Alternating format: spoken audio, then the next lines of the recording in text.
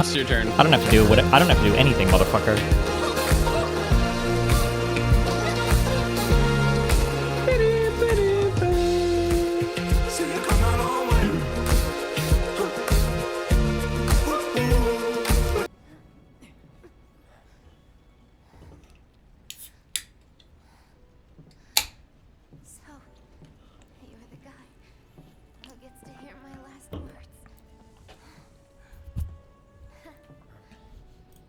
Tifa! Jesse, no! Jesse! It's okay, Cloud. It's okay. They were my bombs. They were all my victims. I had it coming. My hero. So gentle. Just try to hang on.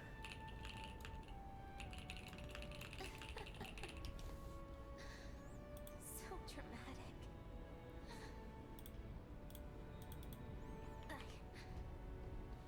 I just wish that I could have had you over again. Everyone with Mom's cooking. Muted? It's quiet because I have it turned down. Because I was listening to Mootin. Hold on. We could. I have to wait till the cutscene ends. You owe me a pizza.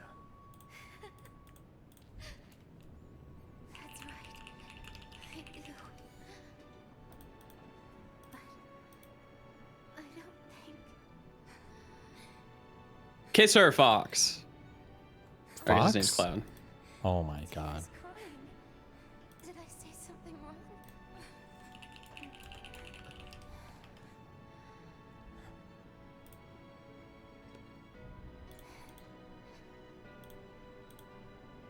Don't you guys have somewhere to be? It's not polite to stare, you know. No. Way to go. It's your fault. Jesse. Hey,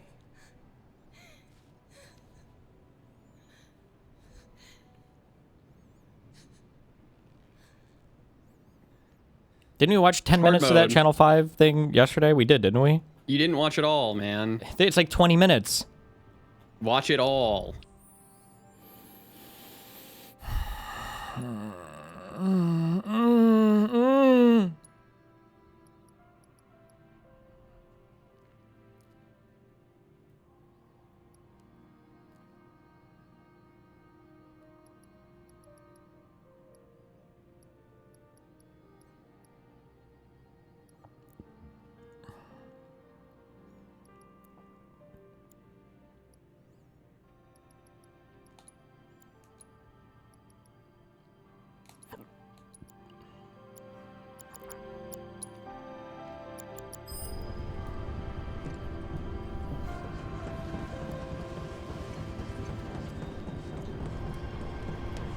Link it in chat.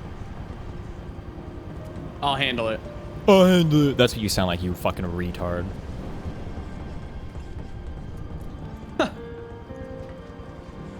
Yeah, that's funny to you? this is.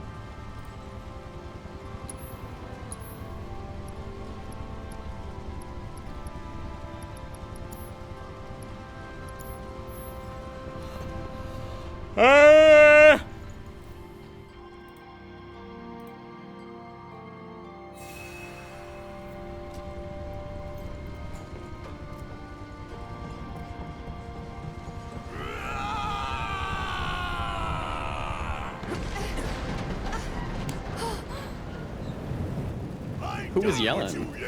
Oh, Barrett. You can't tell?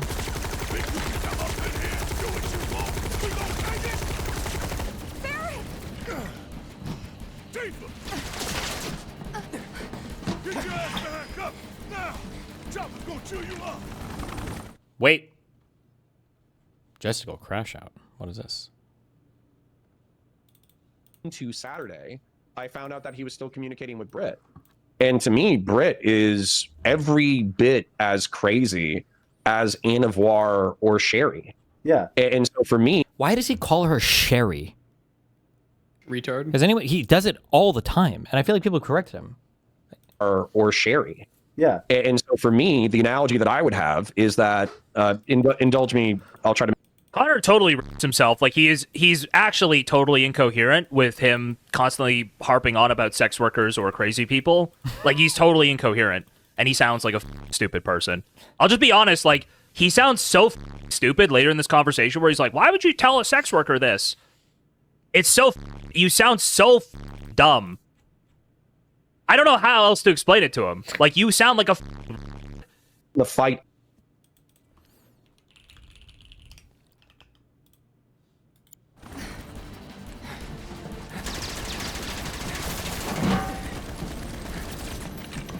Has a helicopter gun ever hit a person ever in any movie or video game ever?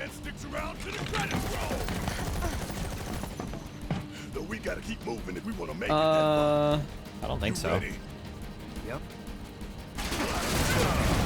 it almost did in No. Maverick. No. It almost did means it didn't, so the answer is no. Yes, I know.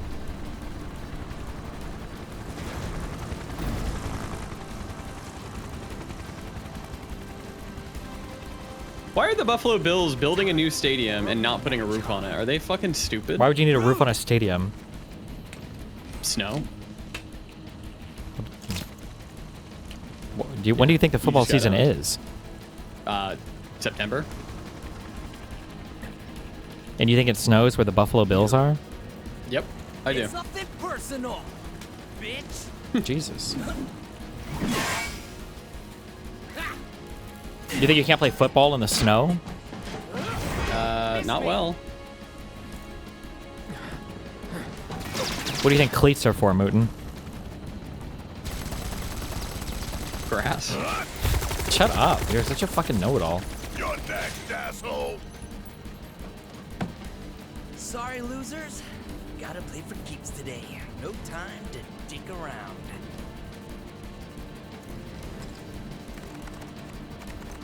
Holy shit, he's a master hacker. Authorized. Awaiting confirmation. Plate separation authorized. Awaiting confirmation. Yeah, coming right up. Man, maybe Bear should have shot that dude. No, you don't. Not when I'm working. Plate separation authorized. Awaiting confirmation.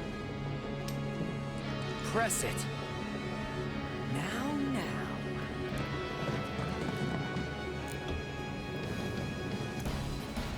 You ain't got shit on us. Okay. Okay. Really? Watch yourself. Nothing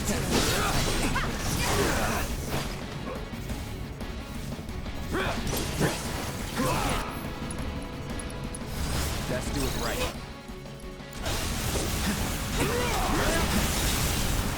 All right. Here we go. Watch and learn. Bring it home. Let me handle it.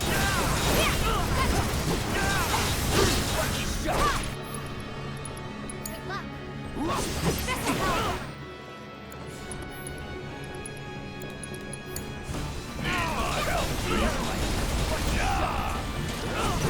Really? You got this. All set.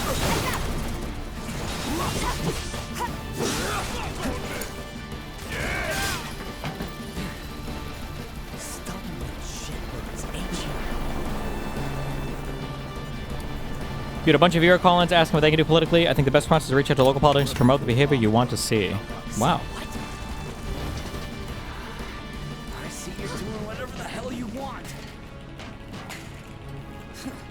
Guess I'm rubbing off on you.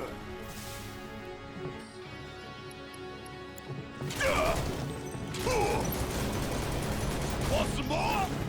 Come on. You're up. Let's go. Why don't I have cure on anybody? It's on you. Oh, good one. Man, I trained for this.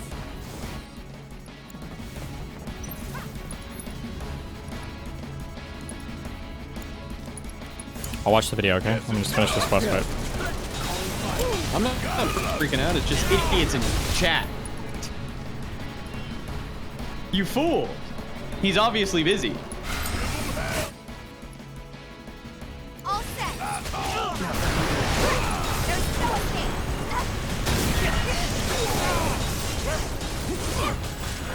Is Cloud dead? Of course not.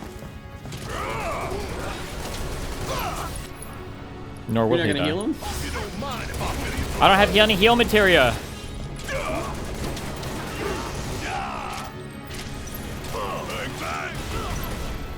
Don't get hit by that cloud. Let me handle this. Oh shit, wrong. Watch yourself. Assess? I'm assessing. He's assessed.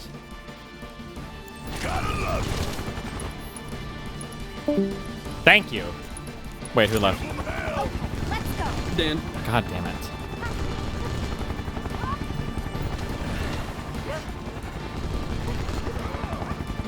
Tifa, punch the helicopter harder. You're up. There we go. If you pre-order GTA 6, you're literally retarded. Why? There's no disc. There's no reason to pre-order. Why? You probably loaded faster, idiot. Then order it closer to the date. Why now? Because they want to get in line, idiot. I was planning to join you anyway. Any landing you can walk away from. Come on, let's teach them the Turks two-step. You got this! Good job, Cloud. Fucking retard. That's when you mess with the Turks. That's Honorable PvP, Dunebug. You have no honor. Prepared to leave in a body.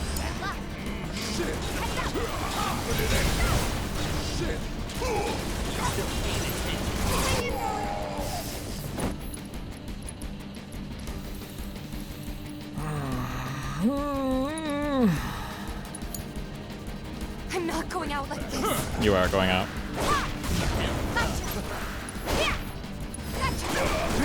Can you stagger them? Yeah, I'm trying to. You're getting your ass kicked right now. Actually, no, we're not. Oh my god. Going down. Now I am. Thanks. Fucking idiot. You are in for it, man. Oh, she got up again. Never mind. Oh my god, because I have those earrings on her. Yes! Oh, I have earrings. Give it up.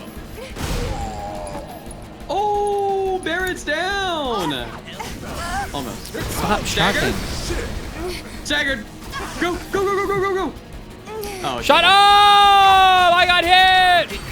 And now he's fucking my shit up. Yeah, you actually wasted an entire stagger. That's actually so sad. You're going down. I can't dodge that. I can't. Knock it off, would I you? won't. Beat them. Oh my god, she won on her own. No! Just kidding.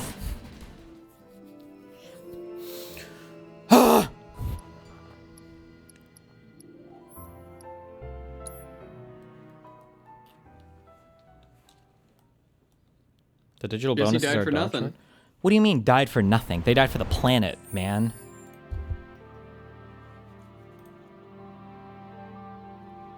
I'm an eco-terrorist, man.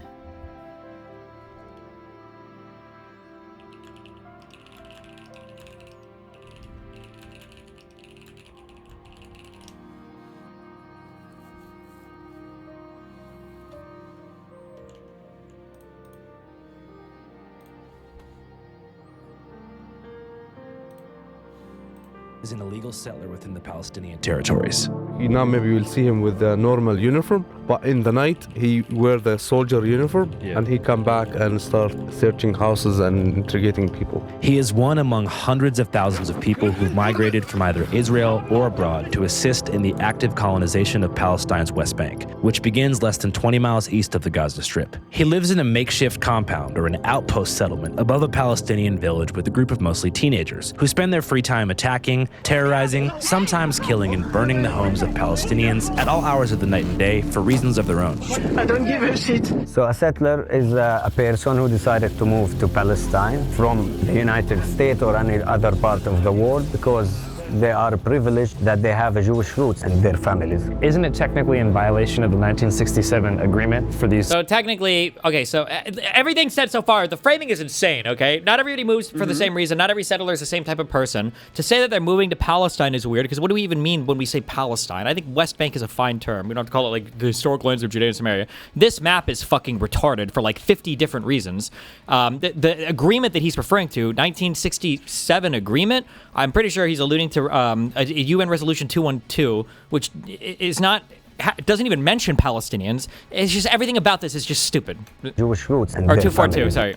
Isn't it technically in violation of the 1967 agreement for these settlements to exist? Yes, exactly. And today when you hear in the news about what they call it the two-state solution, it's just a bullshit. We must chart a course for a two-state solution. There can be a better future. France is pushing a three-pronged plan to make statehood a reality. يعني قد ما حكينا وبنطلب في هالعالم إنها يعني تساعدنا. So the reason why they hate the two-state solution now is because they think they have the political support to get the entire country of Israel belonging to Arabs. That's when they say they don't want the two-state solution, what they mean is the entirety of Israel. That's obviously not happening, though. It doesn't matter. So why do they think that? Why? Who cares? Because Palestinians have never thought about realistic political solutions ever. So and nobody around the world.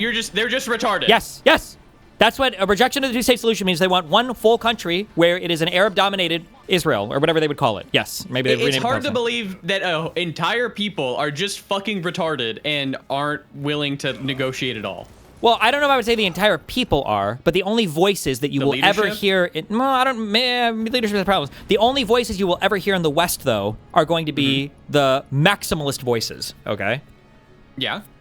So, regardless of the political reality on the ground, and regardless of what political leaders, in those areas will work on, the only voices you're ever going to hear are going to be people like Hassan or Jill Stein or Kyle Kuklinski or any of these fucking retards or the Andrew Callaghan and Channel 5. It's going to be the most extreme radical fucking position, always. That's all we hear in the West, every time. Sure, but we're hearing like a Palestinian guy literally giving the most extreme radical You can position find now. anybody you want to give you any take you want in Israel. I can find Arab Palestinian. I talked to one. You can find an Arab Palestinian who will give you the most fucking pro-Zionist, like ultra cucked out to the Jews take in the world. You can find Palestinians that will tell you that they should fucking be a violent resistance forever. Like, I mean, you can find any opinion you want depending on who you want to go talk to. Okay, I see what you're saying there. Yeah. ما حدا مساعدنا على إنه بس يردعوا عنا. اليوم الصبحيات دعسوا من الدواجن بطة.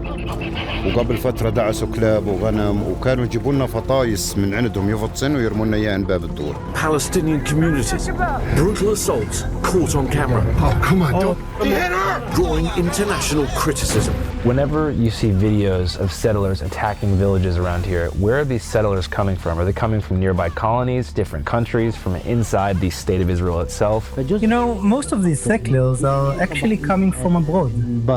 Our pre-production advisor, who has extensive experience filming settlers, told us that while quite dangerous, we'd be safe around them as long as we kept the cameras rolling. Your camera will have an almost prophylactic effect. To some extent, a cone of safety, because the settlers and the IDF who are protecting them don't want to be filmed. At this exact moment, he is thought to be brandishing a firearm, likely a handgun provided by the Israeli army at the direction of the country's Minister of National Security, Itamar Ben-Gvir, an outspoken religious supremacist who believes in the total... Is the idea of handing out handguns to settlers to go kill Palestinians? I don't know. Annexation of historic Judea, as it was once called within the Kingdom of Israel over 2,700 years ago. Welcome to Israel. We are the landlords. They came with much pride, as big heroes. Look at how they look now. Not heroes, and not anything. Terror supporters. Itamar Ben-Gvir taunts activists who'd been detained from a Gaza aid flotilla. Well, what happened was post-October 7th, Ben-Gvir authorized the release of larger numbers of high-caliber firearms, so... Morbler, don't ever ask Morbler questions in chat. You're fucking retarded. He'll drop one message. If you ask a question, it'll take him 35 minutes to respond, and the response is just going to be like another question. That's all he does in chat. That's our token lefty retard. Virtually all the adults in the West Bank would have qualified for a kind of machine gun. So they were just awash with these guns and you know, thinly supervised at best. What is the prescription here? What is what? What is his prescription there? He's just saying like the Ben-Gvir after October 7th armed the West Bank? Depending on the government will be more or less friendly towards settler type people. People like Ben-Gvir are maximally friendly to... he's crazy. Yeah, like he would genocide every Palestinian and get them out of... I don't even know if he'd want to ship them out. I think he just want to kill them all. Yeah, when it comes to the West Bank and the Gaza Strip. Okay. From a kind of machine gun. So they were just awash with these guns and you know, thinly supervised at best. طبعا هذا العمل العادي يعني احنا هذا بنهتمش فيه كثير جدا هذا لانه روتين عادي. The villagers say they're doing their best to ignore the kid because taking the bait in any way could be a fatal mistake. The settler, they say, is on an intimidation run, hoping to provoke a reaction of some kind, after which he'll call in the army and have people arrested. In a few minutes, maybe he will go there and he will call the army, the IOF. Yeah.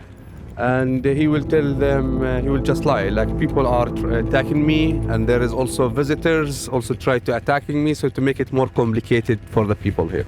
هو الحين حزمق وزعل عشان احنا ما سوينا اشي.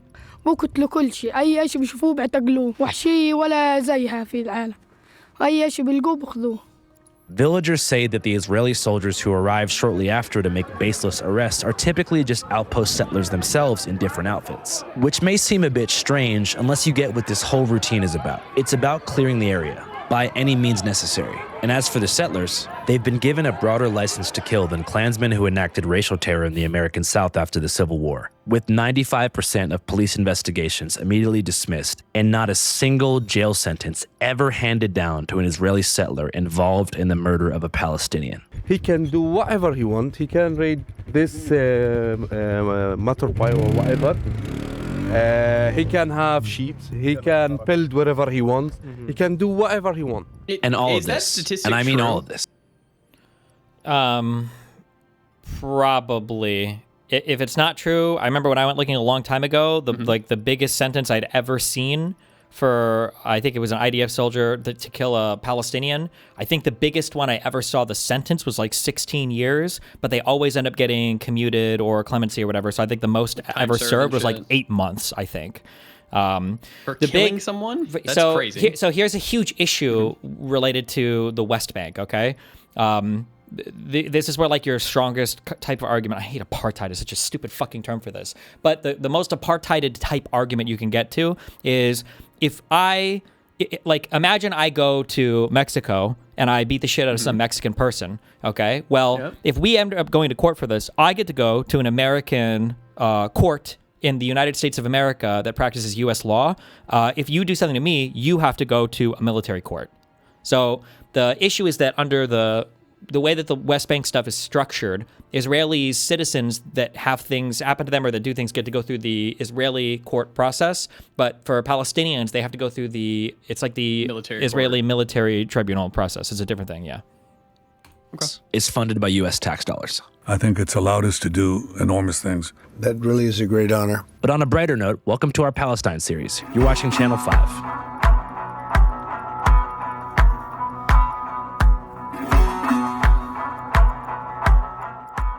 These episodes were arranged in collaboration with the Lajee Center in Bethlehem. This is Lajee Center. Lajee is Arabic word, it means refugee. We run different projects here. The circus school, which is at the moment there is a training for the circus school. Also here we have also boxing classes, training, it happened here. Hello, welcome to Aida refugee camp. Today is about 5,000 people live in this camp. Half of this number are young people and children. Aida refugee camp Oh, is shit. the same story of all the... Wait, where's this one at? Hold on. I think this is the one I went to. I think I posted pictures of this online. The Palestinian refugees camp was established in 1950 after the catastrophe in 1948. Aida was initially established by the United Nations shortly after the Nakba or the catastrophe of 1940. Is that a camp or a town? So UNRWA was the thing in the United Nations that gives funding to Palestinians as a result of I think the outcome of I think it was established in 67, not after 48, right? It was either after 48 or after 67. UNRWA was established for all of the territories, all of the cities that get funding from UNRWA. They're designated as Palestinian refugee camps. Now, when they say refugee camp, we think of tents, but a refugee camp is just a city. Can That's just what be it like means. a city. Yeah. Not to take away from any of their conditions or whatever. All the normative loaded language is so cringe. But like when they say refugee camp, it just means a city that Palestinians live in. That's all that means. What the average person would think is literally like they're living in tents, and it's... Yeah, it's not tents, yeah.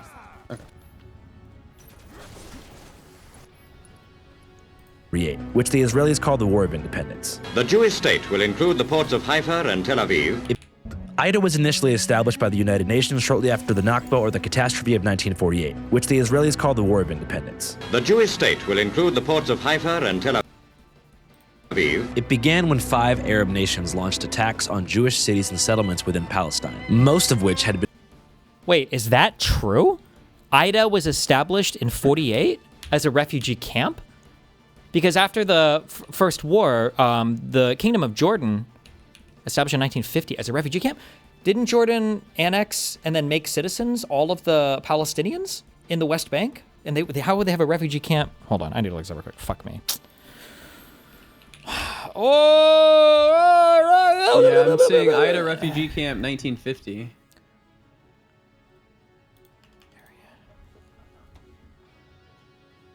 Hold on.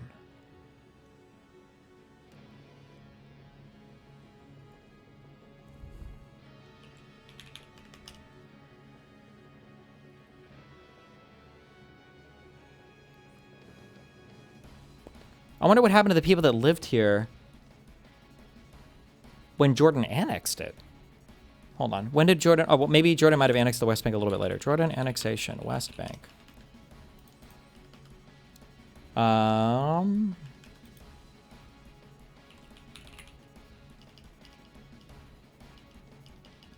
It was after 48. It was formally annexed in April of 1950.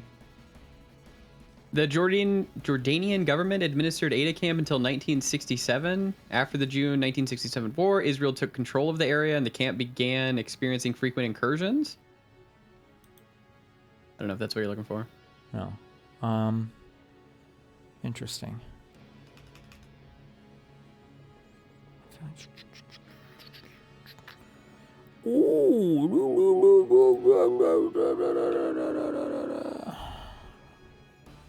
The annexation. Huh, okay. I guess they... There's, in the 2-year period between the war and when they formally annexed it, it would have been established for the... Okay, all right. 1950, after the catastrophe in 1948. Aida was initially established by the United Nations shortly after the Nakba or the catastrophe of 1948, which the Israelis call the War of Independence. The Jewish state will include the ports of Haifa and Tel Aviv. The Nakba and the War of Independence, technically they're two separate things. The Nakba refers to the entire 700,000 plus Palestinians that were ultimately, I guess, evicted from Israel or whatever when they first fought that war.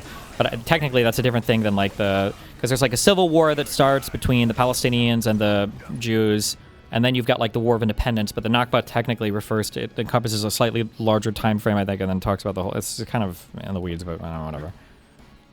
Like you wouldn't call like World War II the Holocaust or something, or you wouldn't call. No, yeah, it's different. It's like yeah. began when 5 Arab nations launched attacks on Jewish cities and settlements within Palestine, most of which had been under colonial British rule through the Balfour Declaration, until it expired on the midnight of May 14th, 1948. That's missing a ton of history, but whatever. I think the Brits kind of gave up on this place in the 40s. Before 48, there were huge Arab revolts in the late 1930s that got put down pretty heavily by the British.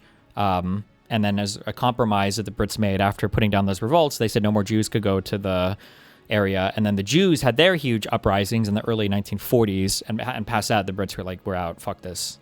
So to say that it was under British rule until 48, like on paper, kind of, but like I'm pretty sure most of the Brits were gone by 44, I think. Through the Balfour Declaration, until it expired on the midnight of May 14th, 1948. The Balfour Declaration didn't expire. The British mandate for Palestine that was established in the wake of World War I after the collapse of the Ottoman Empire expired, as they were set to. The Balfour Declaration was just like a promise on paper for the British government to secure a homeland or a safe place for the Jews, but it wasn't like technically like a super ultra formal agreement or anything. It was just like a promise or a commitment, I guess, by the British government. Balfour Declaration, until it expired on the midnight of May 14th, 1948. Britain's civic administration is expected to withdraw by May. The State of Israel, or the Jewish state, was declared the very next morning along the lines of a partition plan approved by the UN a year prior. The plan was accepted by 33 votes to 13. This sparked the State of Israel, or the Jewish state, was declared the very next morning along the lines of a partition plan approved by the UN a year prior. The plan was accepted by 33 votes to 13. This sparked outrage within the Arab world, jump-starting an inevitable conflict and causing Jordan, Iraq, Lebanon, Syria, and their Palestinian counterparts to invade, but they were not successful. Israel ultimately won the war, and as a means of collective punishment, they created the Nakba. It's just, I don't even want to, it's just so much. It's just like an alternate version of history. It's like, their Palestinian sparked outrage within the Arab world. State was declared the very next morning along the lines of a partition plan approved by the UN a year prior. This partition plan was ultimately, this partition plan was not accepted by the Arabs. The borders that ended up being drawn were armistice lines that were drawn with blood in war. They fought back and forth. The Arabs and the Jews fought for these lines. Was accepted for where by 33 votes to 13. Israel was ultimately established. To say that like, oh, well, these were just the borders that was made by, is it 181? Fuck, I forgot the numbers. Resolution 242 is the big one from 64 or 5 at the end of the 67 war. So they were fighting for these borders. Yeah. Basically in 47, I think the Palestinians and the Jews, or the Arabs and the Jews, had reached a fever pitch. The Arabs basically started to fuck up all of the Jewish people.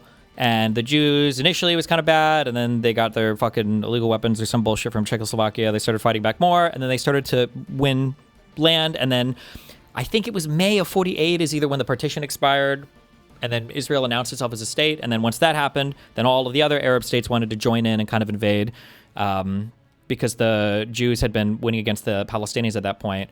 But the Arab states were never as unified as they thought they were, or as anybody thought they were. So Egypt kind of moved in a little bit. They took the Gaza Strip and they chilled. Jordan came in, passed their river. They took the West Bank and then they kind of chilled. And then everybody else, they just weren't that great at what they did. And then, but the borders that were ultimately established were fought for between the Jews and the surrounding Arabs. These were not like they all agreed. They were armistice lines. That's why when I say that most of the West Bank, the settlers lived near what I call the Green Line, or people call the Green Line. That's because that was an armistice line that was drawn between initially this new Israeli state and then the country of Jordan. It might have been called Transjordan at the time. I don't remember if they kept that name or not, because they were on both sides of the Jordanian River. The West Bank is like the West Bank of the River Jordan, the Jordanian River. This sparked outrage within the Arab world, jump-starting an inevitable conflict and causing Jordan, Iraq, Lebanon, Syria, and their Palestinian counterparts to invade, but they were not successful. Israel ultimately won the war, and as a means of collective punishment, they created the Nakba. The idea that they created the Nakba as a collective punishment is fucking retarded. So the expulsion or the fleeing of Arabs it started in 47 when they were all fighting, and you can go back and forth a lot on like how intentional was it or not.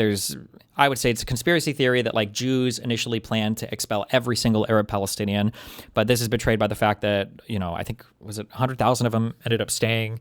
It there's this thing called Plan D or Plan Dalit, some people call it. But basically, in a lot of villages, Jews did end up expelling Arabs. Some of them fled because of attacks on other villages. Others fled because they got word from other villages.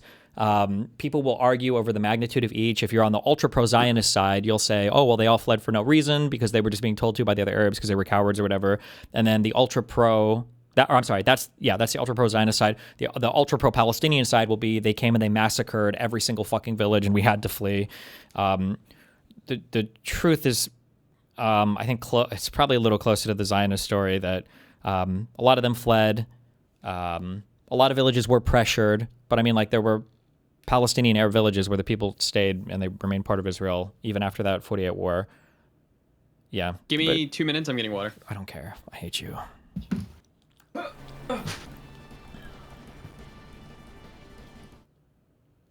According to Benny Morris, the expelled account for 10 to 50% of the total displaced. I don't know if Benny Morris would say that. I'm almost positive that Benny Morris would argue that the pressure was probably closer to 50%, but it's hard because, like, I think in is it Righteous Victims?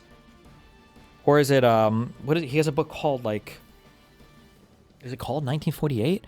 Where he has, like, a map where he tries to draw out, like, every village that, you know, reported being attacked or something, and I think it was almost all of them. But then it depends on, like, what do you consider an attack? Why do the people flee or whatever? It's a weird argument to get into, but...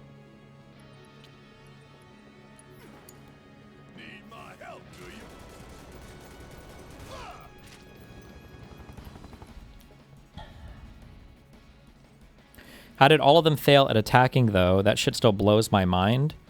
I mean, for several reasons. One, I think a lot of the Jews had practice fighting, right? Some of these people came as resistance fighters from Europe during the whole Nazi shit.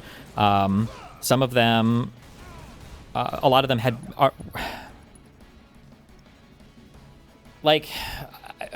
I don't know how to say this without being a supremacist, but the West just advanced faster for a variety of reasons in a variety of ways. You can blame climate, genes, religion, whatever the fuck you want. But in the West, we learned war and we learned politics in a superior manner to what the Arabs had learned, especially because maybe, I'm guessing because I don't know that much the Turkish history or whatever, is under the Ottoman Empire, I'm pretty sure the Turks, like, managed everything. The Arabs just, despite the fact that they had this reputation as fierce warriors or whatever the fuck, they really just weren't that much. They had the mind for war. Like, there were a lot of promotions and shit of, like, family members or people that probably shouldn't have been in the ranks they were in. The unity that they all thought they had as, like, Arab and Muslim brothers absolutely was fictitious as fuck. Without the Ottomans, without the Turks there to hold it together, they all kind of, like, saw their own chance for nations to pop up, so they didn't really give that much a fuck about each other as much as they would have dreamed that they would have, or everybody else says they do. And the Jewish people that came in... Oh, also, another thing, too, keep in mind, the Jews are fighting with their backs to the Mediterranean Sea. If they lose, they're gone. And they had just come from a fucking Holocaust, so they're literally fighting for their fucking lives, as opposed to the Arabs dead, that are... Right? Yeah, or whatever. Like, they already just got Holocausted, yeah. So half of them are literally deleted from the planet. So they probably have a much bigger motivation to fight as well. This is an existential war for them. Also, for the when the Arab uprisings were happening in the late 30s in the mandatory Palestine area, I think the Brits did put down a lot of resistance there, and I think some of your wealthier and any of the better trained whatever Arabs would have fled in the late 30s time period as well. And then in the early 40s, when the Jewish people there, your Irgun and your Haganah, Irgun and your Lehi, the Irgun and the Lehi were kind of your terrorist branches, your base departments were doing terrorist attacks. I think there were, like, the more educated and better off Arabs were also fleeing from that place too. So you're kind of fucked by the time you get to your civil war in 47. Catastrophe, forcing 750,000 Palestinians from their homes and onto places like the West Bank and Gaza Strip. Here, 27 names of the villages, which is the families who live. Catastrophe, forcing 750,000 Palestinians from their homes and onto places like the West Bank and Gaza Strip. Here, 27 names of the villages, which is the families who live in Aida camp they came originally from. For lots of families, they're still keeping the key, and even though they know all their houses destroyed in 1948, but it still gives them a hope that one day they will back again to their homes. So, when they say come back to their homes, okay, just to understand what... That means kicks the Jews out, right? Yes. When Palestinians talk about being able to return to Palestine, they're talking about going back to what we're calling Israel. They're not talking about... That's what they mean by that, yes. Do you know which village in particular on the occupation side your family first came from? Yeah. Beit Jibrin. Beit Jibrin was just one of around 400 villages depopulated during the Nakba. Today, it is a totally renamed kibbutz. Welcome to Beit Jibrin, which is the Israeli version of a socialist commune, completely inaccessible to any Palestinian. I always heard about it from my grandparents in my childhood. They used to tell us lots of stories about how was life, how many lands. I'm sure this guy's probably citing some real sources for all this. Do you think it's malicious or just one-sided perspective? It's just a one-sided perspective. His source is probably just like pop news, pop whatever. You can tell because, like, if you want to cite a credible historian that's going to give you, like, a pro-Palestinian perspective and you're a reasonable person, then you cite Avi Schleim. If you are a person who wants to cite a historian to give the pro-Palestinian perspective and you're fucking deranged, but at least you want to kind of sort of pretend like you're doing real history, then you would cite Ilan Pape. But he doesn't cite anybody, so my guess is just, like, pop memes or whatever. On there. That's a graffiti, tell the history of the Palestinians. Or if you're American, you cite Norm Finkelstein because you're fucking retarded. How many lands they own there. That's a graffiti, tell the history of the Palestinians, how they were living before 1948, before the catastrophe as a farmers. And then when the catastrophe happened, they moved them to the refugees camp and they built the apartheid wall surrounding the camp. The massive wall surrounding the camp was built in 2004 in the midst of a bloody conflict called the Second Intifada. The conflict took upwards of 5,000 lives. The Israelis say the Palestinians started it by targeting police and protests that turned violent, whereas the Palestinians... That's crazy to just say 5,000 lives and not mention anybody on each side or who's dying or whatever else, but okay. Sorry, hold on. The massive wall surrounding the camp was built in 2004 in the midst of a bloody conflict called the Second Intifada. The conflict took upwards of 5,000 lives. The Israelis say the Palestinians started it by targeting police and protests that turned violent, whereas the Palestinians generally place blame on the collapse of peace talks at the Camp David summit in 2000, as well as a provocative visit by Israeli politician Ariel Sharon to the Al-Aqsa Mosque in Jerusalem, the third holiest site in Islam, which happens to also be built on a plot of land called the Temple Mount, which is the #1 holiest site in the Jewish faith. Total nightmare. What's the breakdown After they there? finished the... Breakdown for what? For the 5,000 lives. For the Second Intifada, I think it might be 50-50. I think it's like 1,000 people were killed, I think by like Palestinians killed other Palestinians because they thought they were collaborators. And then it might be half and half between both sides. But it was a lot of bombs. A lot of bombs on buses, a lot of suicide. I think, was the Second Intifada the first time we saw suicide bombing? I think not. I think it was the first one, or it might have been at another point. Yeah. Got it. The war... #1 holiest site in the Jewish faith. Total nightmare. After they finished the wall, they built more than 7 military watchtower. In this road here, we have lost 3 children from these... I also... fuck. I don't know this history as well. Wasn't... When they say that the mosque is built on the Temple Mount, that's not on accident, right? Wasn't that done intentionally? For... I'm trying to remember. It's the holy place because that's where Muhammad went to fly off to heaven with his winged horse, right? I don't know. The construction of Al-Aqsa Mosque, was it, I mean, it must have been intentional, right? Why, how, of all the places you could build a mosque, right? Watchtowers.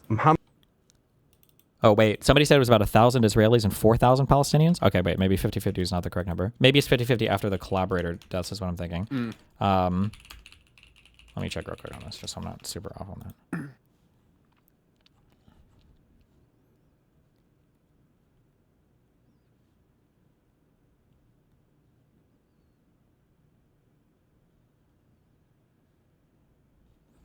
Oh, shit. The wikis have changed so much. Is it a war zone in the wiki? All of the Israel, yeah, you can't do the wiki stuff is really rough right now for anything related to Israel. All of it is like super astroturfed.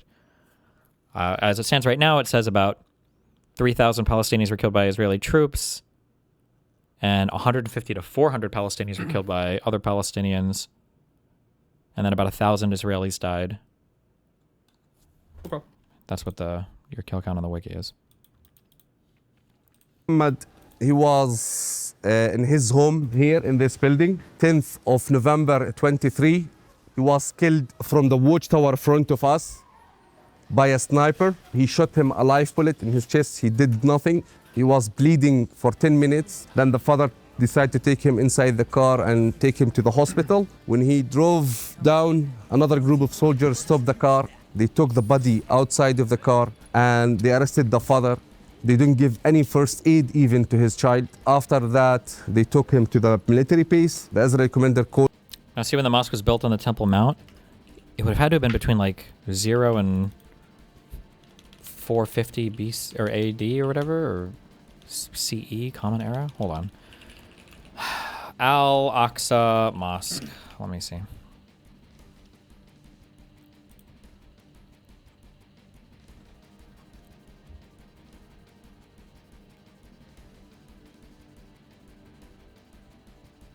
History.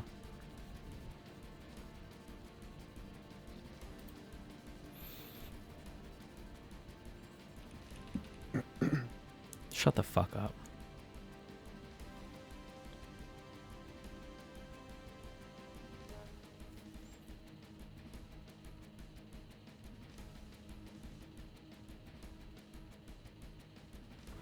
That the second Rashid Umar ordered the construction of the primitive mosque from the year 661 to 680. Oh, actually, wait, I'm sorry. I just remembered another meme. I don't know how true this is because I don't dig into the religious shit ever. I might be wrong here also because I don't know my religious history that well. Sorry. Okay. Muslims say that Al-Aqsa Mosque is the third most holy site in all of Islam. And they say that because... careful. They say that because... I think Muslims claim that when Muhammad went to heaven, he rode a winged horse to heaven. And he and he started on the westernmost mosque that was established or something. I think is like, I don't know if it's a hadith or if that's in the Quran or whatever. And Muslims want to say that the westernmost mosque at the time would have been Al-Aqsa Mosque. I've heard Jews claim, though, that that's impossible because Al-Aqsa Mosque actually wasn't in existence when Muhammad would have died. I don't know what the truth is to that 100%, but if the Jews are right on that, then I guess that would coincide, because Muhammad was around 500 AD, wasn't he? Hold on, I don't fucking know. I could be wrong on when this guy's born. I don't know these fucking religions. Oh, let us check. Oh, no, I'm sorry, it was 200 years later. 570 to 630. How did he get a winged horse? You want to know, don't you? Or wouldn't you like to know?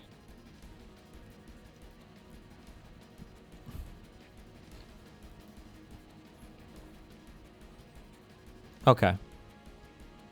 So 570 to 630. I don't know if that mosque existed back then or not, but still, this would have been 50 years later. I don't know. I don't know the actual truth of that. These guys fight about their fucking history all the time. I will say, though, okay, not to simp for any particular religion, but of all three Judeo-Christian religions, I'm pretty sure Muhammad's the only guy who actually 100 trillion fucking % for sure existed, right? And did some shit. Okay, we're like fairly certain.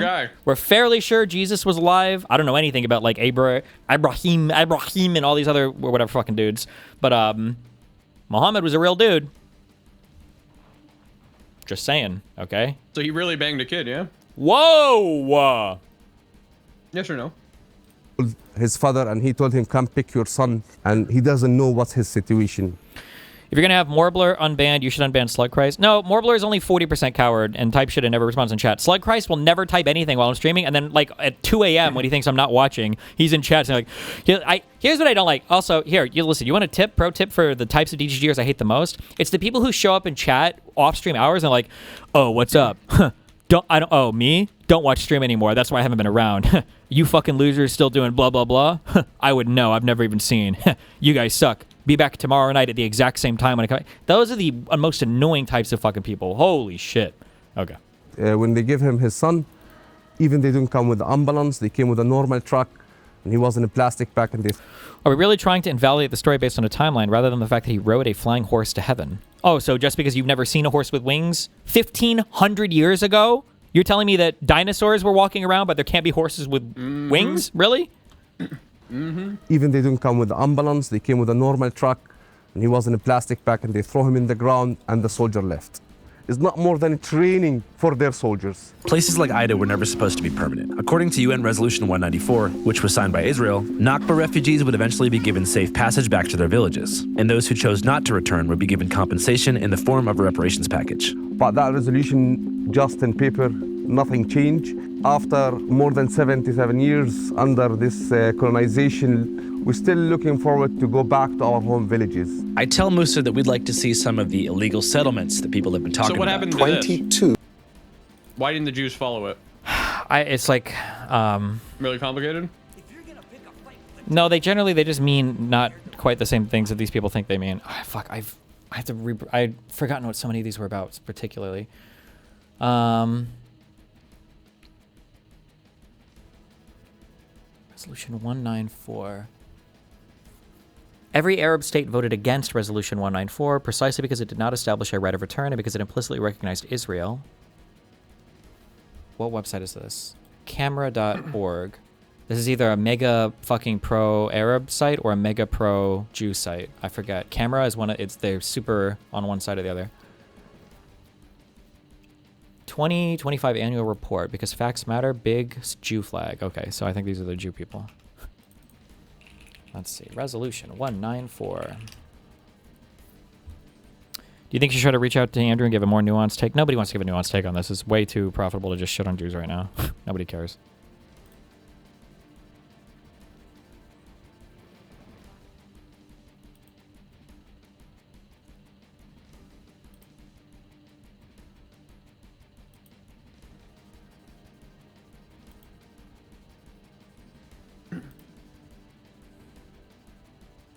The problem for these UN General Assembly resolutions is that, one, they're not technically binding legally at all because they're just General Assembly, not Security Council ones. And then two, usually these are like very diplomatically written. Like the language is very soft and it doesn't really give you, there's no like hard anything in them. Okay, so Resolution 194. The year is important. Oh, also this was Whereas like the JCPOA has like it had actionable shit in it. The JCPOA was an actual treaties that it was way different. A resolution is just like a little bit more vibe. We hope you kind of like do this stuff, yeah. Yeah.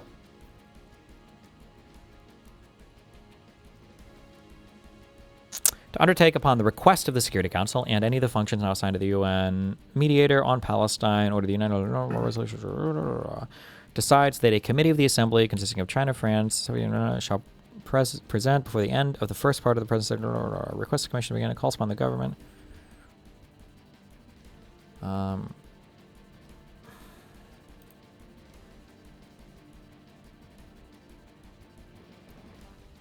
Okay, hold on.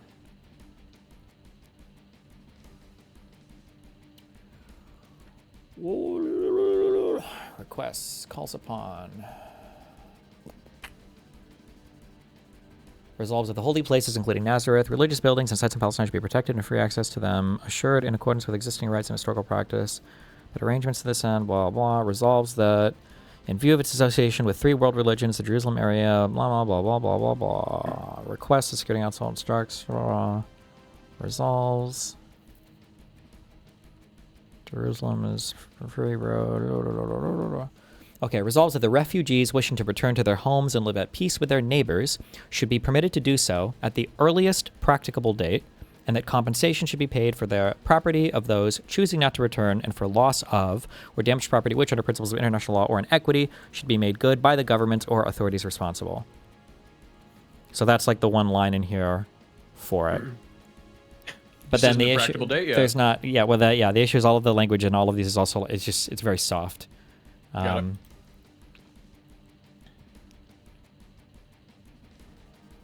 All 6 of the Arab League states that were in the UN and then were involved in the recent war at 48 all voted against this resolution as well, because they didn't want to recognize Israel as a state.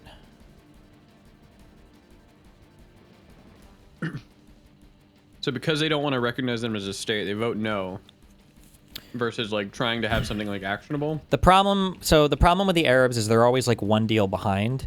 Basically, the history of a lot of the Arab states here is like, or not really, it's really of the Palestinians, is they think they can get a better deal, so then they hold out, and then in holding out, they fuck their position, and then they want to go back to the deal that was on the table before they fucked their position, and then obviously now the Jews are like, well, we're not doing that because now you fucked up. Because now we have the cards. Yeah. And then what will happen is they'll say, okay, fine, well, what are you going to offer us now? And then the Jews will put something on the table, and they'll be like, well, I don't know. And then they fight more, and shit happens. And then after shit gets fucked, then they're like, okay, wait, I think the deal that you're offering before was actually okay. And then the Jews are like, well, no, now it's changed. And then they just play that pattern out infinitely until now. It's fucking retarded. New illegal settlements on Palestinian land in the occupied West Bank. My only exposure to their existence thus far had been through Louis Theroux's recent documentary, Settlers, where he was able to gain rare access behind the curtain of these ultra-nationalist enclaves, which he claims contain people even more extreme than those he interviewed in South Africa after apartheid. I'm so uncomfortable using the word Palestinian because I don't think that it exists. Just the lethality of it and the I want to just say that I love and appreciate every single person that's been hospitable to me. Okay, I love all of you very much. But deep settlers, so people who live really deep in the West Bank that sound American, are going to be some of your most, in my opinion, irredeemable, out there crazy people. Because these are people who not only chose to move to Israel and move to a settlement, they chose to move deep out. These are going to be the kind of people where if you call it the West Bank, they're going to get triggered and say, you mean Judea and Samaria. Judea. Yeah. These are some of the craziest people. And they're not only crazy, they're kind of pussies because they don't even do violence or whatever. Yeah, radical, like religiously driven, culturally driven, they're like, but... To which the objective of the settlers is for many of them, it's to drive the Palestinians out. Like under apartheid, the white South Africans, they didn't tend to say like, we want to drive the Africans, the black Africans out. You can have Johannesburg. Is that Johannesburg? Yeah. Okay, I give it to you tonight. Okay. They wanted to subject them to a punitive and degrading legal regime, but they weren't routinely, as I understand it, every day. Yeah, because it's not the same thing at all, which is why using apartheid to describe anything related to this is literally fucking mind-rottingly fucking retarded, because it's not, it's just... I mean, I want to be careful how I say this, because I don't want to be appear to minimizing any aspect of apartheid. But They're worse. The Jews are worse than apartheid. That was day-to-day unlivable, where you couldn't really, endless check, hours to get anywhere if you could get anywhere, a sense in which you were just a stranger in your own land. How much time you gonna stay in Israel? Hang on, but I don't think we're in Israel. Are we in Israel? Like, why would you're starting fights when you say shit like this? You must know this, right? But you're in Israel now. Are we? Yes. In the West Bank, no? Hey, what's up, you guys? In today's episode, we covered the situation on the ground in the West Bank. But right now, I want to turn the attention over to Gaza to see how the mainstream media is covering things over there. So to find out, I'm going to pull up ground news right here on my phone, which is a dope-ass news aggregate that I use every single day. Channel 5 has been partnered with Ground News for over 2 years now. And honestly, it's the best way that I've found to cut straight through the noise and see exactly who's covering what, not just in America, but globally. Frankly, it's the only site that I use to get my news. Let's see what we can find out about Gaza. So by typing in Gaza and Ground News right here, I'm finding this news story. It says more than 1,000 Palestinians have been killed by Israeli forces since the Gaza ceasefire. It's got 95 sources indicating that it's probably a legit story, but let's check Ground News to see how exactly the story is being framed. Using the Ground News bias distribution. Do you prefer the term occupation, or is everything retarded? How would you describe the situation? It's retarded. It's a geopolitical situationship. Like, the issue is that it's not really an occupation because, like, the Palestinian, like, Area A stuff is ran by the Palestinian Authority. Gaza was ran by Hamas. So it's not really an occupation, but it's also not really like its own country. They don't have like any actual country of their own. The territories are blockaded, essentially the ins and outs, by Israel or by Egypt or by Jordan. So they're not really a free people. So it's a perpetual limbo, autistic, stupid shit that people will try to. Both sides will have ways of classifying it to give themselves maximal leeway, but. It's not real. None of it is real. It's just retarded. It's just stupid. It's unworkable and it's stupid and it's retarded. That's what it is. panel, I can see that most of the coverage is from the left and center, which is a clear blind spot for anyone who's only reading right-leaning sources. So beginning on the left, the Al Jazeera headline reads, "Death toll in Gaza since ceasefire goes past 1,000." You'll notice they put the ceasefire in air quotes. After that, I go over to the right-wing tab, and what do I find? Globo out of Brazil, Pro-Thema out of Greece, Aftenposten out of Norway. The American right-wing press is dead silent here. On a story about 1,000 people killed during a ceasefire, Ground News lays out the whole picture at once. Who's covering it? Who's not? I can't believe I'm even criticizing a fucking ad. Fuck me. Hold on. Past 1,000. You'll notice they put the ceasefire in air quotes. After that, One thing you have to be careful of, okay? I used to argue with people when it comes to science reporting shit all the time, okay? Because people would do this shit. Don't you know there's 100 studies saying that if you touch your dick, it grows huge? When people say that, and then they link you 100 different articles, all of them are probably sourcing the same thing. So even though there might be 20 different articles talking about this death toll or ceasefire, whatever, it's worth it to click the article and read, because a lot of the times they're all sourcing the same AP, Reuters, Bloomberg article, or something. Yeah, just be aware of that. Just because there's 20 articles saying the same thing doesn't necessarily mean it's super true and there's 20 independent sources reporting on it or verifying it. It's just other people who are echoing the reporting of a single source. It's like go Connor, over to the right-wing tab. Yeah, true. And what do I find? Globo out of Brazil, Pro-Thema out of. Have you ever used Ground News? Do you know if it's a good source? Yeah, I used to be sponsored by them. I think it's a good app. I think it's cute. If you're trying to get like a variety of sources and you want to see who, I'm not going to do a free ad for him, but for all the reasons he says, I think it's a Greece, Aftenposten out of Norway. The American right-wing press is dead silent here. On a story about 1,000 people killed during a ceasefire, Ground News lays out the whole picture at once. Who's covering it, who's not covering it, how they're framing it, what factuality rating each outlet carries, and most importantly, who owns the publications pushing a certain narrative, or choosing to not cover a story at all. Like I said before, I use this every single day. It's been the perfect partner for Channel 5 for over 2 years, because our missions effectively align. Game, recognize game. You too can be part of the C5 Ground News family by going to ground.news/channel5, currently available in the description box and pinned comment of this video. Or you can scan the QR code on screen right now, and you're gonna get 40% off the Vantage plan. Again, that's ground.news/channel5. I think by now... If you refuse to call it apartheid, then what exactly is the Israeli government doing?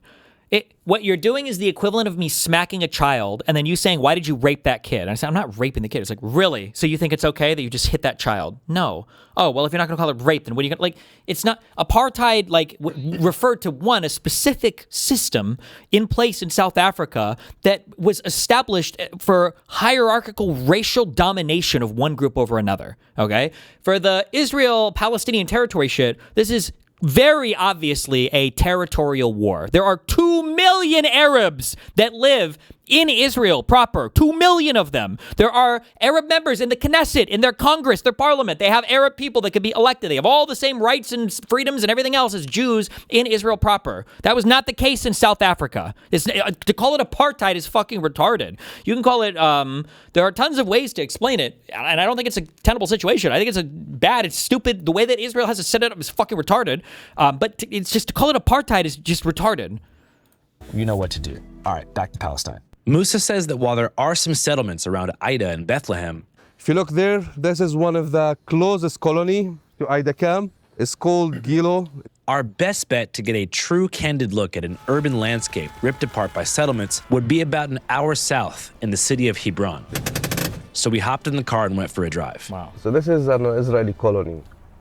And all the way to Hebron from now or even before, you're gonna see lots of Zionist colonies when it's not legal according to the agreements. He says that it might take us up to 5 hours to get there because of the sheer volume of highway checkpoints that have been built by the Israeli military. Today, there's over 800 checkpoints, and their primary purpose is safety, which means keeping Palestinians away from settlements and off of the pristine, separate highways they've built between settlements and into mainland Israel for cars with yellow Israeli license plates. But our car had a green Palestinian license plate, which destined us to hours in traffic and potential military detention without cause. And here's why. So back in the 90s, there was something called the Oslo Accords, an alleged peace negotiation between the Israeli state and the Palestinian Authority, which would supposedly end in an amicable two-state solution. During Oslo, and for a 5-year temporary period, the West Bank was divided into 3 administrative zones, Area A, B, and C. Area A, representing 18% of the land, but a far majority of the Palestinian population, was under full control of the PA, Palestinian Authority. Area B, representing 22% of the land and mostly encompassing rural communities and certain sections of Jerusalem, was under the shared control of the PA and the Israeli army. And then Area C, representing a whopping 61% of the land but home to very few human beings, was under full Israeli military occupation. Notice I said temporary because all this land was supposed to be transferred back to the Palestinians by the year 2000.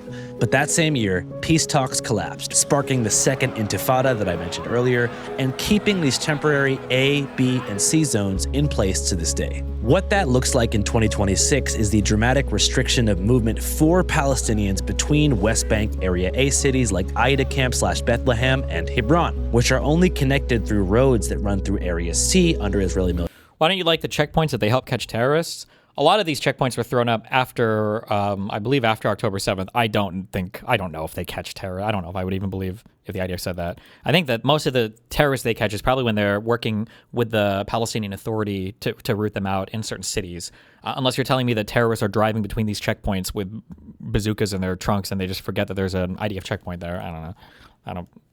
Military law. And of course, it's in these C zones that almost all the settlements exist, which look almost nothing like I thought. I had a vision in my head, likely informed by social media, that most settlers were young, crazy kids on the hilltops like the one that I'd previewed earlier. Yet the colonies that Musa and I drove by, almost every few miles, look more like gated communities in Scottsdale, Arizona, advertising relatively affordable How real is the Area ABC thing he's talking about? That's true. These are the areas that were originally laid out as part of the Part 1 of the Oslo Accords, yeah.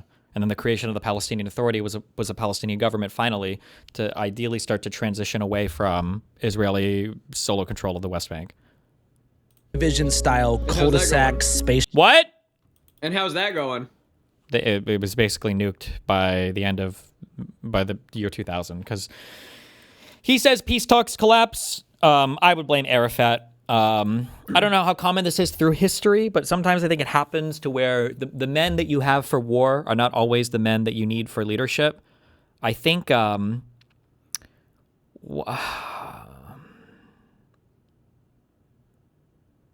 really pulling this out of my ass. This is a historical vibe for me that I don't even know enough history to say, but I think one of the reasons why George Washington was, I think, considered such a great man is he was a great general, or at least a decent leader, right? And then he became a leader, a president in the United States, and then he stepped down from being president of the United States. But he was able. Could have been it forever. Well, yeah, but not just that. But he was able to handle both of those roles really well. I think sometimes you get men who have minds for war and don't have minds for peace. And when your military leaders become your government civilian leaders, they just can't make that transition. Arafat was born as the leader of the PLO. I think in conflict in the West Bank, or it might have been over in Jordan proper. I think it was in the West Bank. I think it was in the early 60s. Arafat was born as a leader of what would become the PLO, and he was a military guy, and that's where he got his popularity. That's what he grew up doing, resistance fighting, Fedayeen attacks and everything into Israel and all that shit. But when he became the leader of the Palestinians, he just did not have the mind for negotiating peace with the Israelis, and he fucked off and jerked off and fucked around and jerked around way too much. And I think at the end of there were two big peace talks in the year 99 and 2000. I think one was at Camp David with Clinton, and then the next would have been a last-ditch effort called the Taba Summit. And Arafat fucked around at both of these, and it would have been an ideal two-state solution probably for the Palestinians, but Arafat never really wanted to make peace. I don't think he didn't have the mind for it, or he always thought if he held out, he would get a little bit more. And then things eventually blew up in 2000.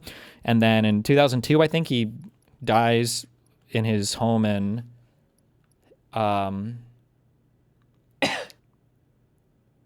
my God, I went to this stupid city. Fuck. What was it called? Polenta. It's not polenta. What am I thinking of? It's on the tip of my brain stem, my meninge. I don't remember. God damn it. Where did he die at? What was the city?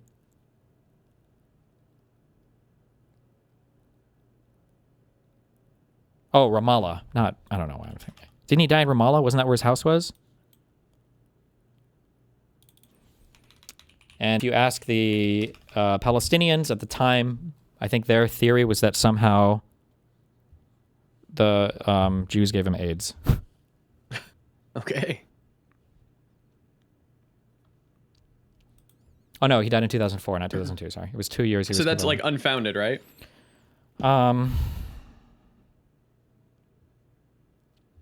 I believe Okay, so. we're not sure. Well, no, I don't think he died. I don't think he was assassinated. I'm not aware of that. Okay.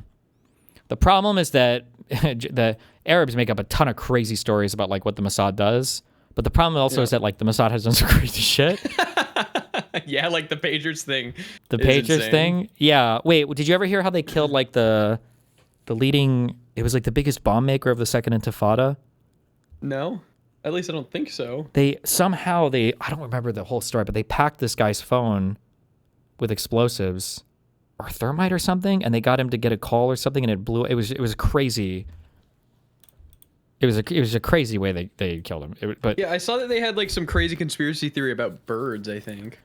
no, the Or is that a meme one? Arabs, Palestinians think that every single animal is Jew controlled. There is so many retarded stories in the 50s and 60s about them thinking that like every dolphin is like a Jew spy.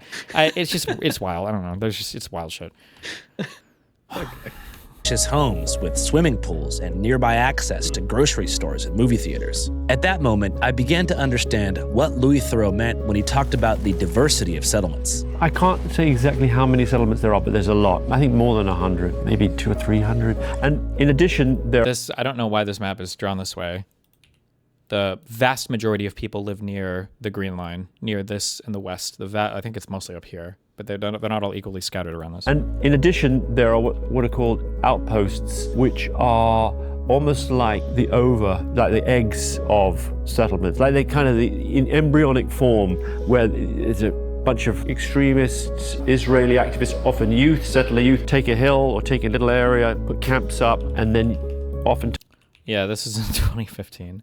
Hamas seizes Israeli spy dolphin off Gaza. Hamas claims to have captured a dolphin being used as an Israeli spy off the coast of Gaza, a local media report. The Poor militant dolphin, man. Palestinian Islamist group, which dominates Gaza, says the mammal was equipped with spying devices, including cameras. I like how they have like a stock picture of a fucking dolphin. It's apparently discovered by a naval unit of Hamas's military wing and brought ashore. No photographs of the alleged Marine secret agent have been released. Al-Quds said that the newest recruit was stripped of its will and turned into a murderer by the Israeli security services.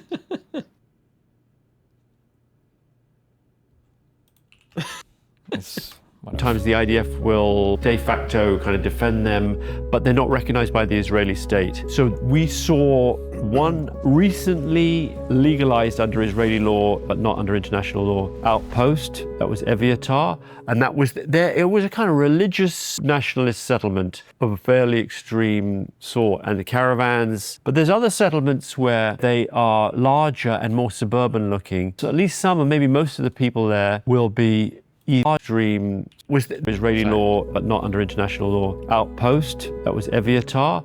And that was there. It was a kind of religious nationalist settlement of a fairly extreme sort, and the caravans. But there's other settlements where they are larger and more suburban looking. So at least some, or maybe most of the people there will be either economic looking. So at least. Is this an Israeli settlement, or is this a Palestinian city? Does anybody know what this is? This isn't Hebron, right? Sometimes you can tell because they have... Oh, no. I think... Maybe most of... I don't know if you can tell 100%. The black water tanks at the top, I think, are almost always Palestinian ones, but they might have some newer... This must be Israeli shit. These guys got solar panels and shit, right? The people... It's high tech. Where they are larger and more... I'm retarded. Sorry. Fuck, never mind. This big wall here, after the Second Intifada, this huge wall, this is the wall, right? Was made to separate the West Bank from Israel. And they built that wall a little bit into the West Bank. So my guess is this the wall? By a little bit, do you mean like inches, or are we talking miles? No, but maybe like not miles, but like it's just built a little bit into the, like within half a mile would be my guess. I think this is the wall. Okay, so this is probably one of those Green Line settlements near the wall. Suburban looking. So at least some, or maybe most of the people there. And a Green Line settlement would be a Jewish settlement in the West Bank. Yeah, it's just near the Green Line. So when they were making negotiations for giving 2 states or whatever, to do like a two-state solution, what they were doing, they would talk about this thing called land swaps. Because what would happen is if you were to swap like 5% of the West Bank land over to Israel and then give the Arabs 5% of like the Negev or something, you would get like 95% of all the Jews that lived in the West Bank, because almost all of them lived right near the Green Line. Got it. But now the issue is that now there are way more that live there than there were back in 2000, and they're getting further and further out. So, retards.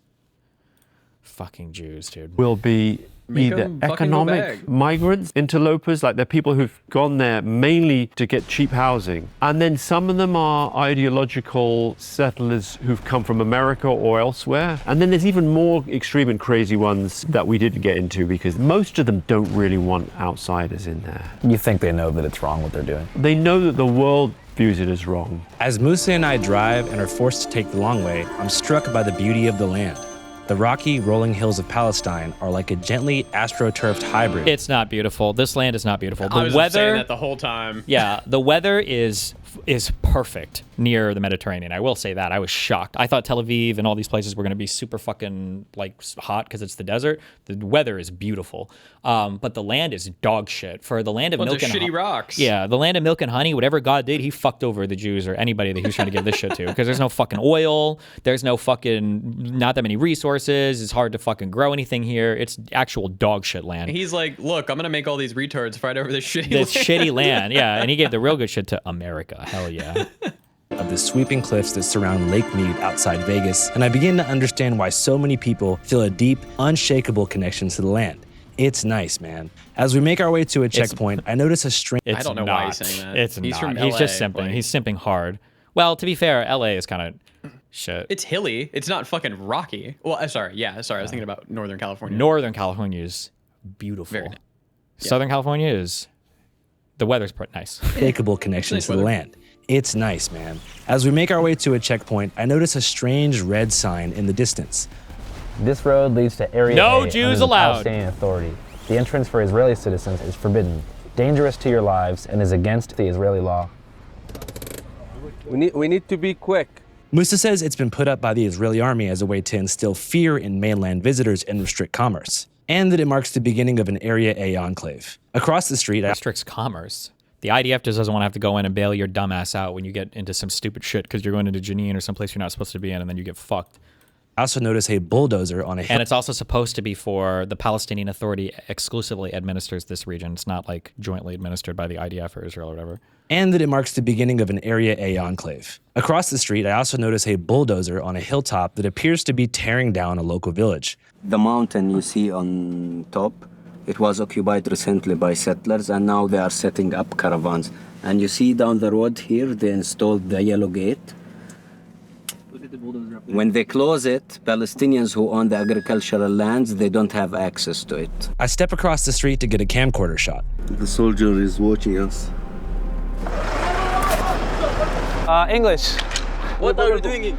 Oh, I'm taking a video.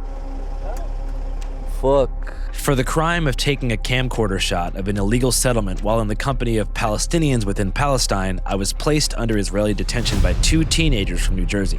They couldn't explain the crime, but seemed more than happy to give out the time. If you'd like to see and hear about the next phase of our journey... There is no crime. You're in a militarily administered zone. It's not about crime or any bullshit. It's just... They just don't want retards wandering into places they're not supposed to be. Or where they can get in trouble.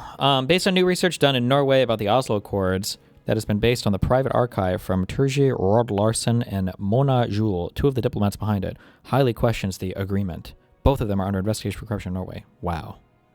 Don't know what that means, but okay. I explain the interrogation process, visit the Al Ibrahim Mosque on both sides, and witness the invasion of central Hebron by a group of settlers. Head to our Patreon at www.patreon.com/channel5, where you can also see our complete sit-down interview with documentarian Louis Theroux. As many of you guys know, Channel 5 is a completely independent, probably 10-person organization that is almost always being sued by at least one rich and powerful person. We make some money from ad reads and some money from merch sales, but the far majority of our working income comes from our Patreon subscriber base. A sizable army of real ones, all of whom pay $5 a month to support the mission and gain access to an exclusive catalog of new, uncensored, early, and epic content. So if you want to see some cool stuff and also support us while doing it, I'm going to put the link in the description box and pinned comment of this video. Again, that's patreon.com/channel5. Hope you guys have a great day. Channel 5 Live, Worldwide, Hollywood Live. Fuck the authority. Channel 5 News. Channel 55. We don't fuck with customers. And 5 is the best number.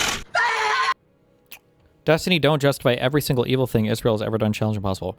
Rob G 7430, pop into Discord. Come on in.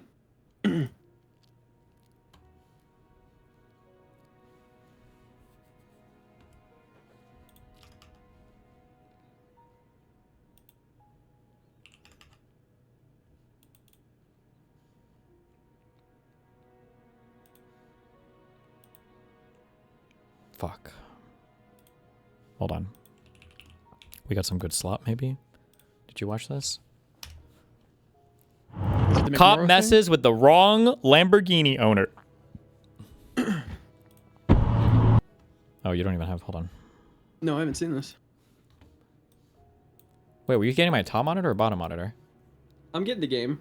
Oh, good. Fuck. Hello. Hey, I'm Trooper Rummer with the state police. I got a little microphone. Nice to record our conversation. I don't know if he's going to show they're actually from New Jersey, but saying that they were from New Jersey is kind of a dog whistle. Yeah, and he's just being this dog whistle or whatever. Racist? I don't know.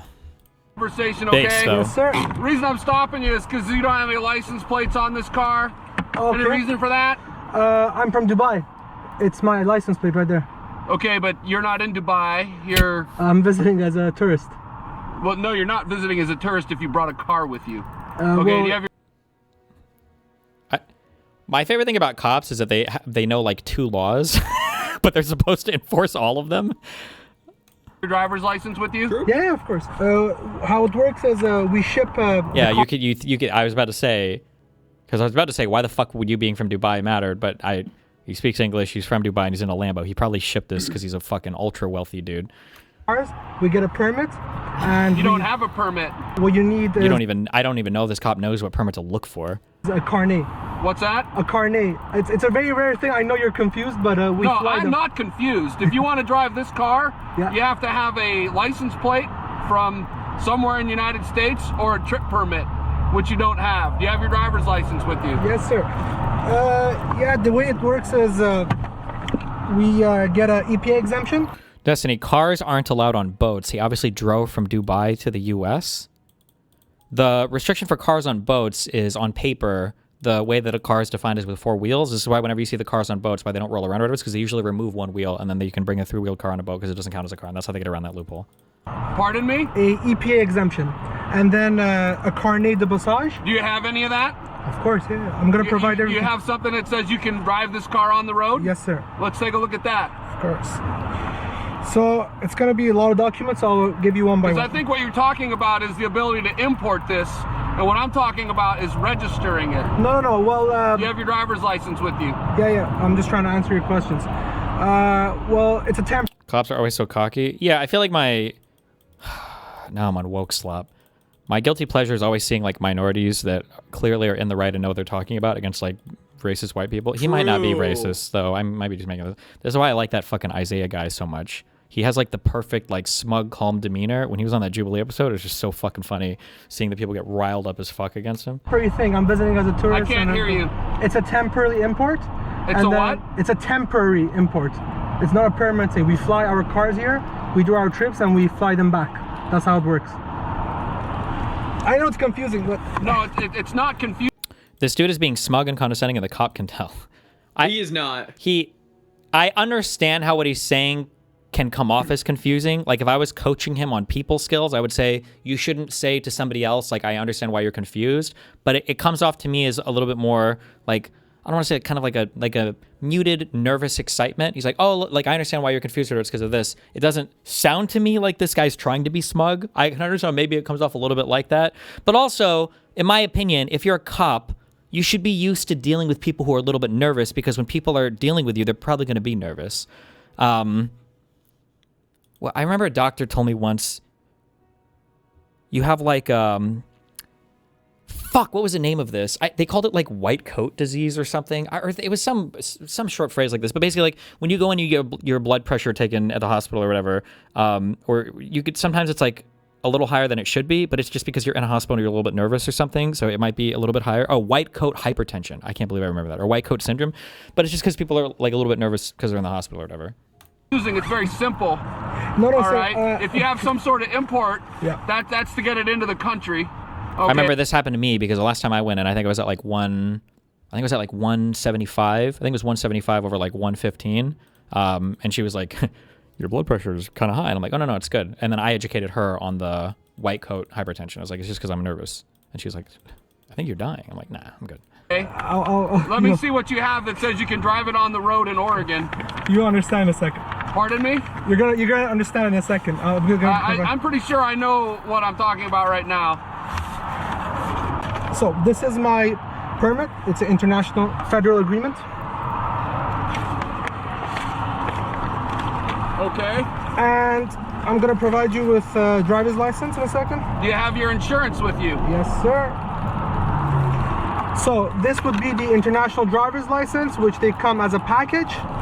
There you go. The other part is inside it as well.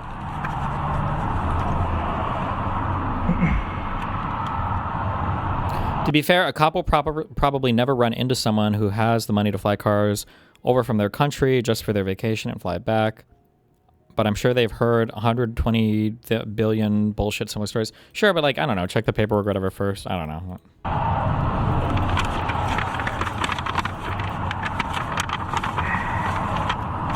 This would be the registration of the vehicle. What is this? The registration of the vehicle. Okay. Yeah. What I need is proof of insurance. Sure. This is. So the. This is Canada. Okay. No, sir. There you go. This is UAE. I need your insurance. All right. Why are you so defensive? I'm trying Pardon me? Why are you so defensive? I'm trying to. No, I'm just. He's rich. He's retarded. I'm also trying to think of why. I don't know if I've ever had a cop talk to me through my other windshield before. Or my other window before. It's normal for highway. I've been pulled over a lot. Probably more than any person in chat. I don't know if I've ever had a cop. This is how I got pulled over. I've only been pulled over once, so. And he was on your other window, your passenger side window? Yeah, because the way I was going, traffic would have been on my left, and he would have had to have been between my car and traffic. I guess. Usually you pull over enough. Maybe just because I live in the Midwest and there were big shoulders. You didn't really live in the Midwest because you were in Ohio, which is not the Midwest. I was in Oregon at this time. Oh, so.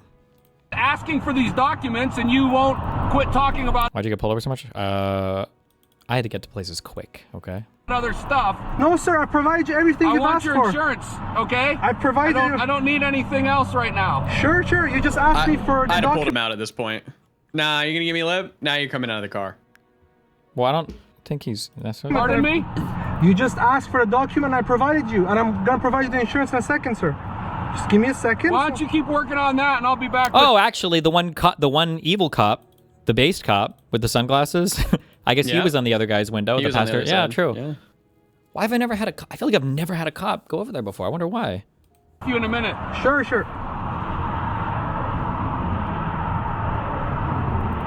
Wow.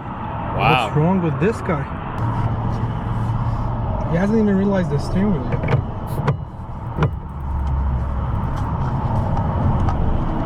This is going to be interesting.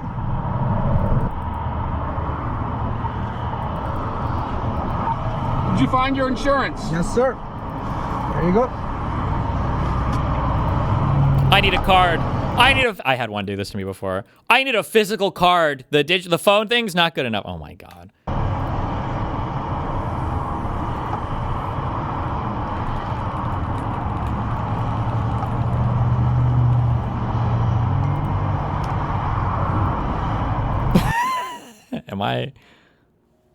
I'm just too horny or something.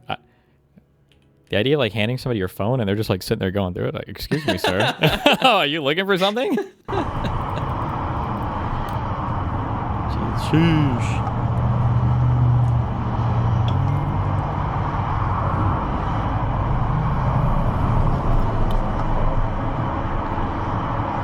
Also, bro, how fast are you driving? This seatbelt? What are we doing here?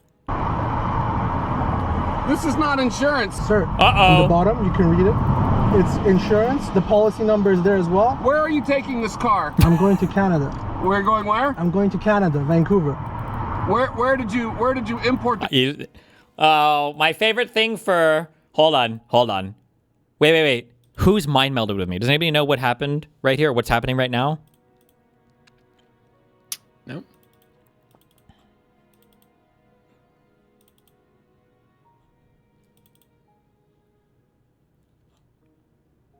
close. He's fishing, kind of. He basically, I think at some point, the cop realizes they've kind of like fucked up. It's like, okay, fuck, I got to ask some bullshit questions to make it seem like I was onto something or whatever. And then you ask it, and then you're like, all right, yeah, get out of here, buddy, or whatever.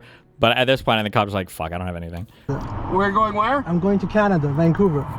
Where did you import the car into? Like, why the fuck do you want the port name? What the fuck, bro? From Canada, I drove it in here. I do a road trip every 2 years. You do a what trip? Imagine you want to drive your car in Europe. What do? You ship your car there, you drive it for a month, and you ship it back. No, that's not what I do. Okay. We know, Officer 50K a year. We got you, buddy. Oh no. Look, you. Bro, just leave. You're a brokey. He got you. He got broke boy. He got you. Leave. Officer Broke Boy, leave. What is your question, officer? I can answer your question. Look. Yes, sir. Here's your stuff here. You got to get a temporary permit, okay? Nah. I have another call I have to go to. Sir, you don't... Nah. He did he's like, you ever see the video? There was like a 2-minute one of a congressman faking being on a phone to get off of a... Oh, yeah. He's doing that. He's like, I said, bro, I got to call. I got to leave, bro. Wait, I didn't hear any radio go off. Did he cut it? What I do. Okay, look. You... Oh, What wait. is your question, Oh, wait, was that a thing? officer? I can answer your question. Nah. Yes, here's your stuff here. You got to get a temporary permit, okay? I have another call I have to go to. Sir, be safe pulling out into traffic. It's a federal law. You don't know the law. he's like, get me out. What the? I have another call. That was priceless. There he goes. He just gave up on life. You have to have a predator here just to... What did he even talk about? What was wrong with that guy?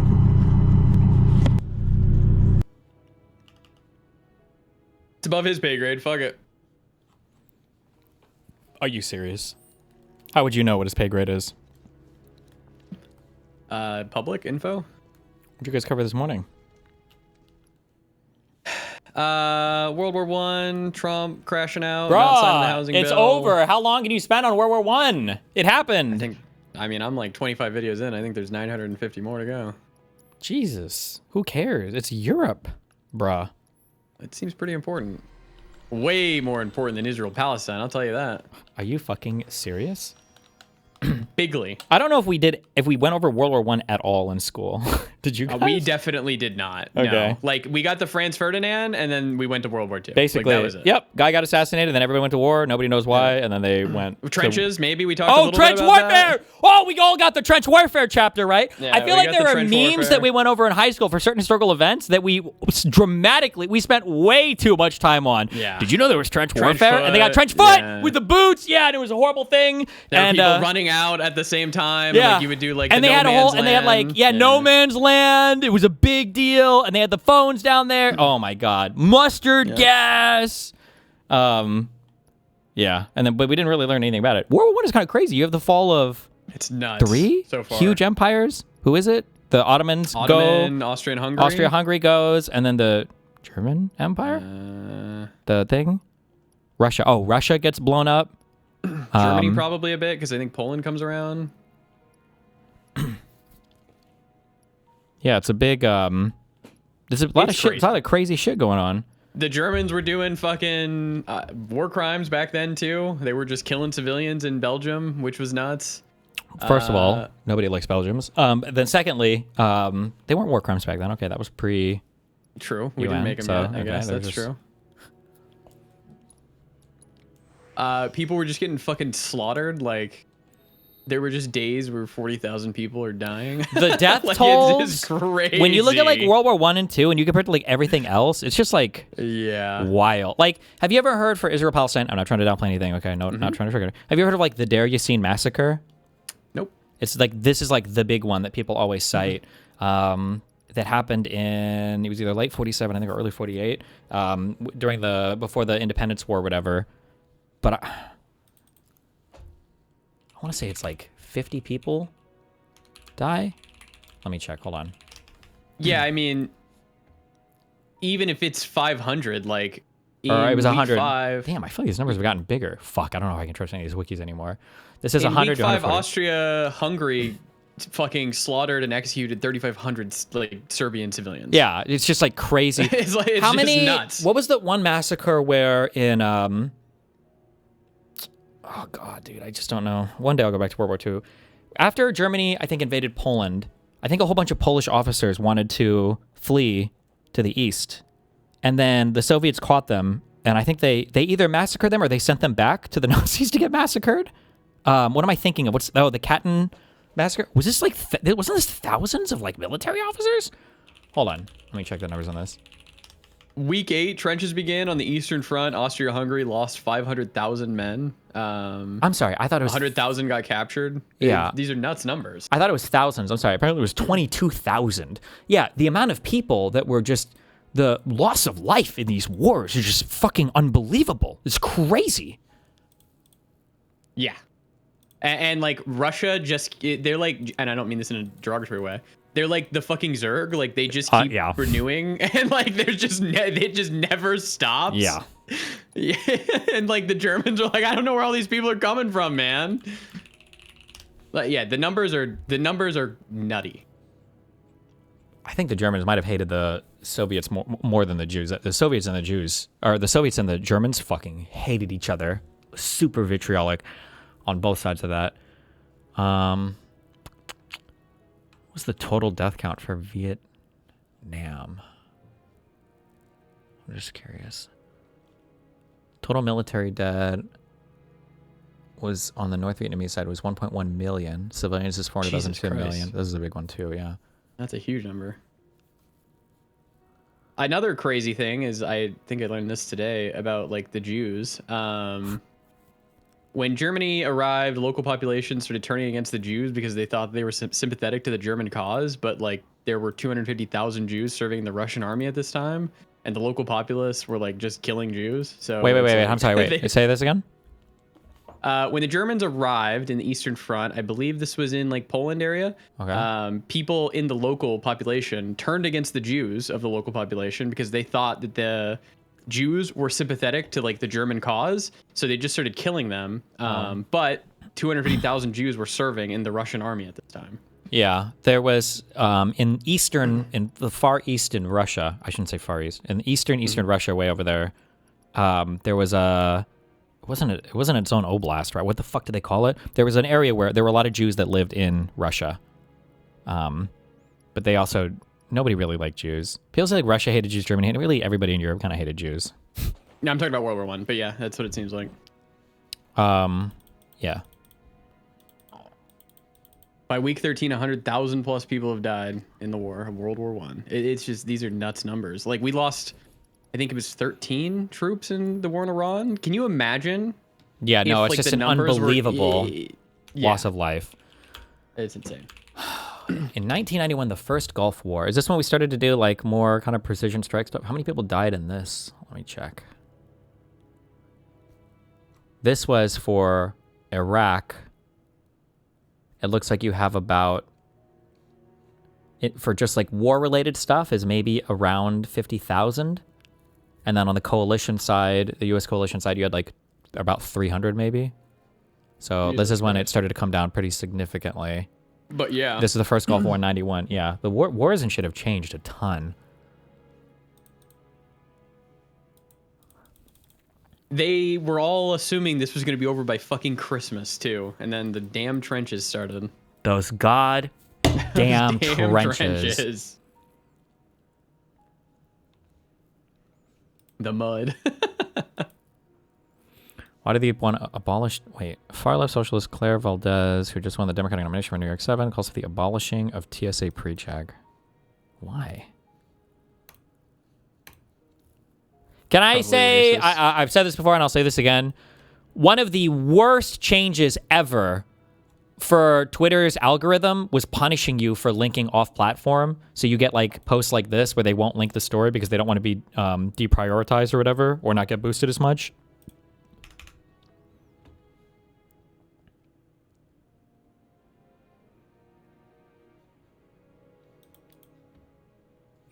React to your liberal boy, Matt Iglesias. Words mean things. The Biden legacy, a ranking of failures. Yes! A Biden failure video? 9 hours ago, fresh slop. Do they have like a board?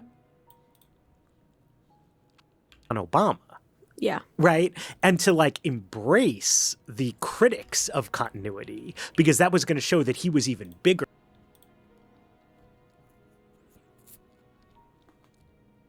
Well, come on, put it in the bag. Fuck no.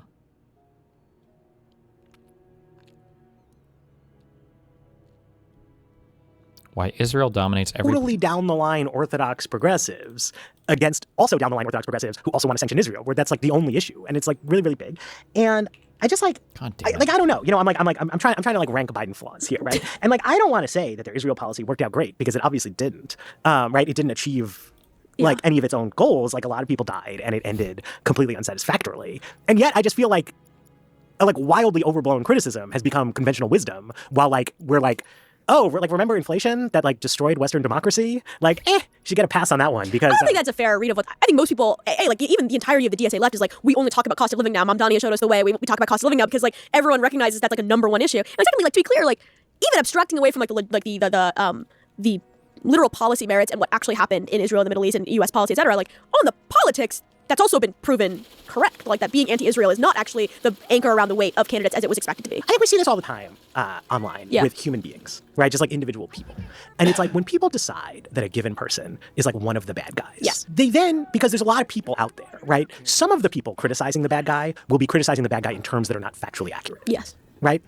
And then because that person is the bad guy, the people who agree that that person is the bad guy don't want to step up and correct the other people, right? And we saw this like so much of what... I mean, this is the problem with populism. This happens with... Yes, and like cancel culture is like a very vague term. Yeah. But I to me, that was sort of the essence of it, right? Was like, if we have decided that so-and-so is a bad person, then you should not stand up for that person against any kind of criticism, whether the criticism is accurate or not. And I feel, and it wounds me as a Jewish person, that like Israel has become the like social media's main character, right? Where like because Bibi Netanyahu is like a bad guy, and because the sort of post-2009 trajectory of Israeli handling of the Palestinian issue is not really defensible, that it's like anything you say about Israel is fair game, and like nobody is supposed to stand up for them in any kind of way, and it's like weird nitpicking to like actually care about the specific accuracy of claims that are being made, and that this is then like metastasized into intra-Democratic Party factional politics, because all this shit we were talking about before, like progressives don't want to acknowledge, right? So it's like all getting piled in to this idea that there was some like really obvious better way to resolve the Gaza war. Okay, I don't know what else this is. This guy's usually pretty reasonable. It sounds like, my guess is this video is probably pretty reasonable. Just to be ultra clear, I don't think that the Biden admin is without any like legitimate criticism. I'm sure you could criticize things. I just got annoyed seeing these over and over and over again. But I think generally what I see, 49-page Supreme Court decision, bruv.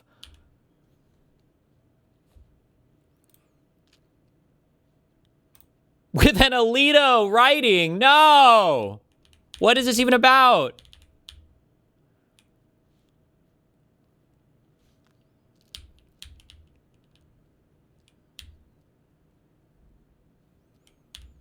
The next court opinion I want to read is my MSJ opinion, okay?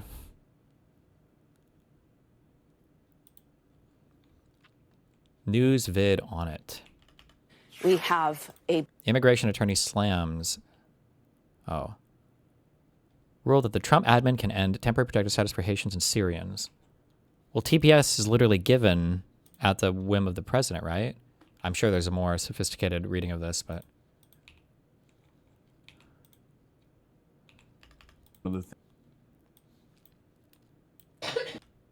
Things that I play not come.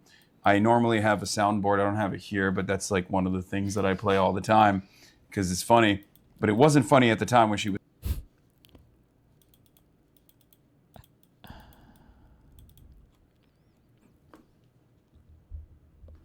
There is. I don't even want to arm you with this. White people, be careful, okay? But I do think that it is tragic from a colorism perspective that for black women especially, there's huge pressure to be lighter skinned or to straighten your hair all the time. I think it's kind of sad that was like a huge cultural pressure, especially the 90s, 2000s. Basically every, I think, main like big black singer and everything did it or whatever, all your Beyoncés and everything. But I will say, anytime you see, especially younger, like black people with like this is like the, this hair is the equivalent to the white girl fringe when you're about to hear the craziest shit you've ever heard in your entire life. Every time. I don't know why. It's just always the craziest opinions. I was saying it. We can barely see it. It's the hair. You can see it. Good enough, boy. And what about her being a Muslim convert recently? No, shut the fuck up. No shot. Stop. That was a moment of frustration for you. And as someone who has voted for Democrats, do you feel like you have every right to express your frustration at the Democratic Party? Or should we actually offer unlimited fealty to the Democrats, even if they're actually doing things? Oh, the options are, can we criticize the Democrats or do they deserve unlimited fealty? Oh. That they objectively told us they weren't going to do, like Biden, who ran on a first 100 days of immigration strategy that claimed that they were going to actually do amnesty for undocumented immigrants. Very popular policy position. Yeah, by the no, way. I think criticism, we should always be engaging in it where it like is valid, right? Especially when they are saying one thing and then their policy is reflecting something else. Yeah. And I think, you know, yeah, I think people, as you grow, you become more articulate, more nuanced in how you say things. I think for me, when I apologized in the debate to Vice President Harris, and I think part of that has a lot to do. She watches, so if you want to, if you got some more words for her, you can say. Well, I think for me, that was rooted in not only the fact that like we could have engaged in a conversation that would have landed better. I mean, I also. Okay.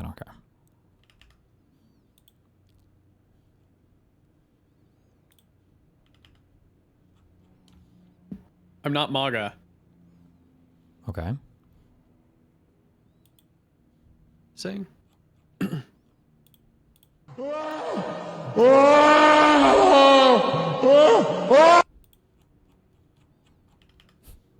Is this the Robbie Two Gloves guy you wanted to yell at? I don't know. Where is our judge, man? Oh, is that actually the guy? No way, right? I doubt it. Well, wasn't that guy's name in chat Rob2 or something? Robbie, are you the guy? Hello? Jesus. Oh, God. British? Oh, shit. What's up? Are you here to debate Israel-Palestine? Wait, are you the guy from YouTube chat? Yeah, I'm not here to debate. Well, ish. Right, I guess begin. I'm not like a debate person. I consider myself a lefty, but I'm definitely like on more the pro-Palestine side, and I guess I'm like I said, I'm like a casual viewer, so I guess I don't really understand. All the content I ever see is just like shitting on Palestinians. Yeah, okay, and, so like, this is why I don't... It's another reason why I shouldn't have watched this fucking video, okay? It's because in the West, the only thing there are is you insane fucking pro-Pally people, and I don't fight as many of the pro-Zionist people. The pro-Zionist people are unhinged as fuck, too, and I have debated a few of these people. I think even one guy was in the Knesset, or former Knesset, that Simchai Rockman guy, or whatever the fuck. I have debated these people, but the majority of them are going to be super pro-Pally people. So usually the arguments I'm giving are on the other side of that, which leads people to think that I'm like a mega rabid pro-Zionist guy, but I'm not really. But you can tell me, I guess, what your issues are. I can understand having a bad impression watching me react to the Channel 5 video, which was all pro-Pally slop, and then it seems like I'm just making excuses for Israelis all day. But it's just annoying to only ever hear one side of the story, and the Western pro-Pally people only ever give their one side of the story. No, I totally get that.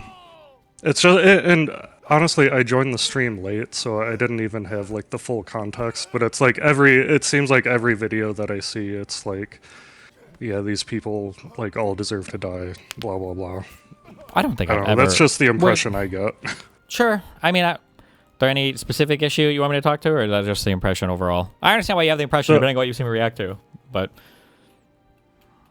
Yeah, I genuinely, I didn't like come prepared. I just, it was like, for like casual viewers, I doubt I'm alone on this. You're not. Nope. Trust me. I fought with my community a ton about it.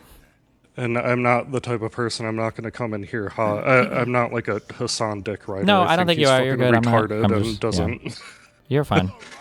Anyway. This is the issue that I have. Okay, wait, hold on. So like that second Intifada thing. Okay, there were a lot of Palestinians that were committing terrorist attacks all throughout Israel. So I understand why Israel and Jewish people and Israelis like built the wall around the West Bank and got super mind-fucked. A lot of them got really radicalized and mind-fucked after the second Intifada. That part is never brought up when the pro-Palestinian people talk about why, you know, Israeli mindset is the way that it is. They just pretend that they hate Palestinians for no reason. So I always hear the one side of the second Intifada and then what happened afterwards given by the pro-Palis, but they never explain, like, well, how could that impact the Jewish people there, right? Now, if I was fighting a Super Zio person, then they would say, well, the second Intifada showed us that Palestinians never had a real commitment to peace ever.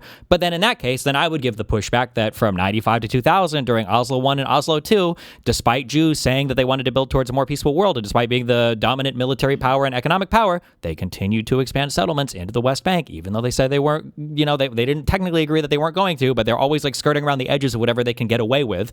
And that, you know, the fact that peace talks fell through again and again and again, obviously the Palestinians are going to have an uprising. There's a reason why it's called the second Intifada. There was already a first Intifada because they felt like their issues were largely going unheard, especially like following, you know, Israel making peace with Egypt. You know, they feel like they're unheard, and you get the first Intifada. Following, go figure, 94, peace with Jordan, and then you have the Oslo I agreement, but then those fall through, and then they have the second Intifada, and then, go figure, you get the Abraham Accords, and then you have the October 7th attacks, and it's like it is the most predictable chain of sequences happening over and over again. And Israel right now is walking towards, eventually, I don't know when it'll happen, but it'll be their fourth Intifada, and it'll be them making peace with another fucking country or something and ignore the Palestinian issue and another terrorist attack, and then every Jew is going to go, oh, I got it all that, right? But I'm not usually giving that side of the story because it's always like the unhinged pro-Palestinian people I'm arguing against, and there's not as many unhinged pro-Zionist people in the West to argue against. Does that make sense?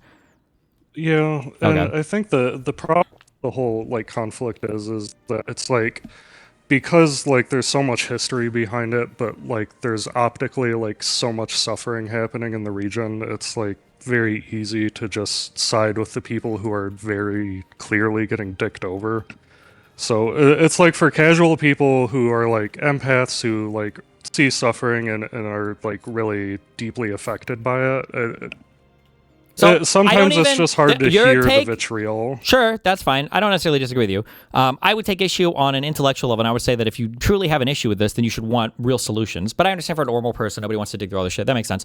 I do kind of agree with you, though, like as the top line thing, that like people really do just look at the amount of suffering. The reason why so many people who are old simp for Israel is because Israel was kind of getting dicked down by all of the Arab states when it was in its founding state and then through history. But now, if you're millennial or younger, I think you've only ever seen Israel basically completely shit on all the Palestinians and shit on Hezbollah and everything, and so you don't really have any sympathy for them anymore. And I do think that explains largely a lot of the older sympathies for Israel and now a lot of the younger anti-sympathy or hatred for Israel. I do agree with you there. Like, and that is an issue that Israel just never bothers to contend with. You're never going to be able to sell a war where it's you versus like Palestinians and you have like the most sophisticated arms and fucking satellite laser beams and shit available to you, and the Palestinians are slinging rocks at you, and you're like, trust me guys, we have to be fighting this war and killing them. Like, we have a really good reason. It doesn't matter what your reason is. It's always going to look fucking horrible. I don't disagree with you there. I agree with you.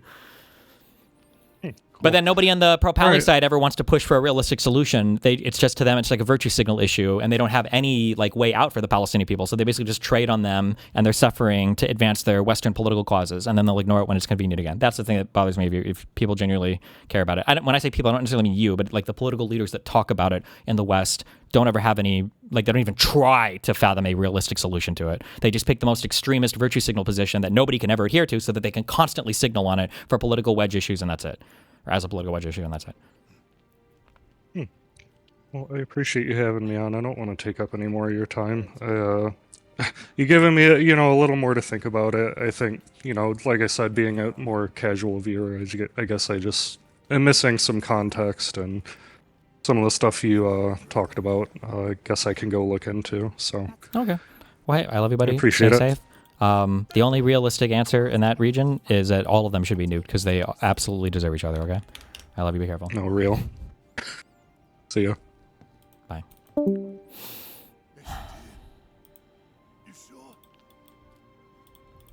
Why? I don't get it. Okay.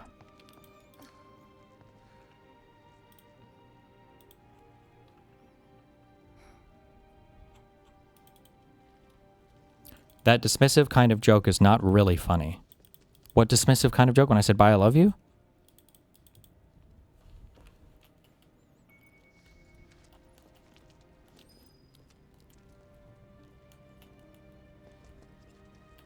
You said they should all be new. Oh, I don't give a fuck. I'm not being dismissive. I'm being legitimate. I don't want to talk about them anymore. They're influencing my country's politics too much. I'm done with it.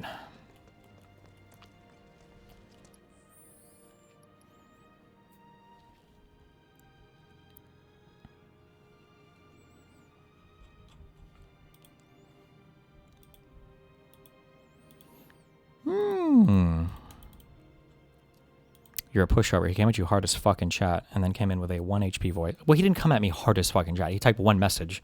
And in the totality of messages I see, I read it hard as fuck. But I don't think he was technically trying to be a fucking uber aggro guy. Isn't it weird how the main cast is chill with the Turks in the future despite them dropping the plates and killing thousands? Listen, they had to. They're part of Shinra, okay?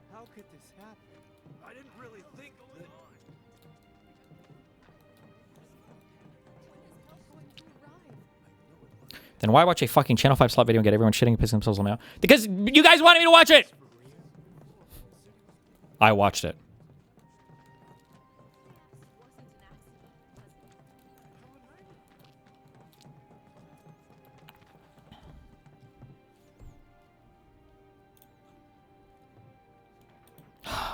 Is Moot still here?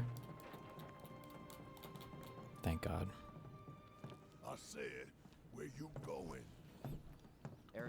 Would you like to review? I just want to beat this fucking game. Oh, and here's Josiah. More PolySlop. Where we hope she is. Tell me she is. Give me something to hang on to. Even if she's not, I won't blame you for it. I swear. Hour and 30 minutes. I love. Who am I kidding? Maybe. I'd probably try to tear your head off. Damn.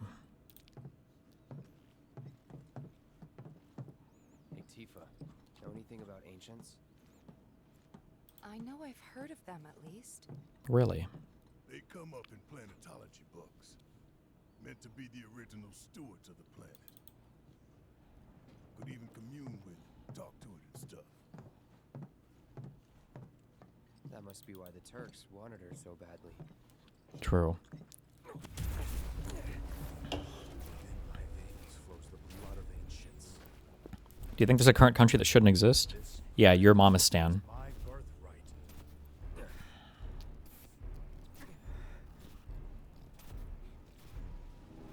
The hockey, when Mootin comes back, he'll drag you up. I don't have dragging perms.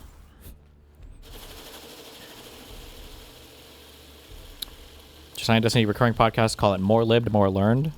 Oh, we've got one coming. It's called Lib and Let Lib.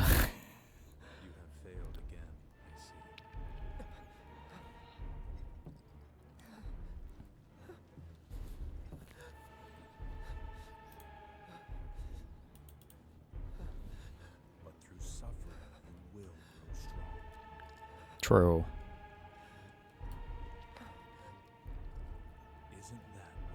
How tall is Cloud? Why does he look like a midget compared to this guy? Thoughts on the Democratic Socialist primary win in New York? I love it. I love socialism. It's going to make everything great.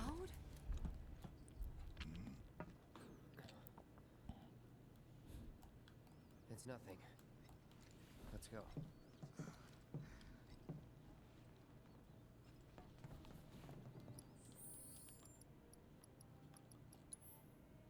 I love you, buddy, but I really think that last viewer represents a group that could benefit from not having you always say, all you crazy pro-Pallywood dick sucks who don't actually care about anything, etc., etc.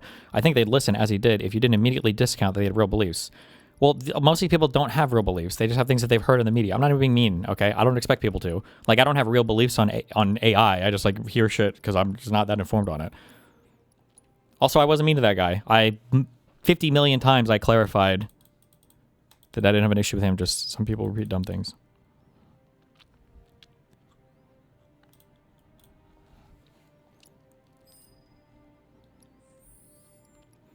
Claiming you're God's chosen people, that's instant hate brought upon you. Doesn't everybody think they're fucking God's chosen people? Damn, who the fuck would follow a religion where you weren't? That was like the worst religion ever. Jesus. Or at least religions that have monotheistic gods or whatever, no?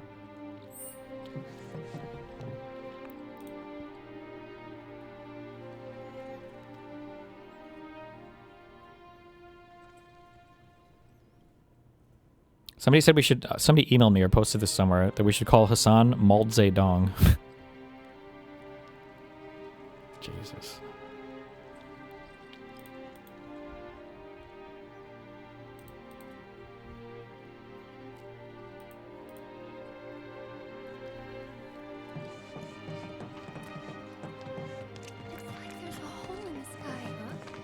Do you ever consider talking to pro-peace advocates?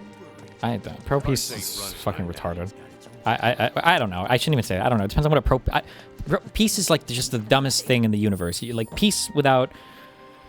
So there must be somebody who's thought of a snappier saying. What's that stupid... I don't even know if fucking Ben Franklin, whoever said this, where it's like 2 wolves and a sheep voting on what to eat is democracy. A well-armed sheep or well-armed lamb is liberty or some bullshit.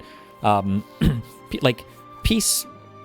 Peace for the sake of peace means nothing. Like you could have a peace where you're slaves, right? Like black people had peace with white people when they were slaves in the United States when there wasn't an active civil war. But like, what kind of peace is that? Like peace without justice is just something. Somebody think of a snappy thing. Peace without justice is an injustice. I don't know. Think of something. Somebody's got some snappy thing there. Peace without justice is AIDS. True.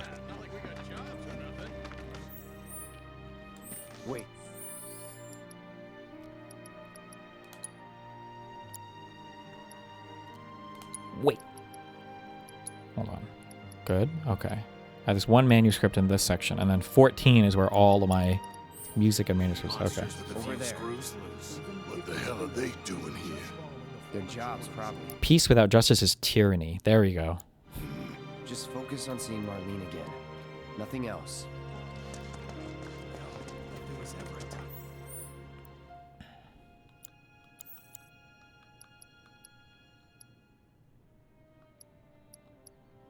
Wait, why the fuck does it say I don't have these finished? Oh, because I locked in for that dress. But I still get the credit for having them finished, right? I must. Certainly I do. I do.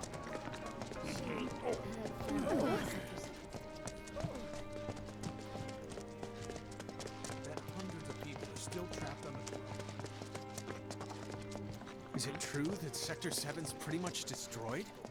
What? You guys run into Jesse at the pillar? Yeah, Biggs too. They were both in pretty bad shape. They're dead. Wedge wasn't up there with them. He got out. He didn't. All right. Wait, did he?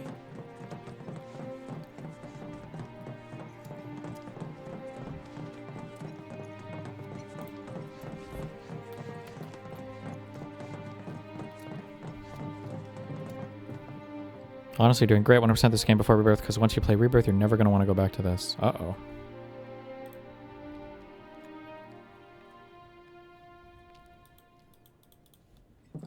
Come on now. There's no need to be afraid. We're all scared. Pervert. I've been thinking, y'all. We gotta go find the others. Huh? If we don't look... Fuck! There was a cutscene and I just noticed it as I was rewatching this, but there was stupid politics going on. Marlene was scared inside the bar, and then Eris touched her, and then they did like the weird like screen shake thing. Was the implication there that like Eris was communicating the future to Marlene? Was that supposed to be what was implied there? Right. Hey, Cloud. Gonna need your help with it, too. Right. Yes? Okay. Alright. Also, wait. Has Eris had the conversation with Cloud yet by chapter 13 to not fucking fall in love with her or whatever? Or does that come later? I feel like I remember that on my first playthrough like 5 years ago, but I feel like I haven't seen that yet in this. No? Okay, that comes... Okay. Death way later. Good one. Caden Vernanda. Who the fuck are Vernandas? Where the fuck do these names even come from?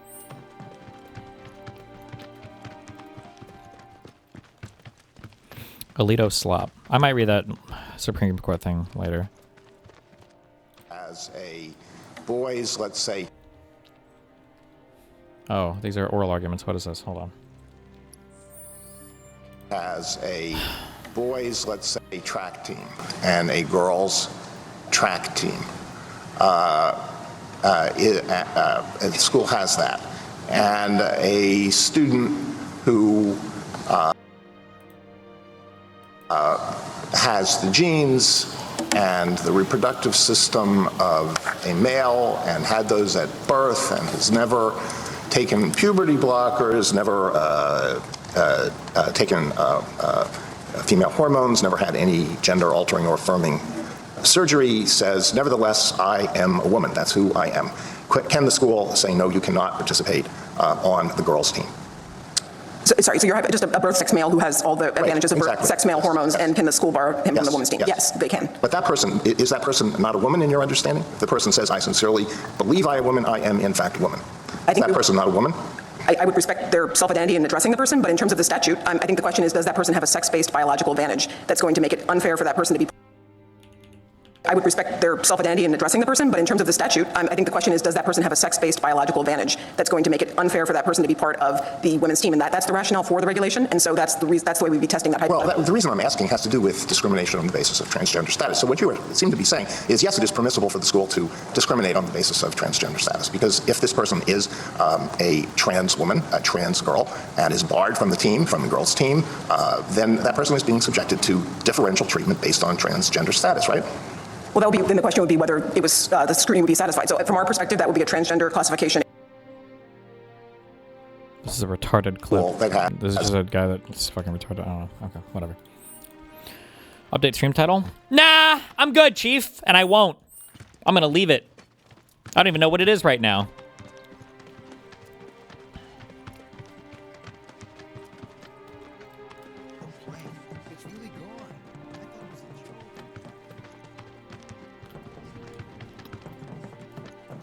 My ears are still ringing from it. This is Sector 5, right? So where's this place you said Marlene is? Just chill, bro. I think she is. It's a house on the other side of town. We're getting there. Come on then, pick up the pace. I'm going as fast as you are.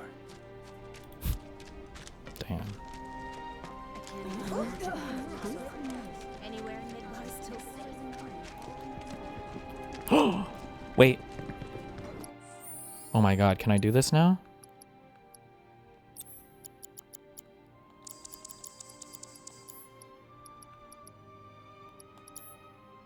Is this like easy to do, or is this like an actual fucking... Cloud, I'm glad to see that you're okay. In these trying times, Chadley? Then I invite you to ready your portable battle simulator. All about portable battle simulating. I know you're not playing this game again. What do you mean, Moot? I have to beat it. We're gonna be here for a month. I gotta play the next one. Politics is over. It's the era of Trump. There's no more politics.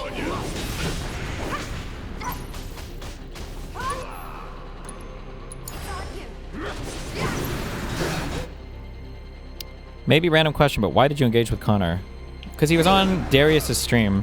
Because when I stopped engaging with all the drama, what happens is these like really retarded fucking anti-fan talking points fester. And then eventually, especially with fucking, with Hassan amplifying so much of it, they slowly like sift their way up to the top of like every community. And I think you need to engage with it, genuinely. Well, not entirely. Like, don't make all your stream content again. But yeah, like, it's annoying though. if Ideally, what crazy, happens is you have like your frontline orbiter people who are... You don't have any. Yeah, well, I have food shops. My queen, okay? Our queen. Yeah.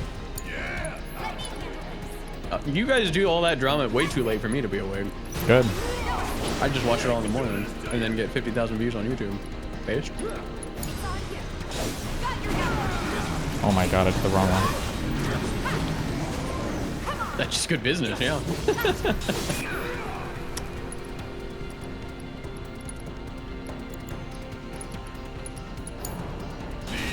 We could do orbiter recruitment. True. Why do you want to be an orbiter? All set.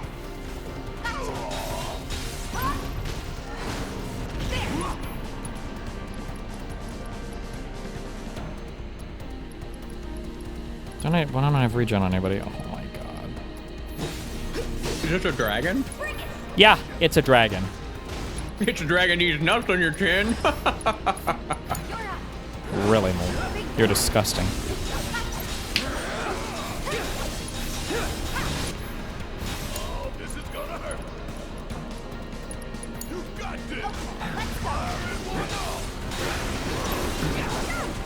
Actually, it's Mako. It's what? Mako. Good one.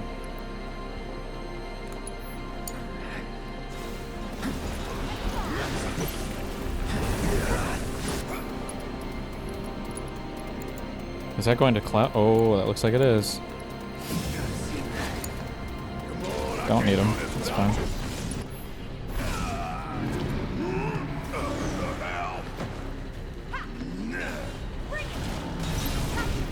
Peach bought this fucking aspartame free gum, and I'll just tell you, Oh boy. this shit does not last very long. You combating I the think narratives aspartame- literally haven't done nothing, just giving Oxus point. If you don't like the drama, please just I don't know how to communicate this. Listen, there are times when I do things on stream that are boring to you. Just don't watch, okay? But don't give me these weird, stupid fuck hopes of like, well, when you do this content that I don't like, let me coach you on all the reasons I why think it's I'll be an actually. anti-fan. What? No, I think I'll be an anti-fan. Yeah, true. Instead of just This not is why liking. all the content that you're doing that I don't like is actually really bad and not helping or doing anything at all. Like, please, just don't watch during those times. It's so easy to just not do that.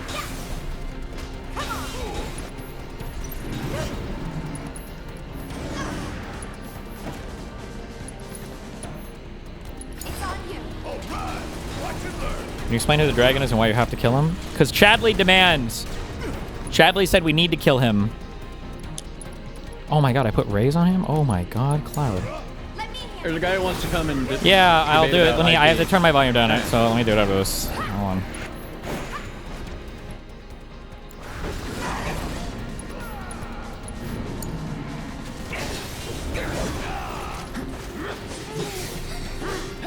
Three. What happens if he gets to 0?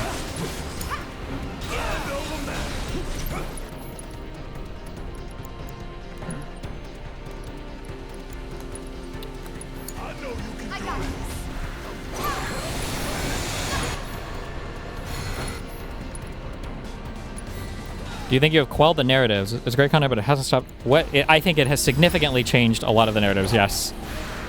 Yeah. Big Yes. time. It has significantly combated a lot of the narratives. Yes. If Connor was just out here literally saying Destiny, sat there and Jerked off fucking to roleplayed children and or jerked whatever. off to and- children, Yeah. that I would think be the festering Jizztickle guy everywhere. is a pretty big retreat. I think that Chub Logic has changed, where he sides with a lot of people after things. I think that and then it also gives my fans some ease of mind because they hear me like saying things, because if people are saying wild shit and you don't say anything about it, sometimes people start to wonder, and as annoying as it is. Welcome to the Snarkerverse.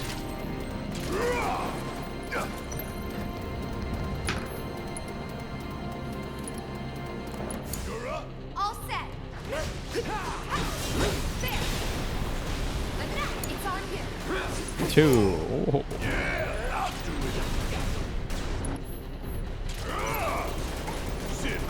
Oh. If I stagger him, does it reset? Come on. Let's get the stagger off and win. He is going to be staggered.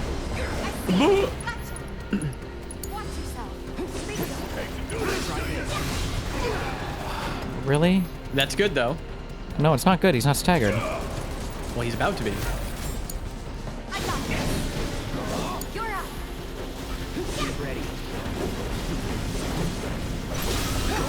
Boom! Boom! That's it. That's the fight. No, it's not. Wait. Thunderaga him.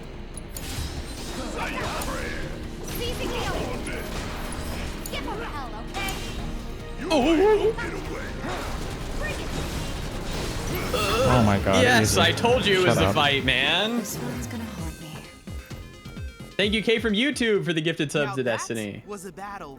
Thanks, What an Chadley. 15 tier impressive 2s. feat to hold your own against one of the most exalted summons known to man. Together with the legendary Bahamut, I have every confidence you can such bravery. I cannot thank you enough. I had calculated. Guess that's it for our arraign. Materia research was but one of. That's what I'll be devoting my time to next. Boom. Done. That's another achievement, baby. Ching.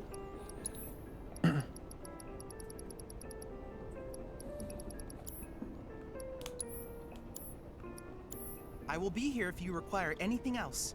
At all times, I am remotely analyzing your combat data and monitoring your progress.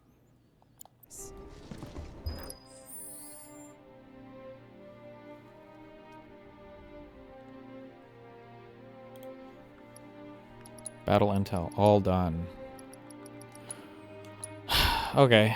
Do you want to drag that guy up here? Yeah, boy. Hello, a hockey player. Oh, hello. Can you hear me okay? Yep. All right, sorry. It's my first time doing one of these, but I just had a couple of questions. Why would you troll based on like what that? I just had a couple of questions based on what you said earlier.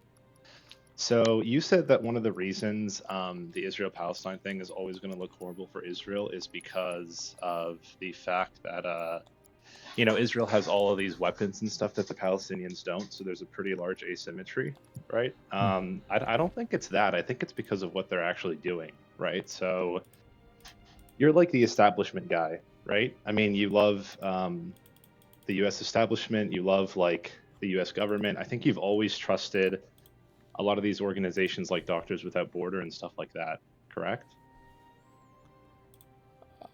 Yeah, go. So what do you think it says when you have members of the Israeli government making, I don't want to use the term genocide just because I think that's a heavy term, but making some pretty ridiculous statements and saying some pretty crazy things like we should, you know, wipe out all of Gaza, we should starve their entire population. That in parallel with a lot of war crime accusations over and over and over from like the United Nations, from Doctors Without Borders, from World Central Kitchen. You know, is there kind of a point where you draw a line and say, yes, there is like a clear bad guy here or a worse guy in this conflict? Or like what would it take for you to kind of say that? Well, okay, let's say that we say that Israel's the worst guy. What do we prescribe? What should change? What should happen? Well, I mean, what do you mean? What should happen? Like what? I'm already bored. I don't. Like, there's nothing. Like it's just like a virtue signal. Like you're asking, like, what would it take to change your opinion for who you would call like the big bad guy here? And I'm like, okay, well, let's say that we say that Israel's the big bad guy. How does that change your assessment of the situation? Like, I don't know. I have no idea. Like you don't even give a fuck about like how you solve or approach the problem at all. Like it's just like the labels and the words. The way you solve it is you do have. Well, I mean, I'm only bringing this up because you made some specific claims about why people think you're like a super pro-Israel person. It's not because like, you know, there's Sure, I think that the statements made by the more radical members of the Israeli government I think are fucking abhorrent. I don't disagree with that at all. Nobody gives a fuck about the statements that Hamas makes, though. Nobody gives a fuck about Hezbollah or the Houthis or anything else. How do you explain that, other than the fact that there's something else that's at play here besides just, well, people will just see a bad thing? Well, I think the reason people care a lot more about the statement that the Israeli government makes is because Sorry, you're going to say because we support Israel or something, yeah, right? Well, the U.S. government works closely with them. That's a morally bankrupt statement to me, and I immediately discount those people as being pro-rape, pro-child porn, pro-genocidal. One, I don't even believe it. Like, you're going to tell me that if tomorrow we cut off funding from Israel and then they ramp up everything 2x, we don't give a fuck about anybody anymore over there? The only reason why Palestinian lives matter is because we support the Israeli government? That's retarded to me. Well, I don't believe that. That's the stupidest thing I've ever heard in my entire fucking life. Well, it's because these people will say we send our tax dollars there and work with their. So we send our tax dollars to a ton of different countries. We put a fucking bunch of. It's just. I don't know. Maybe I guess that sounds retarded to me. Do you think that if we stopped supporting Israel tomorrow and Israel carried on the exact same, do you think that would be horrible? That would. But do you think people would be? Do you think people are like, well, we don't care anymore because at least we don't fund them? No, I think it would be horrible for the Palestinians because look, I'm like a practical guy. I want to do what results in the least amount of deaths. It just seems like on the surface you're very reluctant to kind of go all the way in your criticism for Israel a lot of the time. That's not true at all. What are you talking about? I can run down policies. What do you think is the most anti-Israel claim you've ever made in your career? That if October 7th happened in the West Bank, I'd have no sympathy for them. October 7th happened in the West Bank. You said that before? I know you said. I would say that's a pretty anti-Israel claim, yes, but. You watch me all the Okay, time. I've seen you in my chat. I know you watch me all the time. I know you've heard me say this before. I've heard you say things that are similar. What do you think is the most pro-Palestine claim you've ever made? There's like different factions of Palestinians. I don't know, that I think they should probably have a country, that I'm sympathetic towards why that group of people wanted a country when they saw that every other nation that had been carved out after the collapse of the Ottoman Empire seemed to be a whole bunch of Arabs that were getting their own states, but for some reason they just happened to be the only piece of land in the former Ottoman Empire that had a whole bunch of seemingly European people come in and settle it at the behest of the British government, who literally was saying, we're going to make these mandates for all you guys to have your own countries as soon as you grow up enough. And now apparently the Jews are getting this one. Okay, that's fair enough. Would you ever visit Palestine? I guess I have. No? I guess you sort of did in the West Bank, yeah. Does that not count? Yeah, I think it does. Would you go to Gaza after the war is over or no? I guess. I don't know what if you're allowed to or what that would look like, but. Okay, I have a question that doesn't pertain to Israel-Palestine, if I could ask it. Okay. So my question is, I don't think I'm like a genius or anything like that. I was just wondering what your sort of thoughts on this are.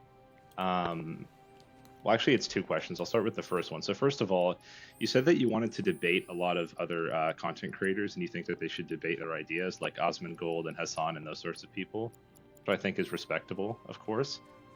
But I have a pretty good idea. What if you just didn't call it a debate? You called it something else to kind of invite that conversation over, to change the opinions of a lot of people who don't watch you. So just refrain from using the term debate, because debate sounds kind of aggressive. I understand what you're saying, but like obviously people are not retarded. If I just like, do you want to have a conversation about this? Like people are still incredibly sketched out, right? I mean, but I feel like if you were just less aggressive in your approach to a lot of these things. I tried being less aggressive, but people really just want you to be friendly in the conversation. They don't want to be challenged or pushed at all. That's how it works 99% of the time. But once you push them in the conversation, they're not just going to leave, are they? They shut down. Okay. And then you look at Constantine in our debate. He literally put his microphone on his lap. He got paid $20,000 for that debate, and he couldn't even have it with me because he was so fucking triggered because he's fucking retarded. Or look at I mean, you did. Anytime I have a conversation with somebody and it starts to get too challenging, I mean, look at that panel that it was Lauren Southern. It was the brown conservative. No, Lauren, Brett. I think Brett Weinstein. And then the Michael Tracy guy. And as soon as Michael Tracy started to push a little bit on Brett was like, well, I didn't come here for this. I thought we were just having a polite debate or whatever. And then he just like folded immediately. Like everybody nobody wants pushback. Okay, that's fair enough. I just thought, I don't know, it just seems like your approach to it a lot of the times is pretty like, debate me, bro. And no, it's not. That's just what you see. But like my last conversations with like Vosh and Hassan were like pretty reasonable. I don't think it was like super intense. You are pretty tame. You are pretty tame. Yeah, I guess we just see the clips where you get like mad and start yelling and starts talking really fast. I was super conciliatory. And also the times when I end up being like too tame, I end up regretting it. Like I should have been way harsher on Sam Cedar the last debate we had, but I was trying to be polite. I should have been way harsher on all three of the Daily Wire debates that I had, but I was trying to be more bridge building or whatever. So yeah, I mean, you were super cordial with Ben Shapiro. What's Mehdi Hassan like in real life? I'm just curious. Probably similar to what he's like off camera, from what I've seen. Okay. And then my last question is, so do you think it's kind of like ignorant for people who have a good understanding of the political, the political spectrum to just kind of cut out or dissociate? Do I think it's what? Do I think it's like not ignorant, but maybe irresponsible in a sense, because you have like I take my friends. I think the average person is not equipped to deal with like the current like political shitstorm environment, and I think that for a lot of people, it probably will make you feel fucking miserable to engage with it. So I think it's totally fair. I can understand why a person would want to like tune out a little bit. Okay, I can see that, because the other perspective is if you actually have a lot of knowledge and read things and you can change people's minds, then that's something you should try to do. But yeah, it is pretty fucking miserable engaging in political stuff constantly. Yeah. All right, well, those are my questions. I guess I don't really have any disagreements with you regarding Israel-Palestine. Maybe it's just the way it seems when you debate really pro-Palestine people. Sure. I mean, I've got like 4 debates with super pro-Zionist people. I mean, you can go look those up, no? Yeah, that's true. And then there's really nothing regarding Ukraine, Russia, because that stuff is pretty straightforward, I think. So yeah. Okay. All right. Well, have fun. Be careful. Well, thanks for your time. Bye.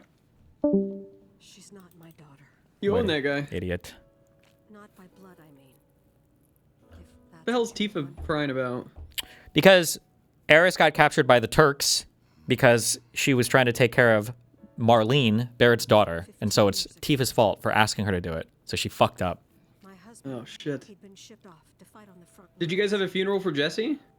They got buried at the tower. They're all dead. We don't do funerals here. So when the day came, Well, they're not dead. They're back in the Mako. The live stream. True. They returned to the live stream. That's right, Moon. Good job.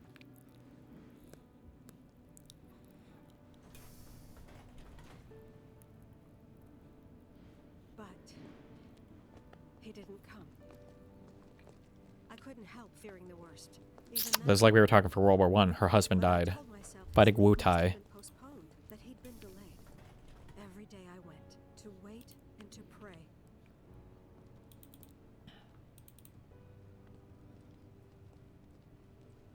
Do you think Jessie was better written in the original? Why? I don't understand what kind of question that even is. She wasn't even written in the original. What do you mean? She obviously was significantly improved for the second one. I thought maybe they'd run away from Wall Market, or that they were topsiders fallen on hard times. I'd seen that sort of thing a lot.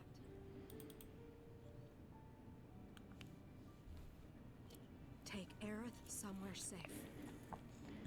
Those were her mother's dying words. Loser.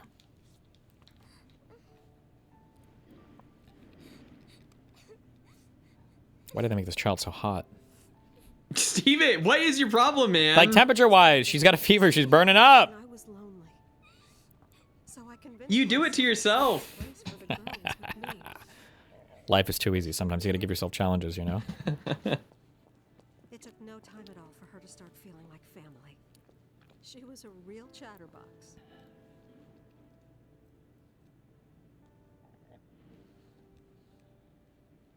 She told me strange stories. Like how she and her mother had escaped from some sort of facility. And how she wasn't sad because her mother had just returned to their planet. Yeah, that's another FBI report from Connor. Good. I'm glad. Sounds about right. I didn't understand any of it at the time. Fix volume. I can't fix the volume during cutscenes. When I asked if she meant one in the sky, she said no. This one, right here. I mean, what can you say to that?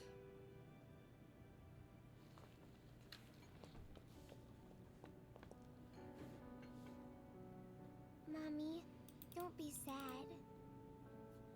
That's not your mother. That's what she said to me one Wow. day, out of the blue. So I asked her, what's wrong?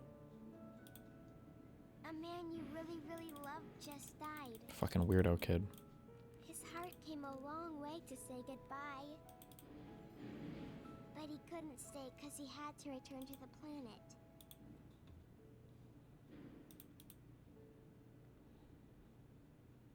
I didn't believe her, of course. And then, a few days later, I received a letter saying my husband had been killed in action.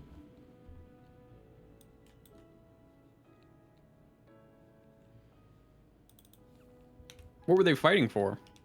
They were fighting a big war against Wu Tai, but it happens before the events of the game, so. Is that the one Zach was in? Hmm. I don't. He shouldn't have been. No. Maybe. They're all saying yes, so your lore cocked. Shinra.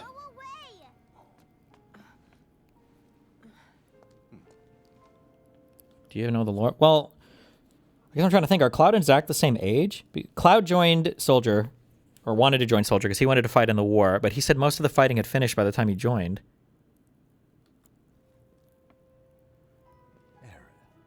You know you're not just any little girl. Why does this guy have the third eye? What the Is this fuck? a DGG-er? What do you mean? I had no idea what he meant, so I said, who are the ancients? They were the original stewards of the planet, whose boundless knowledge and wisdom shall guide us to the promised land. Zach wasn't soldiers left to the war. I guess. How old is Zach compared to Cloud? Is he older than him? He was Cloud's mentor, right? Not really. We take the words of the scriptures at face value and believe it to be quite real. He's 2 years older. Oh well. Which is why Shinra would like very much for Aerith to help us. You're wrong. I'm not an ancient. But Aerith, even when you're all alone, don't you hear voices whispering secrets? That's my schizophrenia. No, never. But all three of us knew that wasn't true. That man knew exactly who Aerith was, where she'd come from, and what she could do. Is she some special breed of human? Jesus Christ. But yes. Doesn't sound like the Turks I know. She speaks to the planet. Willingly, otherwise it wouldn't work, they said. That's why, even if they did take her away, I'm sure she's still being treated like a guest. And that they'll send her straight back home once they get what they need. Cope. I doubt it. Jesus, Cloud. You're not planning anything, are you? Don't make things worse than they already are.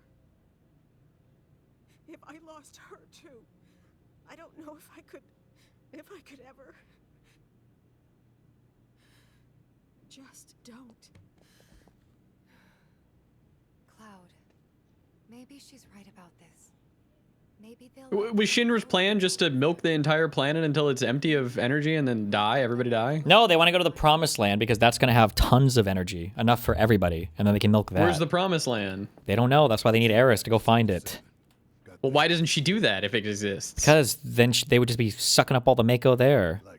But it's okay, whatever. It's got the life force of the galaxy, bro. You can't just be burning life to make energy for computers, for graphics cards, for data centers.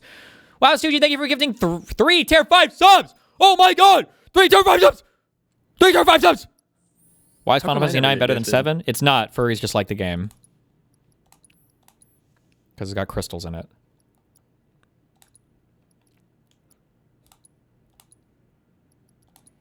The Promise? Never mind, I'm not reading that. What? Good. Drag me up? Oh, Protest K wants to complain about the fucking content. I don't know who that is. Well, if he's not in stream disagreements, then fuck him. There's a lot of people in there, but I'm not dragging them. Good. Like you're dragging these nuts? Have you seen Anna's post? Yeah, based. She's a queen.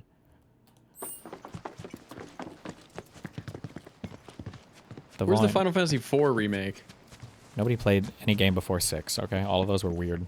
6 is the first one, okay?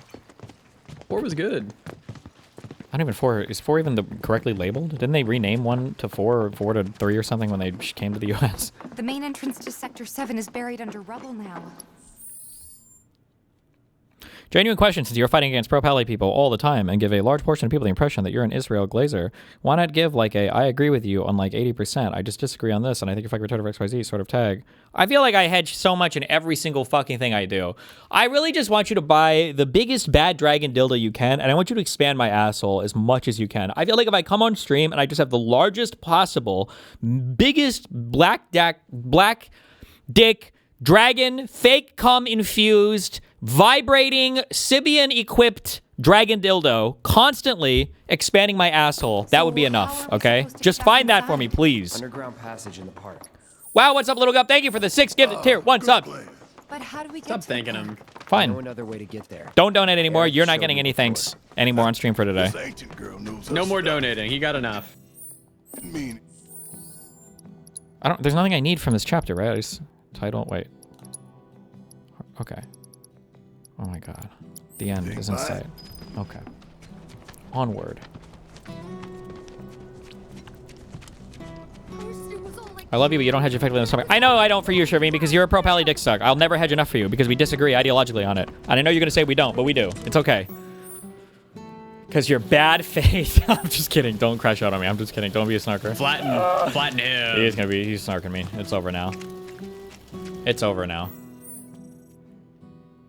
Yeah, if you got a problem with Steve's rhetoric, join stream disagreements. I'll drag you up. No, We'll you won't. No, we're not doing that. Good today. If you got a problem with my rhetoric, join Jizztickle's Discord server, okay? Chat about it there. They love talking about it there.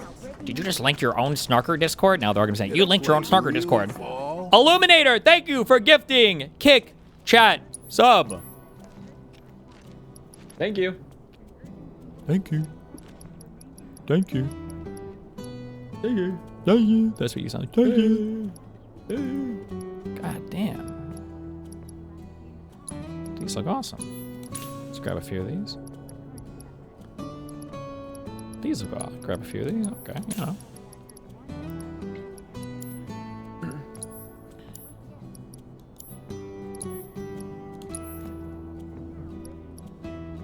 Okay, I can sell all this bullshit armor, right? I don't need this 1 and 2 slot shit.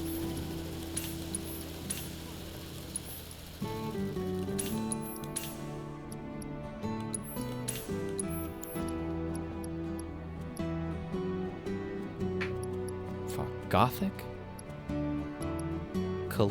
Caliginous? Caliginous? Well, this has linked slots, so maybe? I don't need the Gothic one though, right?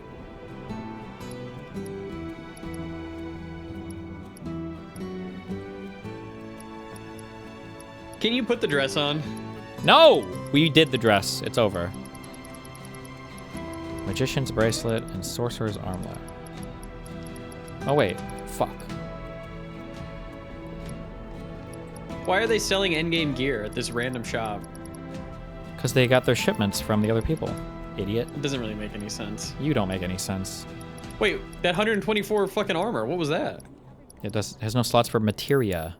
You don't need that. Just too dangerous these days, not to Yeah, see, the world's dangerous. Hamster Hawk, you've linked this 2 or 3 times. This better be funny.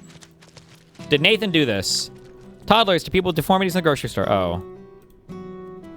No.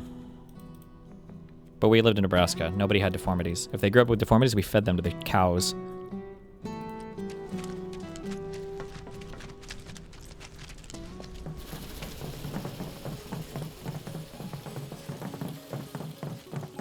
My ears are still ringing from it.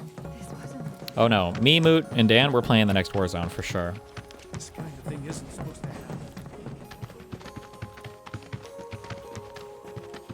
Do you even have cows in Nebraska? We're literally called the Cornhuskers because of how many cows we have, you fucking idiot. Over there. Daisy 2 was just announced? No shot. Daisy Oh, 2 boy. was announced. Steve and me, we're gonna find a kid to pounce. Yeah. You okay, buddy? Yeah, just rapping.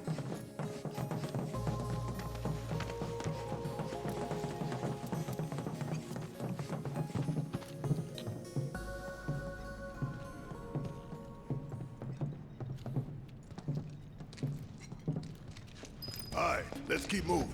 Aye.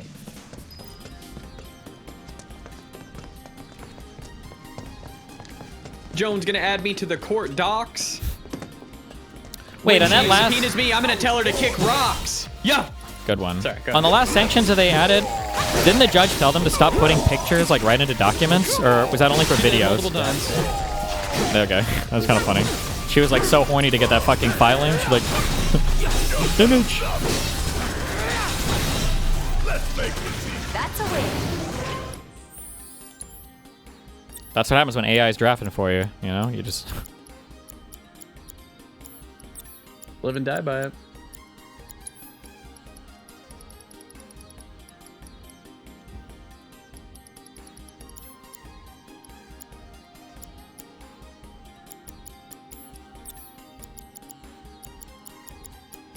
Okay. I think the judge said to stop hyperlinking them. Not sure if they said anything about putting the image directly in the docket entry.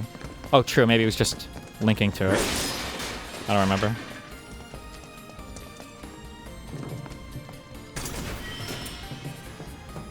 What's going on with the court case? Why is it taking so long? Because their claims against me were so much more legitimate than I ever said. That's why every single time it takes another day, it just proves how wrong I was.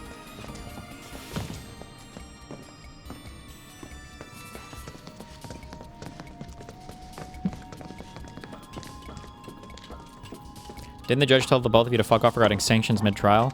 Yes, but the sanctions they filed for, I think, is more of an appropriate one because it's like a, isn't it like an adversarial reading sanction, I think? I don't know if there's another one you can file for that. Although I don't know what the fuck possible adversarial reading.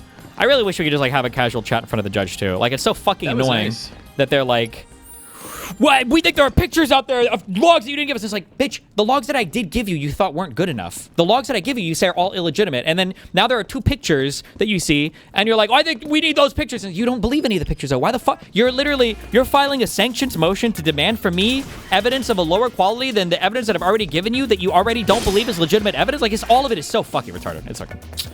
Ooh.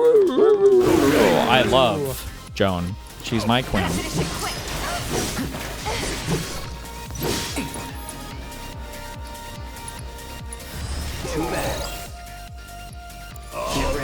Oh my god. When that Gustavo guy, when her lawyer was like, we think we need 5 days for this trial. Oh my god. Oh my, yeah, the judge was not having that shit. She was like 2 or 3 max. That's the way to do it. So the whole case right now is only limping along based on the statement from Abby, but Abby's claim is actually completely disconnected from the solo leak that Doe was so upset over. Yep! Which is, there's like a whole other question all down that line, right? Like, let's assume that somehow Abby makes it to trial and we don't get that thrown out in pre-trial. And then, wow, okay, Remuta, thank you for giving 3 jobs! Let's assume that we go to trial. Let's assume that Abby shows up at trial. Let's assume that the jury believes that I really did send her anything, even though she has no proof of this, and I never did. I don't even know what the next conversation is regarding, like, damages. Because I don't know if... Because the posting on Kiwi Farms had nothing to do with anything related with Abby, obviously. So I don't even know. I don't even know. I don't know. I don't even know. I don't know. But I do think she really wants to pin that Kiwi Farms leak on me. That's why she is so reluctant. And that's why they, like, I don't know if they've brought up Solo, like, as an individual, like, a single time in any of the court filings, like mentioning him or referencing him or anything beyond just like the account that I was communicating with or the account that posted on Kiwi Farms. But I think it's because they don't want to risk like losing the ability to push me for any damage related to the Kiwi Farms leak.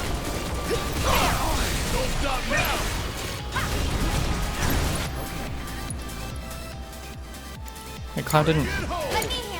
Oh my god. Oh.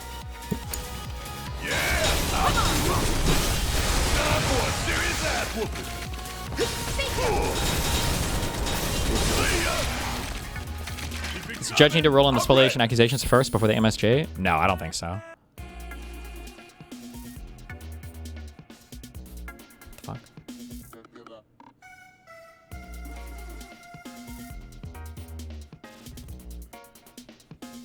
Okay. Can you tell the tier 5s you love them real quick? I love all my tier 5s.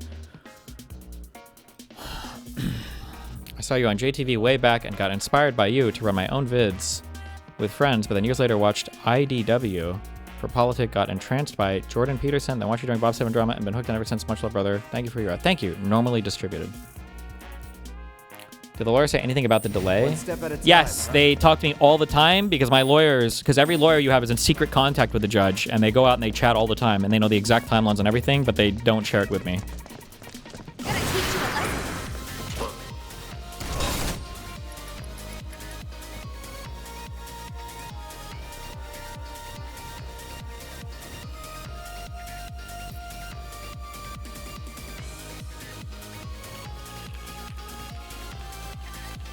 What kind of a stupid fucking question is that? Okay. I hate you. Not a stupid That's a stupid question. That's a stupid question. Tell me. Wait, no, wait. That's me asking you, do you like experimental types of food is the question. What? No. Do you have a palate of a child? Like you want me to go take you burger every day? Why not? I hate you so much. It's okay. That is what foodie implies. No, it doesn't. Yes. No. If someone says, are you a foodie? What they're asking is, do you want to go to a tasting menu? Do you like tasting menus? No.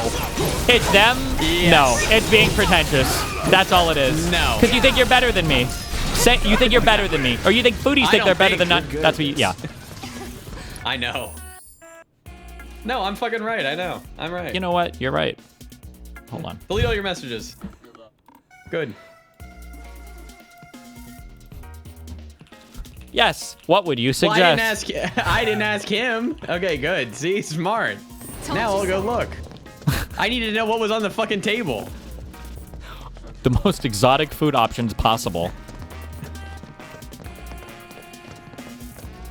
I'm gonna take you to eat a fucking horse. Jesus Christ. Well, there's a place in Montreal when we went for our honeymoon that Joe Beef. They serve horse tartare. Now, we didn't get it, but they do. That's what the fuck I'm talking about. I would definitely say that is very adventurous, not what I'm interested in. Is this guy debating in Vancouver? When the fuck am I going to Vancouver? Is that another debate I agreed to? You don't remember that? No, I keep telling people I don't want to do any debates when my court case is over. Let me tell you the date. September? For who? Ezra Klein? Ezra Klein? Sorry, Ezra Levant. Oh, Ezra and Levant. NSE. Oh, shit, fuck. I probably am. What date is that? September 19th. And 18th.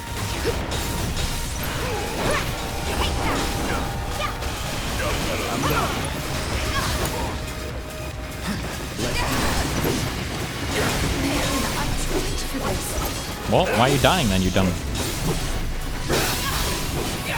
What are these monsters? Holy shit.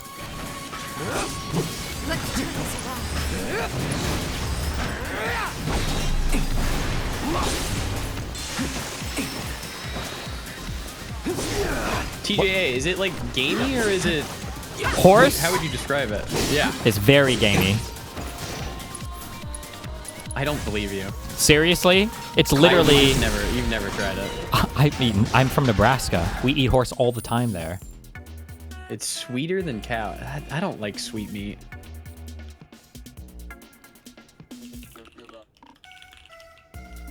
Peach's fucking Portuguese dad like some sweet type of sausage. Ew, and wait, it what? grosses me out. Yeah, there's Wait, like what did you just say? Peach's Portuguese dad like some sweet type of sausage. Oh. It tastes kind of like a breakfast sausage, but What it's the like hell is wrong I don't know with how to explain it. Okay. I'll think of the name. You're probably thinking of, it's like Corallo, I think? Corallo? No. You might be thinking of, is it, are you sure it's not K? Corallo? Let me look. Or maybe, Bacalhau? It's not bacalhau. No, thank you. That's fish. You fucking... Oh, it's probably linguiça. I don't think it is. Redondo? Messi? Just shut the fuck up. Bacalhau? Bacalhau. Oh, favela. Reitado. Ronaldo. Datip. Balut. Fodasi. Obrigado. Obrigado. I don't know. I'll ask Beach when she comes back. Yikes. Her dad likes it. It's like a mix of like 3 or 4 different meats. I did not like that shit.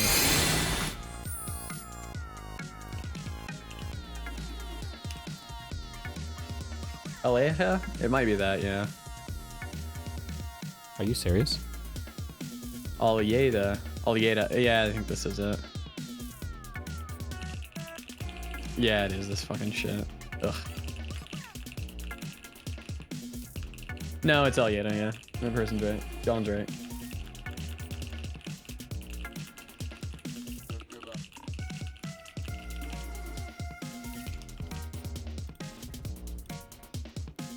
I hate you. Okay.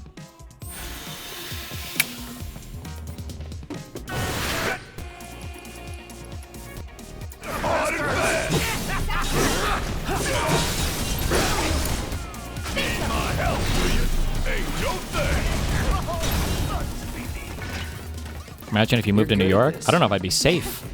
Told you so. They might come hunt me. Oh, you Just think it's anytime funny? Hassan comes, say that he's doxing you. True!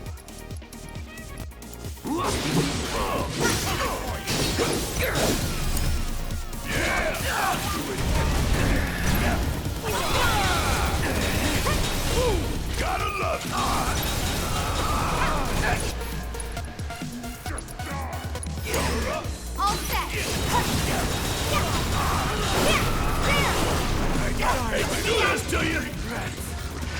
Sign is 1,000% moving to NYC before the end of the year. I don't know.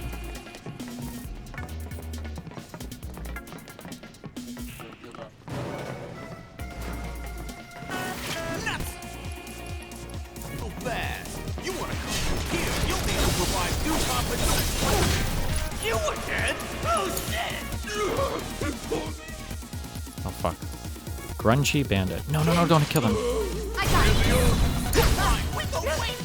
You don't like sushi, right? Fuck no. Good enough. All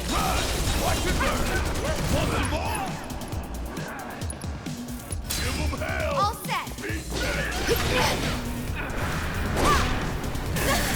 Oh my god.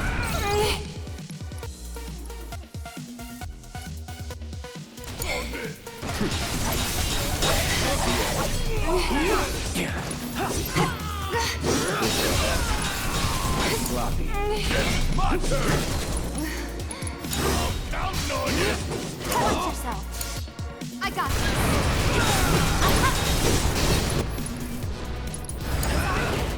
Got your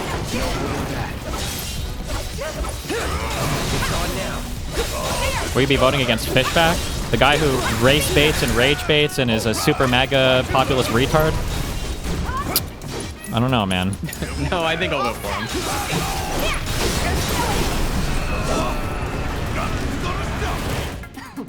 You would say that.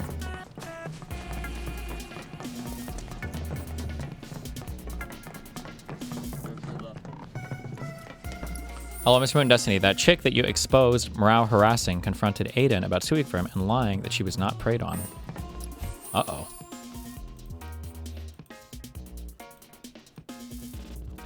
Tit pics to morale. What happened? What? Happened? You claimed I said tit pics to morale, which is why I originally called you out. I said you. This girl sounds like she's 18 still. I said titties. I said I said titties. I said you sent pictures of your cleavage. Yeah, do you know how that makes me look? Because no any other person then thinks, oh shit, she sent him titty pics, not pictures which may or may not involve her cleavage. Either way, whether my cleavage was in that or not, shouldn't matter considering the fact that as a minor in that situation, I wouldn't expect a 21-year-old to just stare at my tits and get aroused by them. Yeah, he shouldn't have been DMing you, but you just fucking falsely accused me of saying it was okay. When did I ever say it was okay? It's obviously incredibly reckless. You tried to defend it. You tried to defend it. No, I tried to defend that it wasn't pedophilia because it's just not. No one called it pedophilia. That was the insinuation. Pedophilia. Wait. So if I think that this is just an act of reckless behavior, and he goes and says he regrets it or whatever, and then I say, okay, the bridge is mended. He regrets it. He also no, but the thing is, you're saying the bridge is mended. What's mended? I haven't had a single apology. There was no conversation going, shit, I'm sorry, I shouldn't have spoken to you like that. I'm sorry for making you uncomfortable. You then claimed on Twitter that you accept Mao's apology as if you have anything to accept. I'm not accepting that apology had nothing to do with you. That was his apology. That was an apology about what was it? The fucking debate we had. Or I forgive him. I didn't say accept his apology. I said I forgive him. Yeah, you forgive him for what? That was about the Cheeto shit. That has nothing to do with you. It's not always about you. Okay, so how are you? I'm not saying it revolves around me. So why did you interject when I forgave him for saying that you have no involvement in? No, because according to the people that sent me that tweet, that wasn't just based on that. Okay. Rip, I think. Maybe. Got him. These people are weird. Wait, why did Aiden abandon that YouTube channel? Do you have any idea? Do you know why? Nope. You know he's got like a YouTube channel with like 500,000 subs or something. No. And then apparently he quit. I don't know why. And then he has like his shit now that gets like no views at all. I'm so confused. 700,000 subs. I thought it was a troll at first, but it's funny if you go back and listen to him. He's like clearly like a 14-year-old like that like is reading for like his YouTube channel.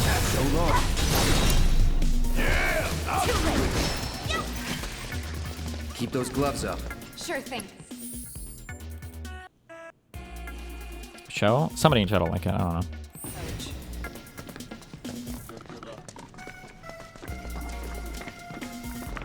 So is she upset that he made her out to be more of a victim than she is while downplaying the actions anyway?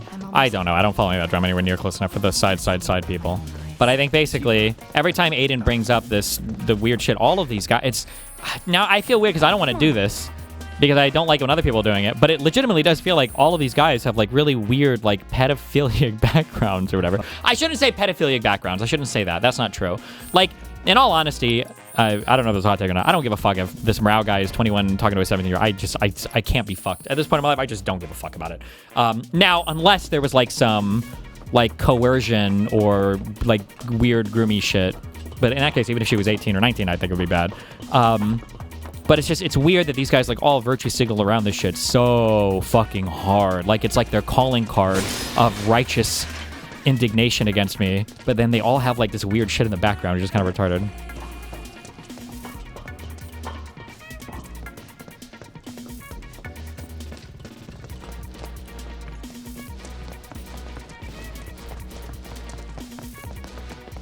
But would they give you the same good faith? No. Obviously not. Does it look like we can go this way? No. There's monsters gonna take us straight. Monsters everywhere. He's trying to pester her for nudes. So even if the age gap isn't something you find weird.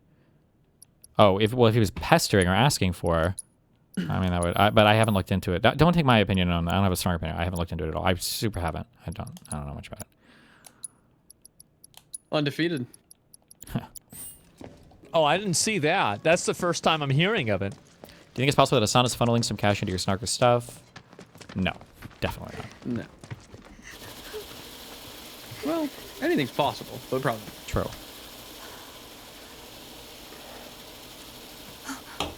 Weimer!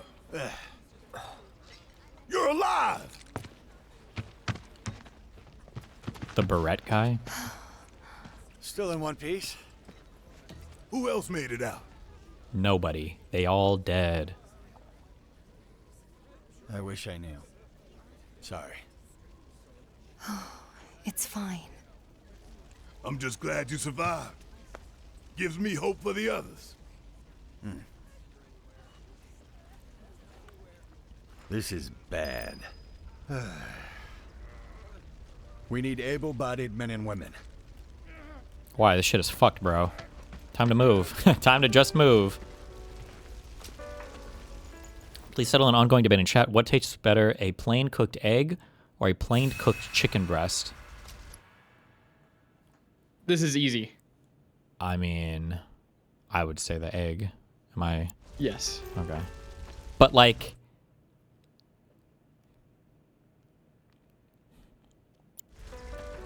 it's hard. Now, if we talk chicken thigh, well, also, we are we might go talking? thigh. Well, okay. Here's the thing.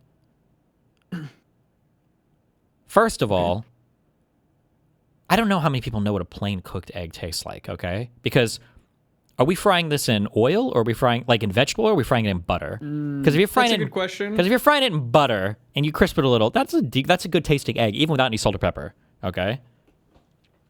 Number one. Oh, hard boiled. Oh. Oh man, a hard boiled. Okay, but then here's another thing. Sometimes. Here's another thing. Okay. Americans tend to post the picture, guys. Americans tend to overcook their chicken. Like a well done, in my opinion, like a perfectly cooked chicken breast will have the slightest, like it looks like maybe if you look at it in the right light, it maybe could be a tinge pink, maybe, but not really. But like when you bite into it, it should be like juicy and good. But most American restaurants especially, I think, overcook their chicken just because Americans freak the fuck out about any of that. And so a lot of people bring it up to 165 when you should probably bring it up to 150 and then take it off and let it just sit. Or 162.5 for sure. Yeah. No. But so I think I take my chicken off 150. Like a good juicy chicken breast is like decently flavorful versus just like a hard boiled egg. I don't know about that, which is dry and yeah. Hard-boiled eggs awesome. Never know what you're gonna run into out there. Best be prepared.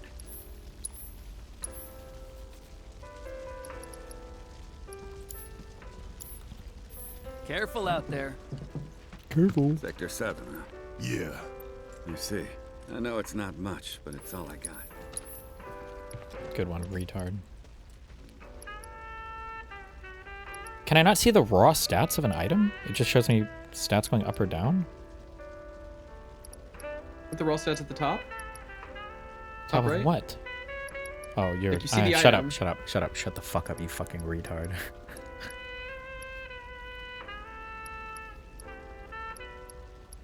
Oh, shit. Wait, the Magician's Bracelet sucks shit. Fuck. Those stats are horrible. Yeah, no shit. Fuck. What is it selling for so much for? Oh, just because of the material It's slides? got 4 slot. Yeah, that's a dog shit piece of armor, though. Godspeed.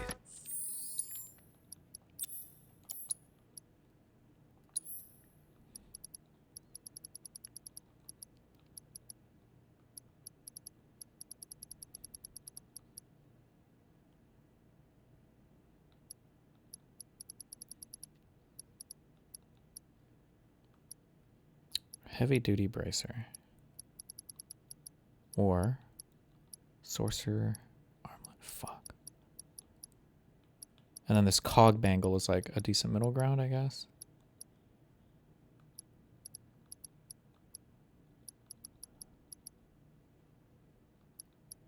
Ooh. Wait, what did I pick up? You must find one of these in a playthrough. This chain bangle? This is the best one.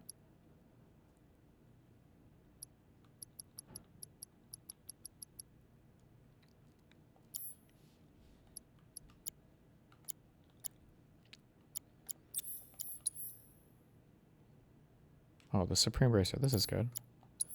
And the Ruin Armlet, not that great.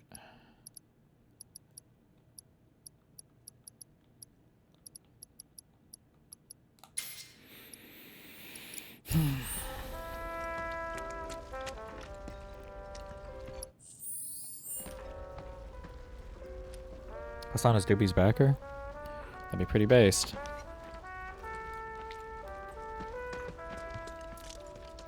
Wait, how many people actually died in that Venezuelan earthquake? Let me look. I thought it was like 1,000 to 10,000. First of all, either of those numbers would be crazy. Yeah.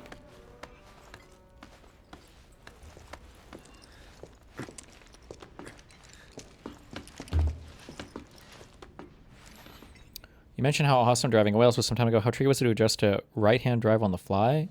Pretty difficult, but not that. Well, it was just because the roads were small. The gear shifter being on the left is weird.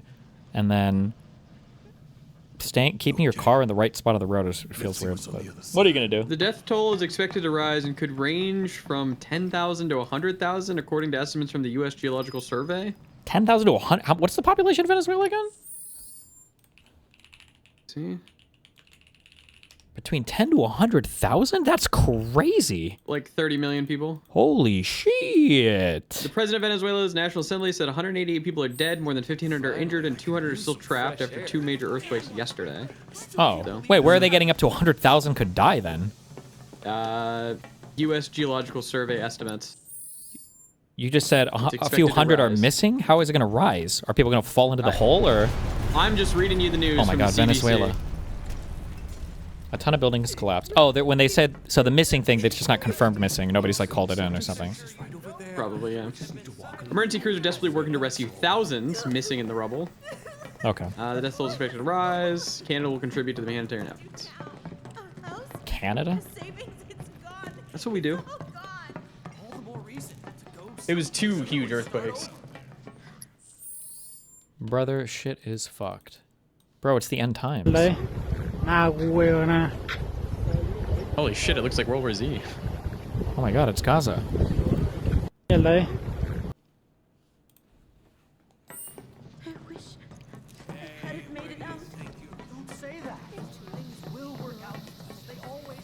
I doing Israel-Palestine math where they're adding future deaths? Only Americans do that when it's involving wars that the U.S. is involved in. So for like Iraqi civilians or...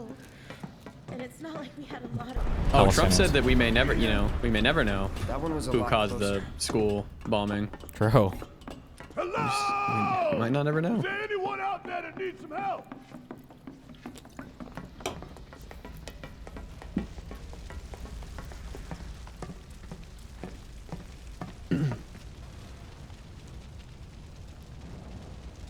Did you look into that Trump one-person medical thing before yesterday? Not heavily, but I also don't really think I give a fuck. It's just a basically GOP1 with 3, whatever it is, that Trump might be on. Make room. Well, is he the only U.S. citizen that was approved for it? We don't have. I haven't seen any concurrent or like any real proof. Oh, okay.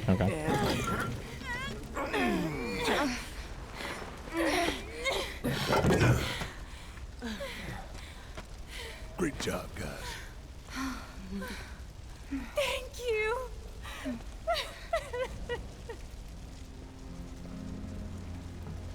I can't tell you how relieved I am to see you. The witch. So. Oh, she's evil. What now? What? Why? Don't know. I can tell. She's not. Find something. White Anything woman. to do. Old. Been back to the bar yet? No. Maybe you should go take a look.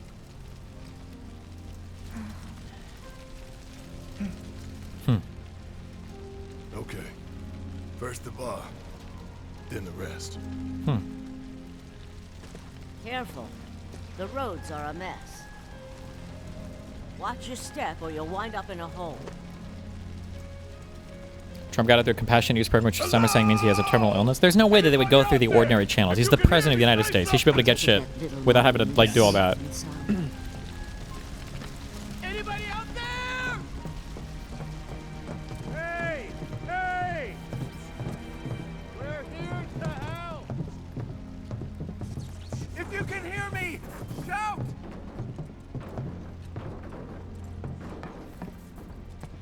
Destiny's judge has been involved in over 20 filings today. Wait, really? That's good. That means that means she's working. She's about to drop some big shit. Wait, is today Friday? Maybe she's waiting tomorrow, you know, to drop it on the last Friday of the month, you know? True. Big true. Tomorrow's the day. We're gonna be on court watch all day tomorrow. Tomorrow's the day. I can feel it tomorrow. I'm gonna wake up at 11. So you can have a nice weekend. Exactly. 11? A send-off. Ooh. Tifa.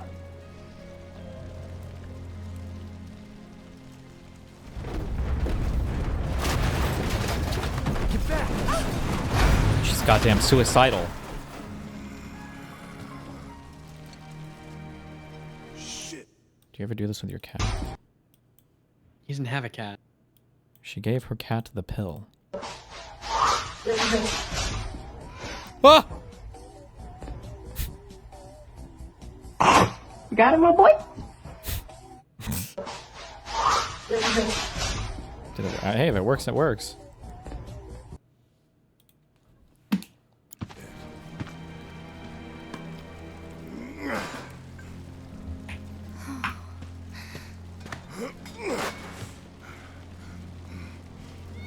Hear that?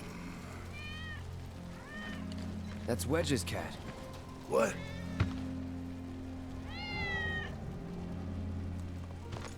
Let's follow it.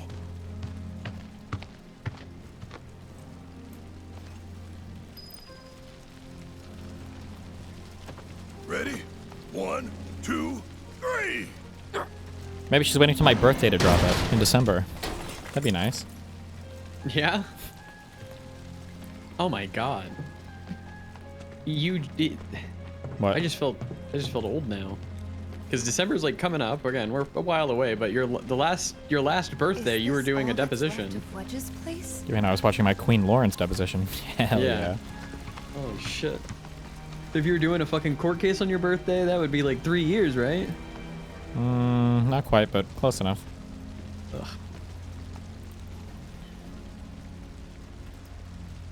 Do you have 2 law firms repping you? No, just one. Hey! Well, technically, right? Because you have the Florida one. That's just to give you like a plug-in so that your other people can come and be here. Got it. It's like an API. Wedge? Wedge! Wedge!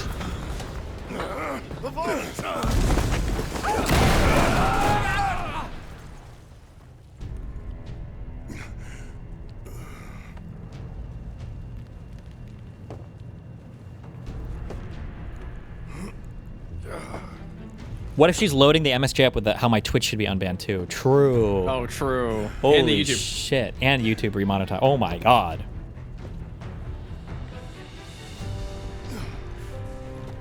Tifa! Cloud!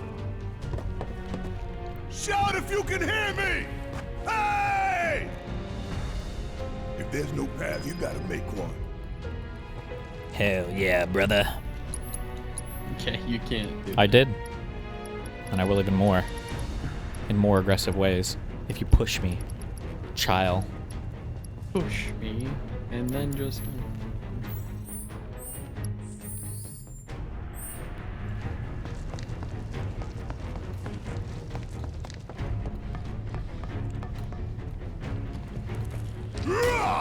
Wait. Nothing? Right, no.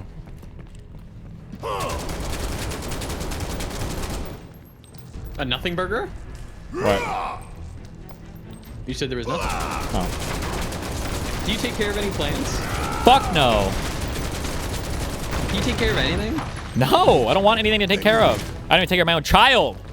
Oh my God! What is Just kidding, Joe. No, I'm just kidding. Get your ass out of here! You take care of your stream. Sometimes. Check out this shit right here! Is there any scenario where the judge doesn't rule on the MSJ at all and still expects you at trial?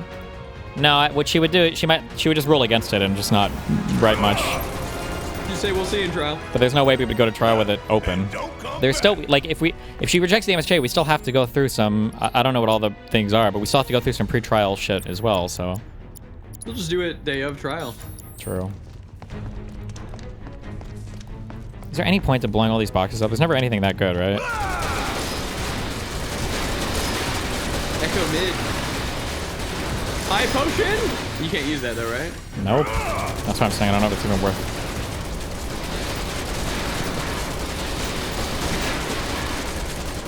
If you don't give me 10k, I'm going to KMS. Hey, I'll see you in court. Wow. You really want to throw down with me? Suck it! Doggone it, asshole! Sure! Yeah! See ya!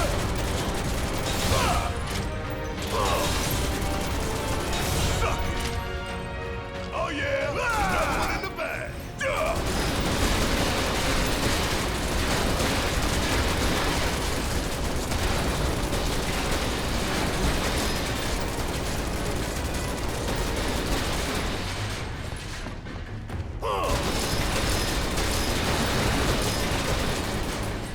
Kafka. Here's my feeling, okay? Here's my mental cope, okay? If she was gonna deny it, then she would just deny it already, and we would be going to trial, right? Like, if it's a denial, just deny it. But the fact that she's taking so long, okay, right? She doesn't want to get overruled, so it's got to be a good approval. She's cooking. She's got to grant it, but she's got to have like good rationale. So that's why it's taking so long. She's like, we're going to approve this MSJ, but we're going to make sure our approval is like really, our granting of it is just really solid, you know? That's what's going on. Get your ass out of here! He's cooking right now. Check out this shit right here! And don't come back! Do I like clown girls? No, not really.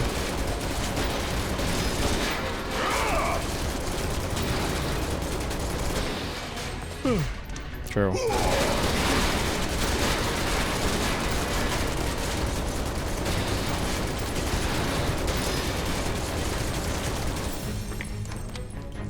If this was an easy denial, she would have done so. The amount of shit that has gone on in this case and the novelty of the arguments from Doe would warrant a longer opinion if she felt the need to address it. Exactly. Yeah, it's tomorrow for sure. Or she might even need the weekend. We'll give her that too. I just don't know. The thing is, I just don't know how much of this should they actually read. If like her court staff are actually gonna go through everything. I feel like the thing that helps me the most is the fact that they added that Abby affidavit. They added that like 12 hours before our preliminary injunction hearing. And then that was before discovery even opened. And then we've had 7-8 months of discovery. And then we fought to do party depositions. And in all of that time, absolutely nothing has been developed for the plaintiff. They didn't add a single shred of new evidence to their entire case. I feel like that's got to be the strongest argument for denial. Like, how do you go from pre-trial, or I'm sorry, how do you go from like the pleading stage of a thing all the way through discovery, all the way to pre-trial, and you've added nothing? That's crazy to me. And the fact that I don't know how much, I don't know, I really am just talking shit, but like, how do you not have your star witness sit for a deposition? Your only witness, I'm sorry. How does your only witness not sit for a deposition? Simply. And then also, I don't know like how much the judge or the people look at like corny ass tricks, But the idea that they were claiming that they couldn't find Abby and they couldn't like make her sit for a deposition or help her serve a subpoena, or they couldn't do any of that, the fact that all of that was impossible to them, but the day after my deposition was done, they get Abby to file another affidavit, that's crazy to me. I don't know. Again, I don't know how much they look at that as like malicious, but like that to me is like so obviously you're fucking around.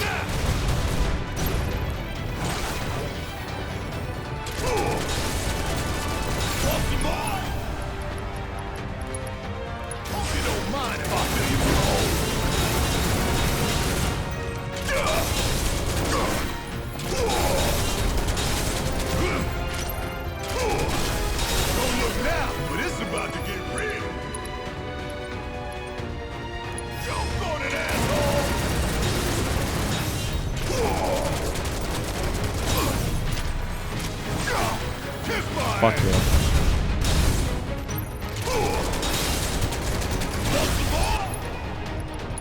You ain't getting out of this one. Oh yeah, another one in the bag.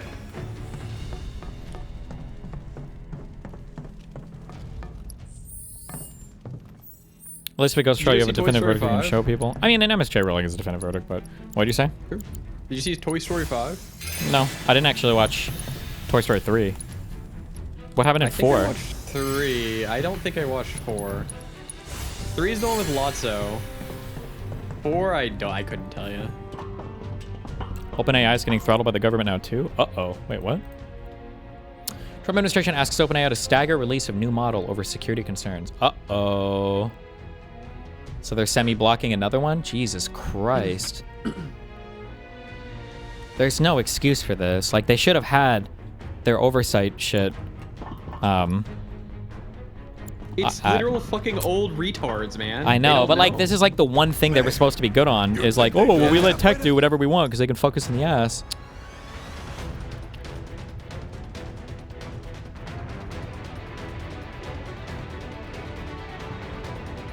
Sure, Kafka. It just depends on how much they're willing to read, I guess, yeah.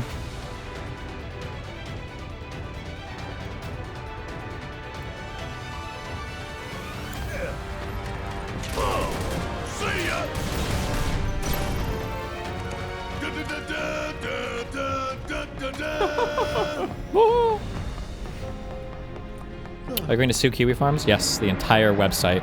All of Null's family. No, I don't have any issue with Kiwi Farms. I don't give a fuck. My issue is with the... I think that my thread is unusually, like, activist.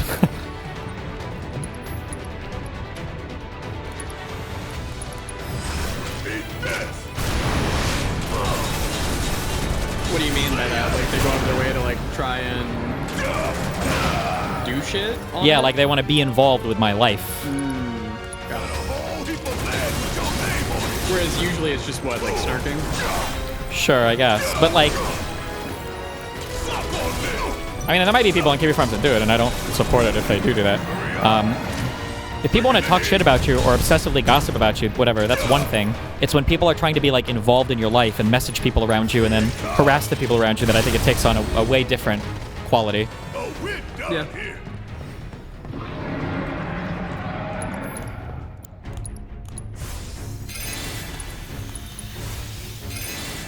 When they start, like, doxing people for even, like, talking to you, that, yeah. Yeah. Pretty retarded.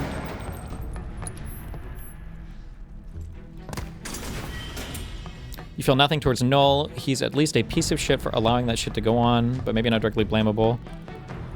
I mean, like, the question is, would I expect Null to moderate the... I would say I don't like that style of website, but technically, all the snarking shit and all the obsessive activist shit it's not illegal. So it's not, at least from a legal perspective, it's not on him to enforce it. Would I expect him to moderate out people who are trying to get more involved in people's lives? I don't know. I don't know if I would. I would hope that the site culture or like thread, because I think even moderators per threads would do that, but which they do in some places. I don't know.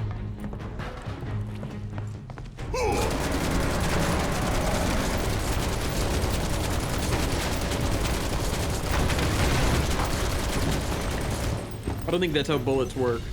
What? I don't think you can just shoot through fucking stone. Really? No bullets? Nope. Even huge bullets? Nope.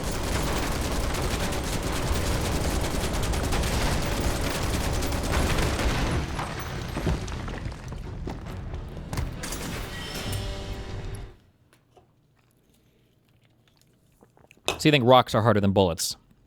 Yeah. Wait, Daily Wire film. We have a terror warning. Oh wait, is this the one that they were watching? Oh, that's a Daily Wire film? The one you guys were watching today? Is it? The trailer? Click the link, let me see. One sec. Hold up. In Northern Virginia. Radical Islam has designs openly on the west. The FBI thwarted a terror plot on New Year's Eve. Violent attack over the Halloween weekend in Michigan. Protests on college campuses showing no signs of stopping.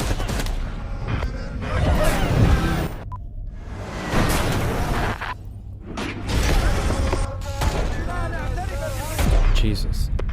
They're really trying to push this radical Islam thing in the US, man. They're not even doing anything over here.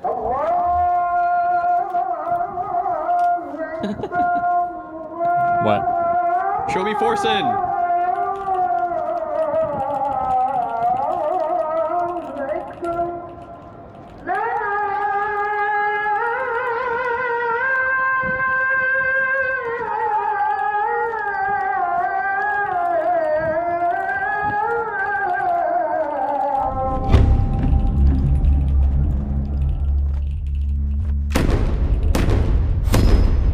Run, hide, fight, infidels. Coming soon.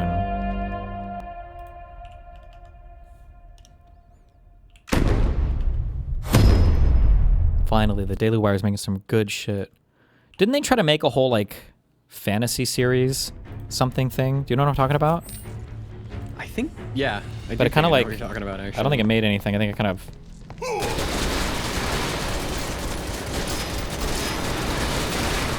About Merlin or something? I don't know. Oh, Pendragon something. Yeah, the Pendragon cycle.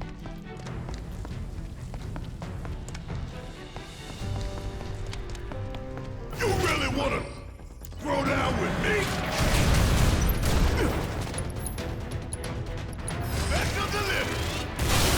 Don't look now, but it's about to get real. They spent millions on it. Yeah, I think it ended up being a huge flop. But hey, you know what? Good on them for trying. Don't come back.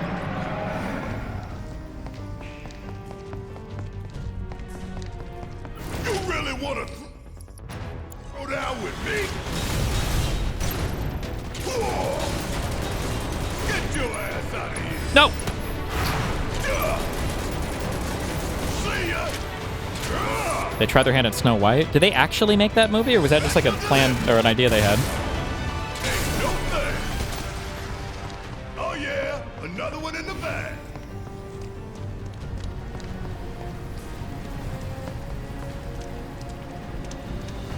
Ah!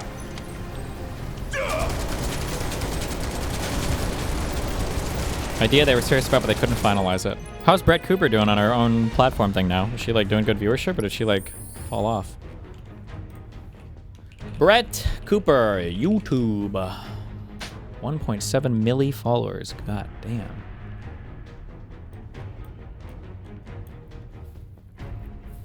Oh, she does pretty good, I'd say. I don't know if this is as good when she was on like on her huge ascent on the Daily Wire, but maybe 4-ish videos a week. Anywhere from 100 to retarded than 500k. No, well, she's just like a young culture warrior, retard, sloppulist, right winger.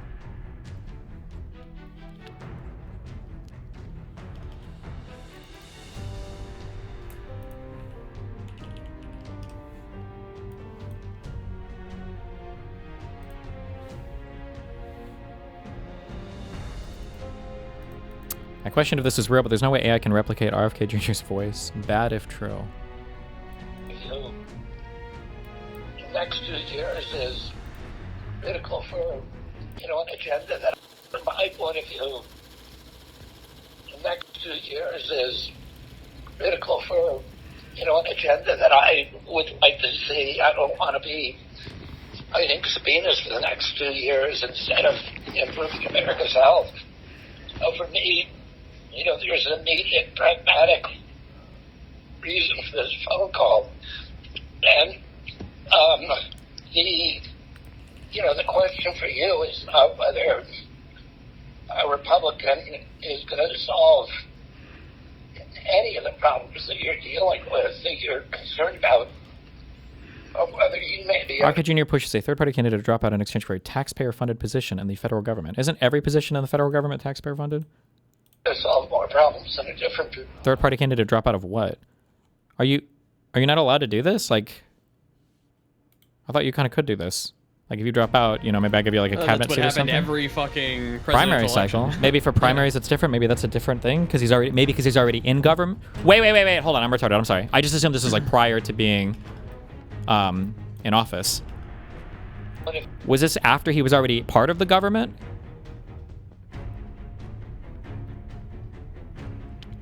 Because if this was after he was already in government, that's super not okay. There's no way I think you'd be allowed to do that.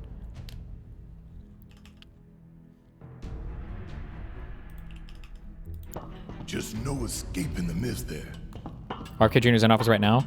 Yes, but the thing is, for like audio files, even though you're hearing the voice right now on your computer, it could be that the thing was recorded in the past, sometimes years earlier. Like, you can hear things, but the stuff actually happened a long time ago, but the audio is preserved in some digital format, and then it can be played at a later date. So, like, even though we were listening to that audio, it could be that that audio is years old, you know? Fucking retarded.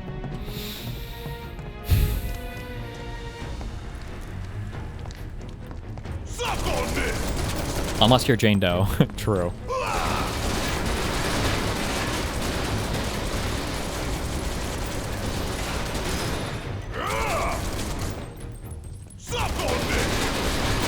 Are all of your bald cats dead? No, they're all good. How old are those motherfuckers? I don't know, man. They're with my parents. They're just chilling. They're fucking old, man. Jesus. They're all hanging out still. There's all 4 of them.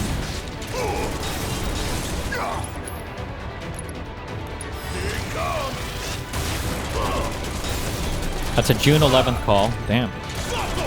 Not good. Damn. Not good. That's crazy. We better... I think there might be some corruption in this administration, guys. Really? Shut up. Destiny. Jesus fucking Christ, not safe for life. Tankies will see this and look you straight in the eye and say the French presence in the Sahel was worse than Russia's presence. And Russia's presence was actually an improvement. What? I'm sorry. That's not funny. What the fuck am I looking at? Mali and Russia. Russia's Africa Corps, alongside the Malian army, executed 2 Terang civilians from the Imkhad Kel Ali community in Zaro, east of Timbuktu, on June 23rd. The 2 men were killed and their bodies mutilated, with images circulating online showing their remains arranged in the shape of a swastika. Well, what do you want to say? I don't know anything about it, and I don't believe any pictures like that without me knowing more, because that shit could be from anything. Although, fuck Russia, so.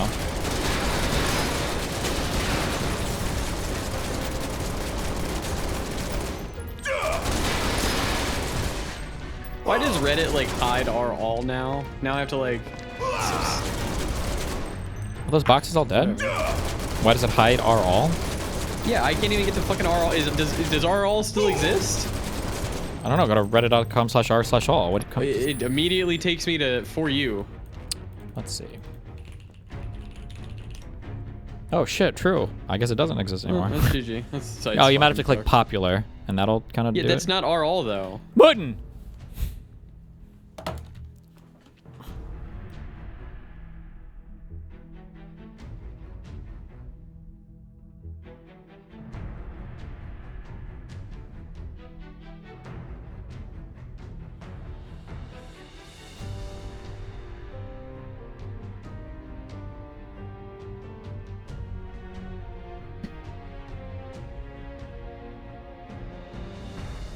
Only on old Reddit now. It's over.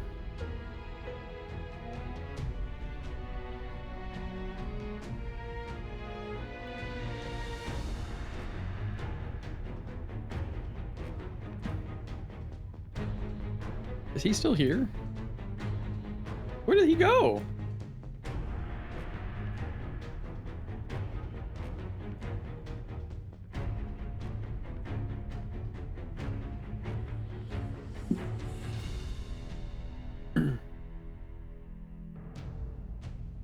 Have you guys been liking the World War I stuff in the morning?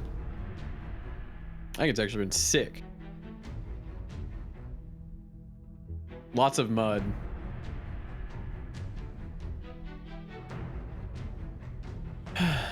What's up, Kick Chat? Hello, Firebomb.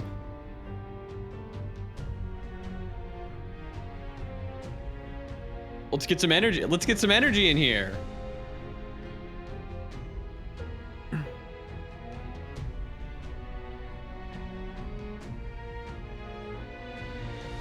God, I'm tired today. I don't know what it is. I've just been waking up early. I woke up at 6 a.m. this morning. What time is it? It's like 4? Oh my god. I need to get a bed in my office. Wait, check. Fuck. I can't remember if I was 189 or 190 this morning. I think I might have been 189. Me too. You talking about IQ? I'm 195 on a good day.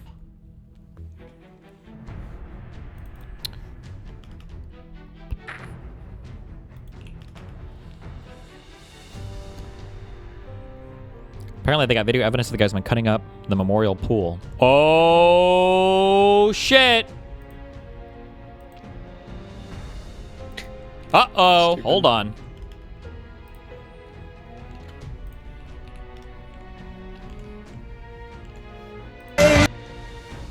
Oh, an Antifa duck? I bet it's trained with... Jewish trained? Yep.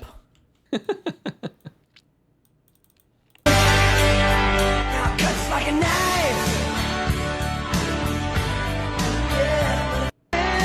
Wow.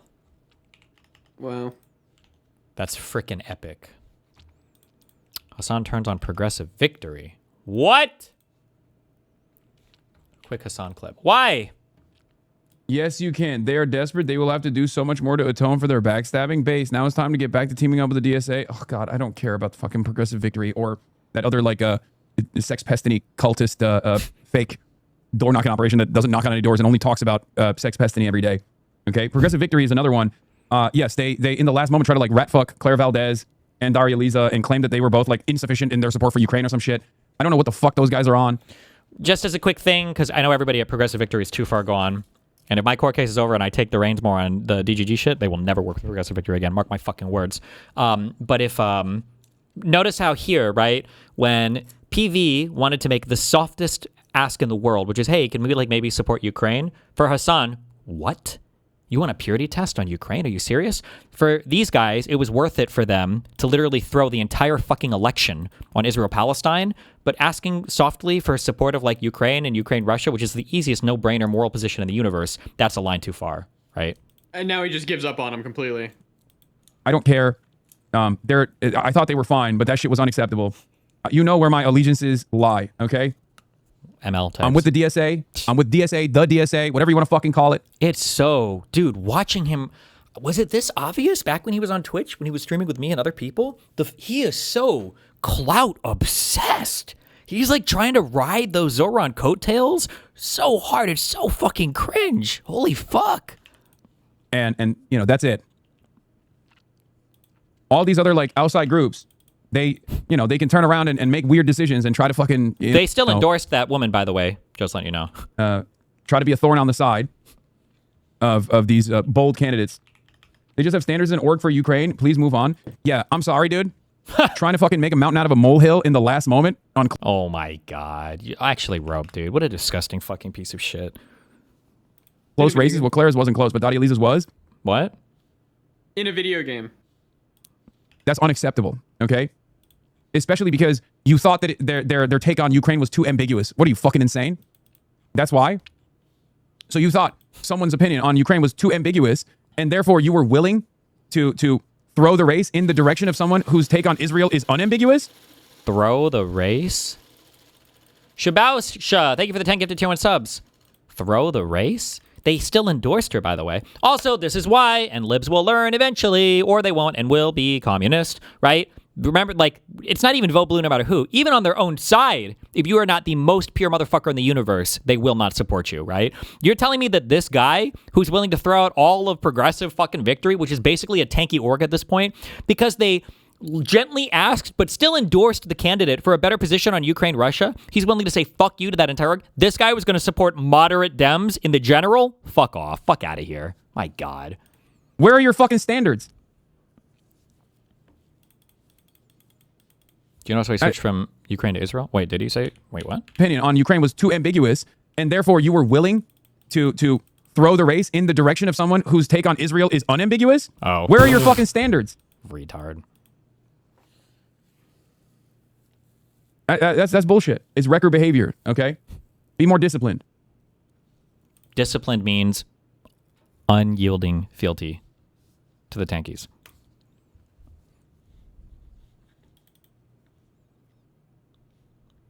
Anyway.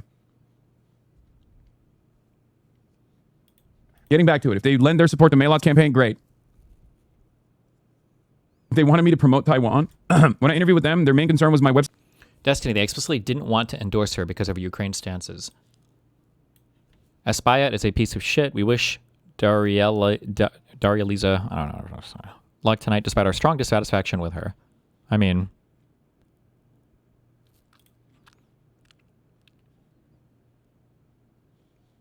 They tweeted other things too, right? Like, I think they more or less endorsed her, did they not? I think there were more than this, no? Website said cooperation with China.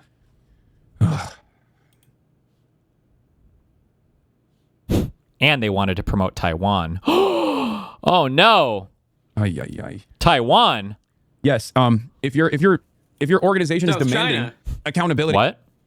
Oh, good one. South China. That is in line with American empire, then you have to really reconsider what you fucking care about. Okay? Yep. Wait. If your organization is demanding accountability that is in line with American empire, then you have to really reconsider what you fucking care. Sure, it'd be cool if anybody in the fucking media, on the mainstream media, knew anything at all about any like foreign policy or any of the sophisticated online actors. Sure, it'd be cool if you guys knew a single fucking thing about any of these people and could ask them a real question. Somebody should ask Hassan, should China own Taiwan? Do they have the right to own Taiwan? Should the U.S. intervene? Hassan will say no. He'll squirm and he will say no. If we stop supporting Israel tomorrow and Israel continues their behavior in Gaza, should we have a Gulf War style invasion into Israel and depose the leadership? He will say yes. Do you think that Ukraine should be forced to give up Crimea to satisfy Russian aggression in exchange for peace or whatever? Hassan will say yes to all of these things. Did Ukraine, did 2014 Euromaidan happen because of the CIA? Hassan will say yes. Was USAID mainly an arm of the CIA in order to gain intel into other countries? He will say yes. Nobody asks him these questions because the only people that fight with him are Jews. Are you anti-Semitic? Anti-Semitic. Care about, okay? It's ridiculous. Anyway, liberals, man. So. CNN using Hassan clips to grill Dems. CNN, my favorite lib network. There has been a lot of support on the left. Has McMorrow not dropped out yet? I love her, but she for should. Abdul El Sayed, he's been endorsed by Hassan Piker, who has millions of followers on social media.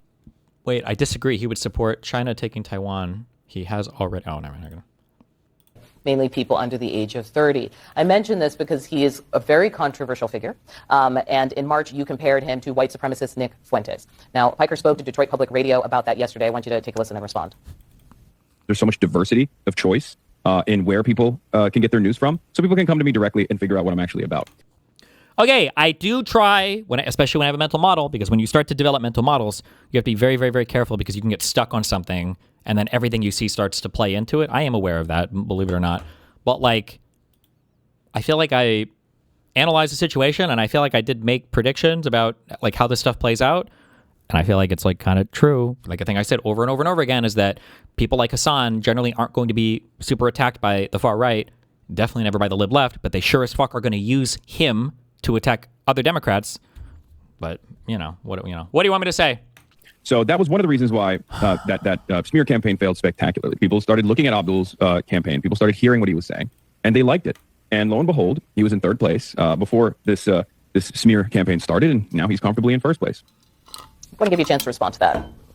Certainly, there's a responsibility for whoever we nominate as our next U.S. Senator to recognize we have to build and expand a big tent. My opponent made a decision to bring in Hassan shortly after there was an attack on a synagogue here in Michigan, where a man drove a pickup truck into a synagogue where 140 preschoolers were at school that day. And had it not been for the security measures, the bollards in place, it could have been the largest mass killing of kids in this country's history. And to bring somebody in to represent your campaign, in my mind, is a very different decision than going on somebody's stream and talking to their audience.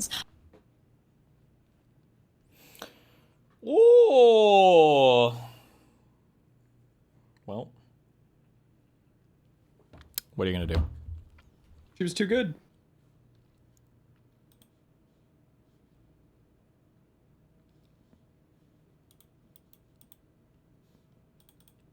He responded. What? There has been... So if you're horrified by U.S. munitions being used to murder children in Gaza, Mallory McGraw thinks you're responsible for attacks against synagogues. How is this any different than what MAGA says about it? Dude, I just wish I could control the DNC for like 2 weeks, or control whatever or CNN, or be the editor-in-chief. It is so crazy to me. Like, Hassan should be invited onto these shows, and somebody that knows anything about Israel-Palestine should literally ask, like, this guy's entire grift would be annihilated in one good interview. If anybody knew what they were talking about. But nobody has any clue, and they can't. And he could just endlessly virtue signal on this issue that he doesn't know anything about. It's crazy to me, because Democrats cannot mount an effective position on anything. It's all good.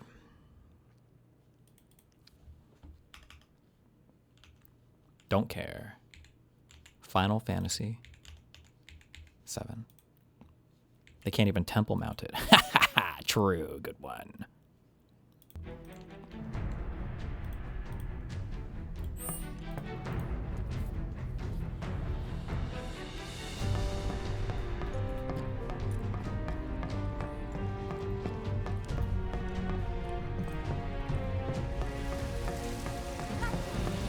Tifa! Hey! Tifa! You okay? What the hell is that? It's bees, you idiot. There's a huge. I got you. There! Bring it!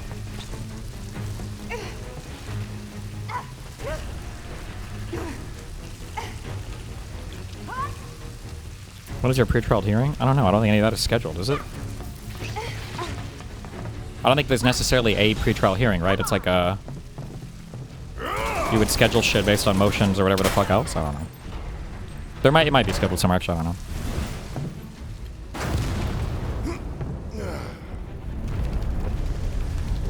Can someone explain why we've given up on McMorrow? Yeah, because she's fucking running at 9% in the polls when everybody else is at 20. We love McMorrow, but she's... I love her, cooked. but she's got a drop. Yeah, she's cooked, unfortunately.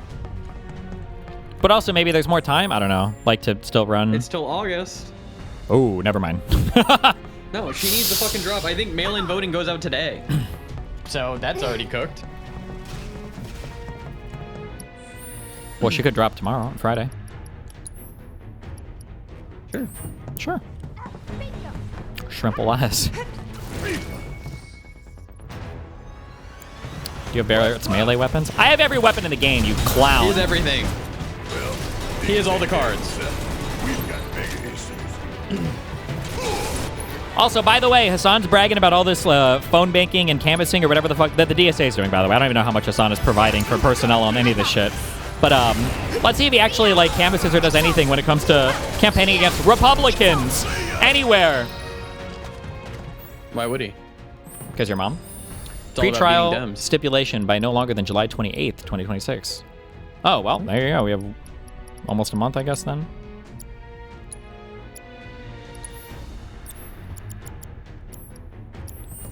Are you all right? Yeah, I'm good. Thanks. No problem. All right. Gotta go find Wedge. Come on.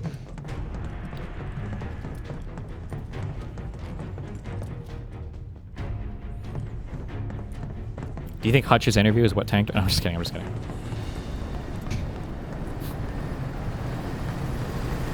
A month of MSJ watch. I fucking know. You're telling me.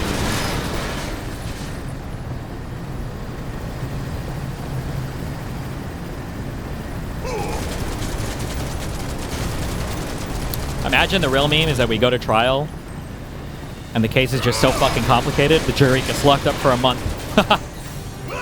Still deliberating. Week 2.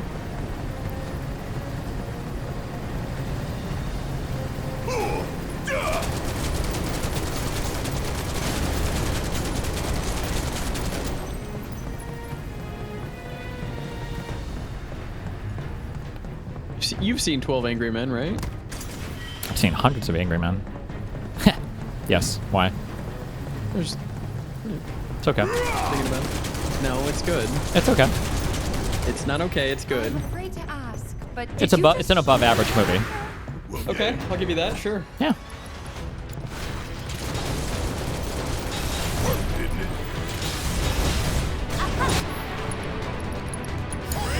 let me handle this.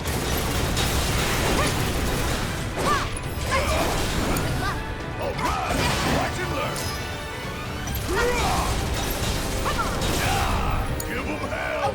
Let's go. Finish him off.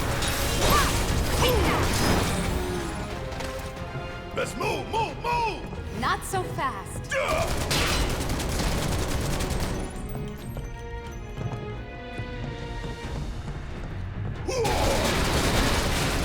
Riddle me this, Steven. Do you know why they call themselves Marxist-Leninists and not Maoists or Stalinists?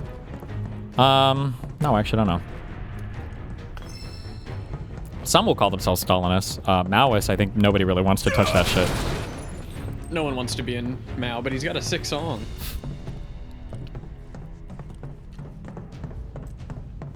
Wasn't Lenin the first one? They think Lenin's not as bad. Wasn't... Dude, I don't know this at all, but like, wasn't Lenin kind of like an anime villain? You know how they do like philosophy and they fight at the same time? Like, oh, you think the weak shit is right. Wasn't Lenin like kind of like engaged like with the philosophy of how like Marxist revolutions or whatever should happen and then let it through? I don't know if Stalin was as much. I'm not as sure about that. I don't know. But Lenin was LARP? Well, at least he tried, you know? What do you want me to say? How tall am I? I tower over Steve. I'm 5'9". Yikes, you wish.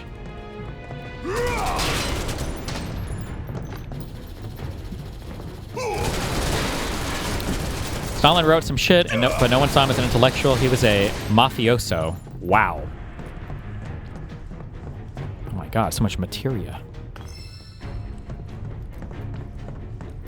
Lenin was doing philosophy. Stalin did some, but it was ghost written, most likely. Ooh.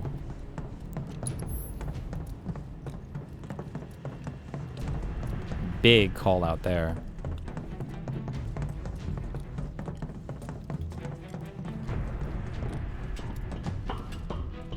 If I got... They're asking for help to find the people who took pieces of pool stuff. How are they fucking this up so bad, bro? Oh my god. The United States Park Police is seeking assistance. By the way, this type of stuff is good civil disobedience. True. What the fuck? Who's... Oh my god! She's reaching in! She's taking some of the water! Do you know what would be the sickest fucking protest of all time? To piss in it. Imagine if you got like... How many people would you need? Imagine if you got like 20,000 citizens to protest and they all came with like buckets and like all of you charged the pool to like try to take all the water out and go dump it somewhere. That would be crazy. Holy shit, that would be fucking epic.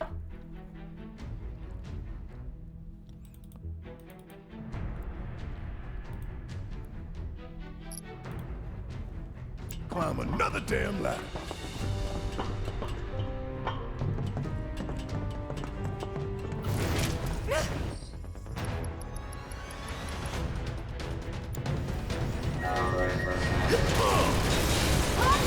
Yeah, I bet more people would die on that day than January 6th. Probably.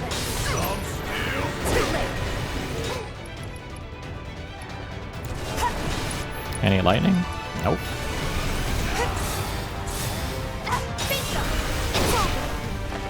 Can you use your materia? Shut the fuck up. Barrett fucking sucks, man. You suck. I know what I am.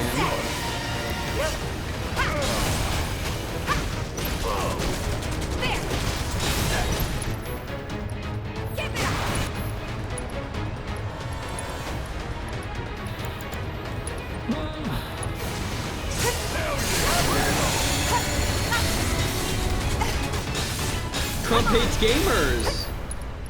What? Trump hates gamers? What? Trump's gamer tax. Estimated added cost from Trump's tariffs. Xbox $100. Nintendo Switch $40. Nintendo Switch 250. PS5 $150. Steam Deck $400. That's crazy, Famalam. Cinematic Gold said Baron's really good. Destiny just doesn't build them right.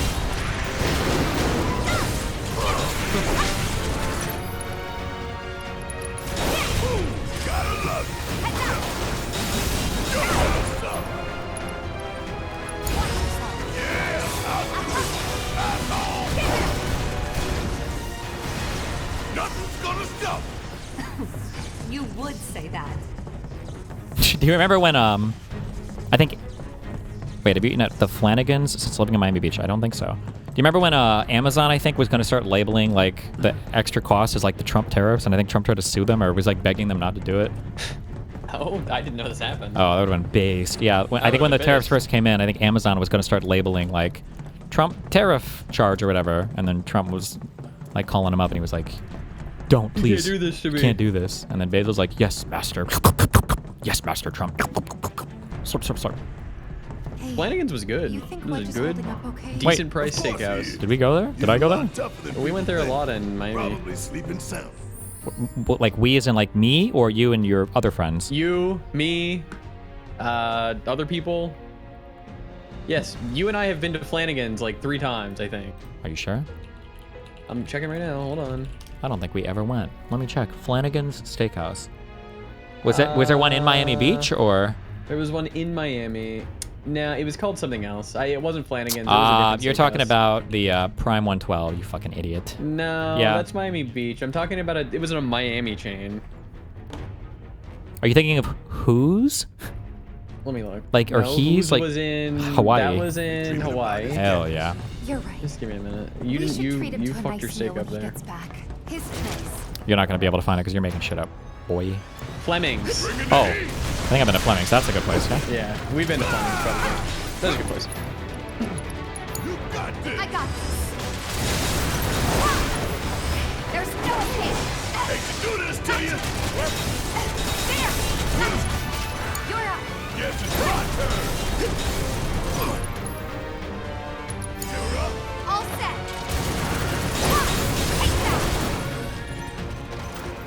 Let's move. Not so fast. Why isn't Costco stocking the protein Doritos? There were protein Doritos? How do you think people who play computer games get their protein? Idiot. Gotta win it all. Jesus. Protein Doritos. Get your ass out of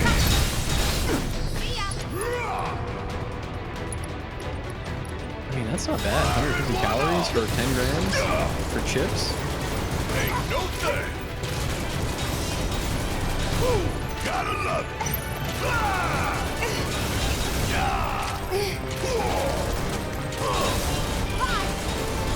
God, Costco had some soup dumplings that were frozen that were actually good, and I don't know where we never found them again.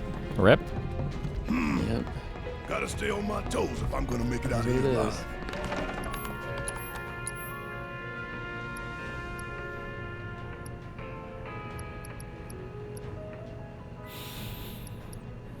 is. Nothing.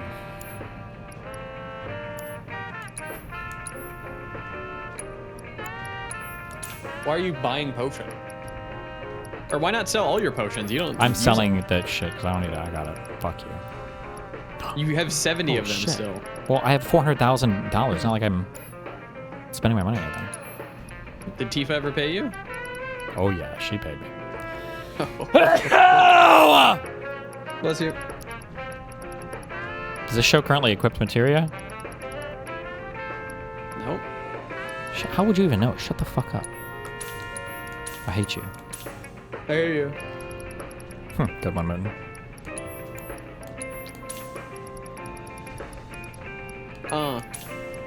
Really? Yeah, Feel it coming.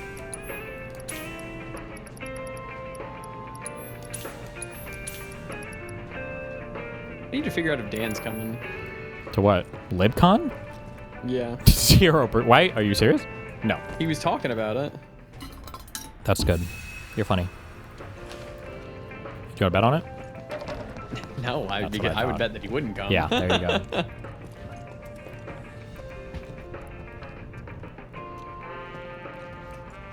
Is IRA going? That's a good question. Is Hutch going?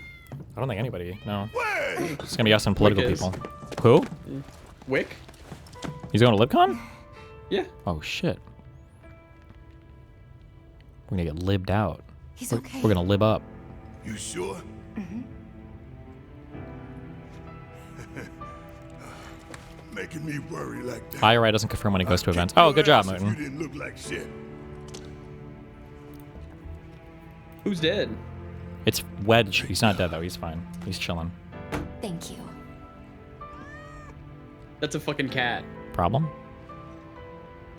Okay, let's go. Sure. Do you think Drunk Wick is fun or violent? Violent for sure. Probably a great moderator. Yep. Well, drunk? You all right? When are we gonna have drunken debates? That's the real question. What is this? That'd be a good Wick stream. Barrett! Barrett!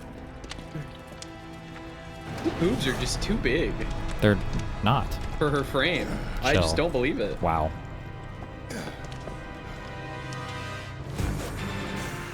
Oh. It's Spider-Man. Oh, no. Really? It's Venom.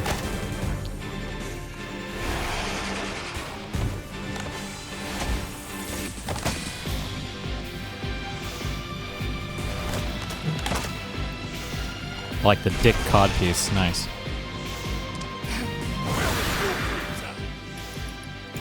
Are they Shinra experiments? Then it's only right we put the bastards down. I got this. Let's make this. Week 2. Ice. Cool. You know why. Illegal.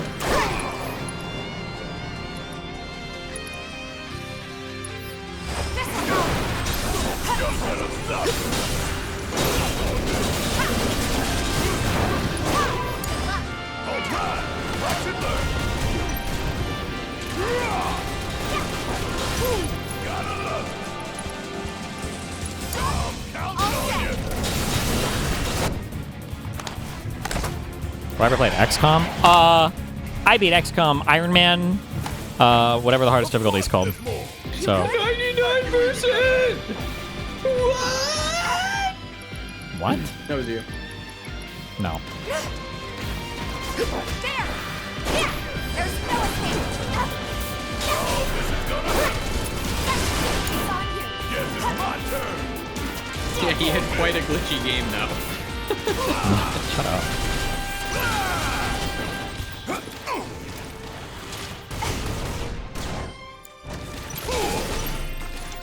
Stop shooting from up there.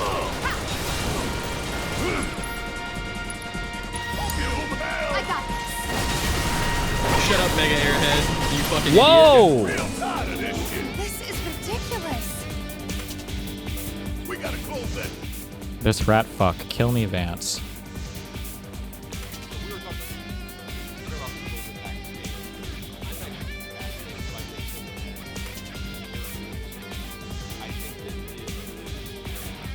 Is it supposed to be this quiet? Wait, did you click that clip?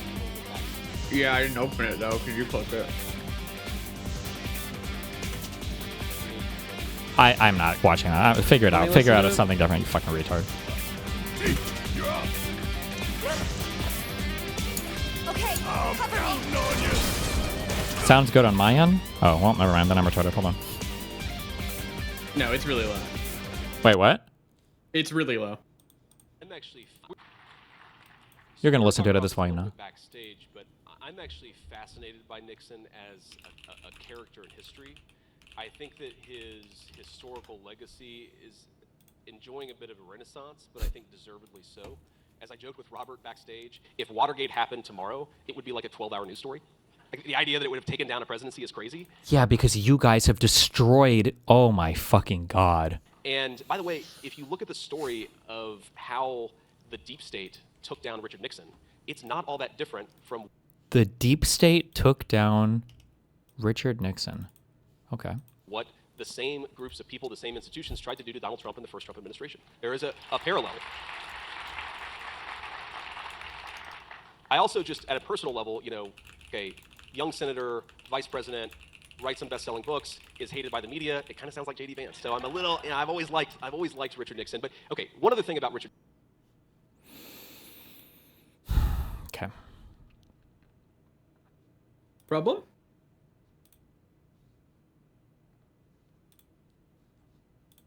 What do you mean? Problem with him sucking off Nixon? No. Yeah. No. Good.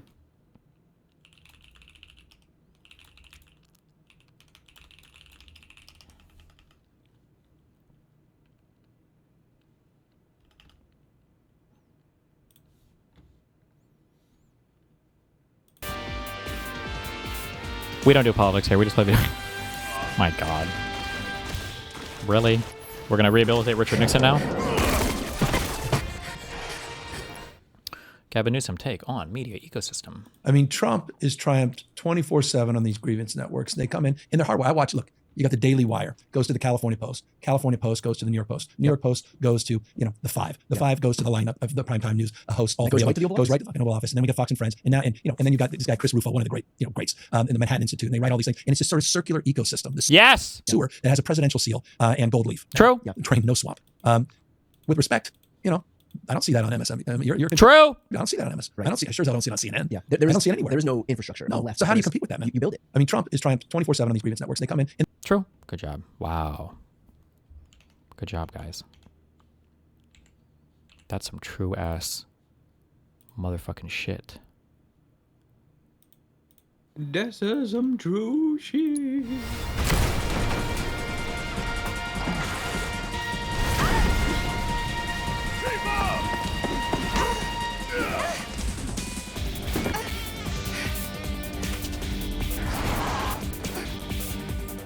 Whoa, not a big version of this guy.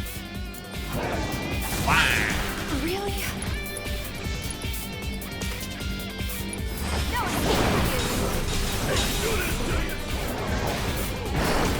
It's using its friends as weapons? Oh, based? Snarker?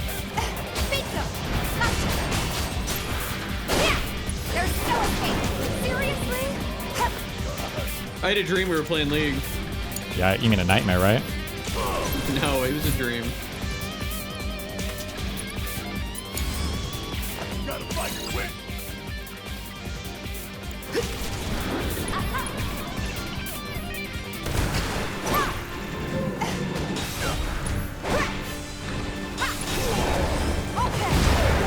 Be there.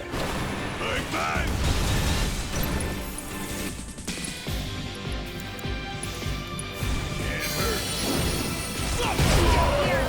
Okay, good one. Oh, okay.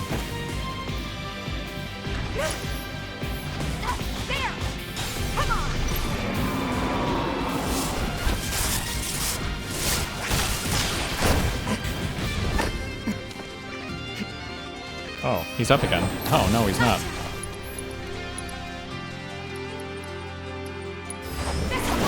Getting really sleepy. Oh, she's sleeping. Good.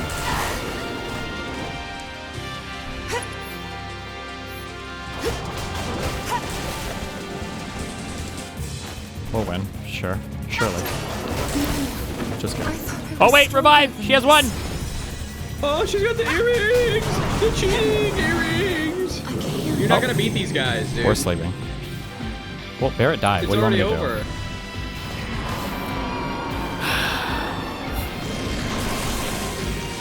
Oh, good one.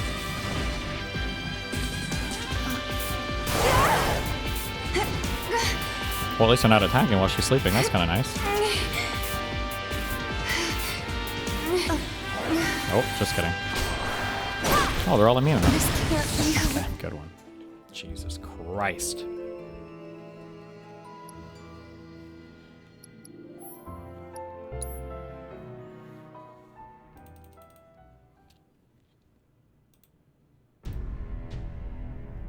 Show me your moves. What do you mean by that? I'm fucking bored of Final Fantasy, man. Good. I have a whole other one to play after this, so get fucked.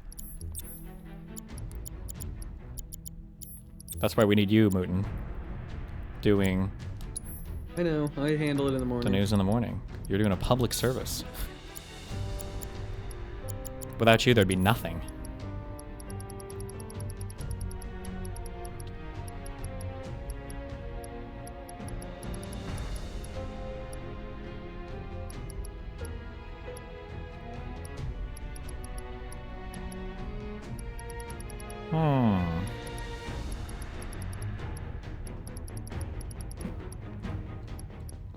Okay.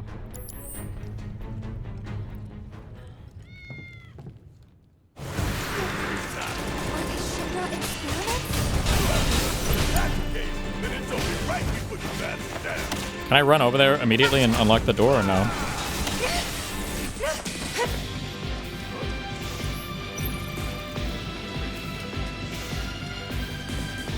Nope.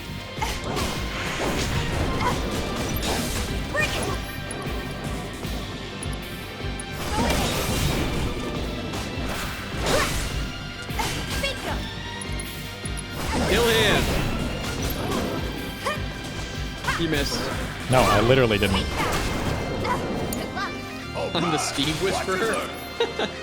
Shut up. Do what? Dumbass chat. Somebody said I'm the Steve Whisperer. Can't get this guy to do anything. Good. Oh, I got him to watch the video earlier, actually.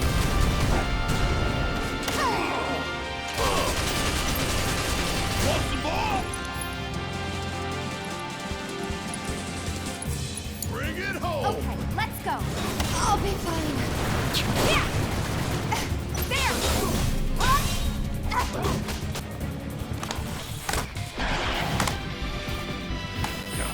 Of course, Simple. You good? Like you even got an ass.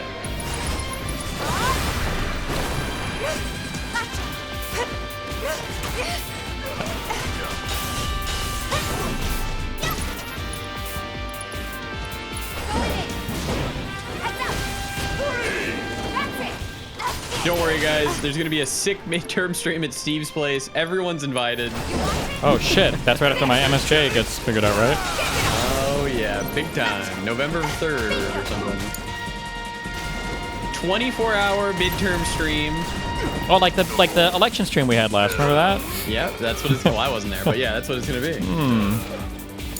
We're gonna buy the thing again. We're gonna get Vadim back.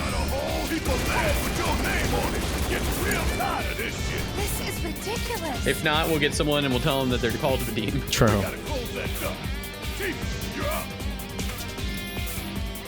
Okay, cover me.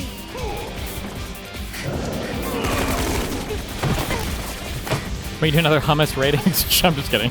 Stop. Yeah, we do. Stop. No. That fucking pain point, bro.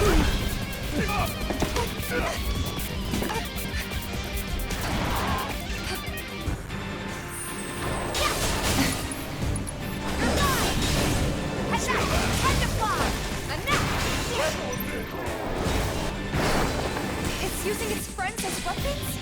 There! Give it up! Bingo! Seriously?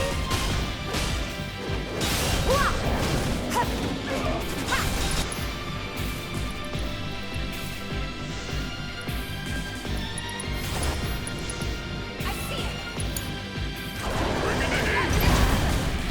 Not so. Gotta love it. Here it comes.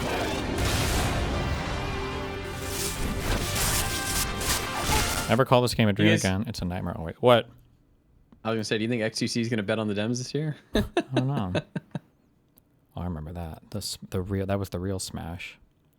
Oh, yeah, that's stupid. Just play the fucking game. Really?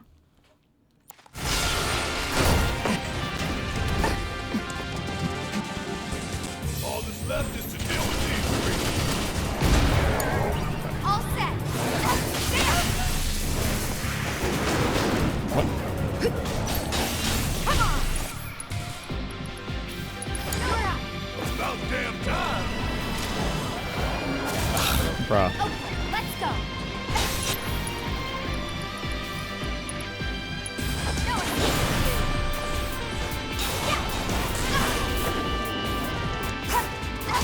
focus up.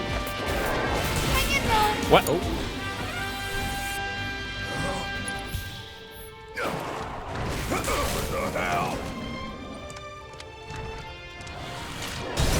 No!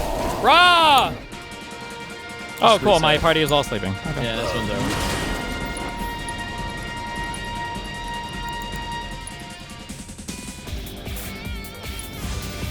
Hell yeah!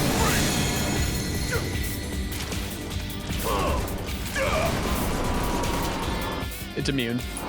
Thanks. You're welcome. I would have went with the blizzard there.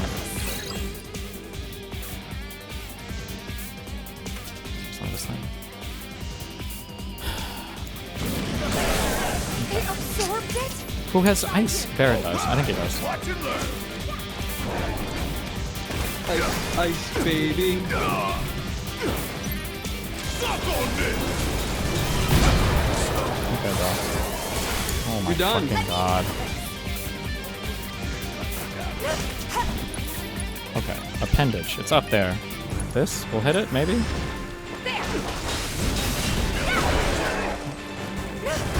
Okay. You might have to swap to easy. I'm up for anything.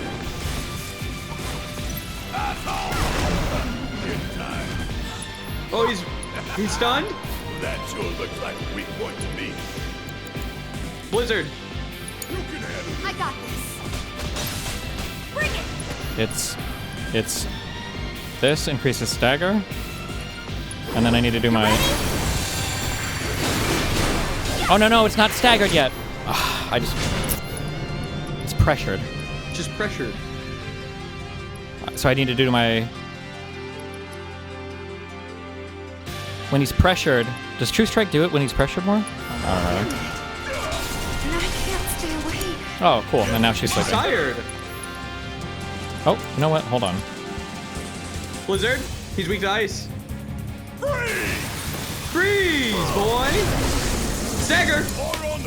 That's huge. Oh, she's still asleep. Oh my fucking god. Oh, you're missing the stagger damage. Shut the fuck up. You're so... I'm coming for you.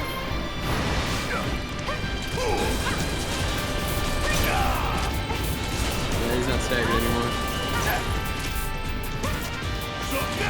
Hey, we gotta stop this thing.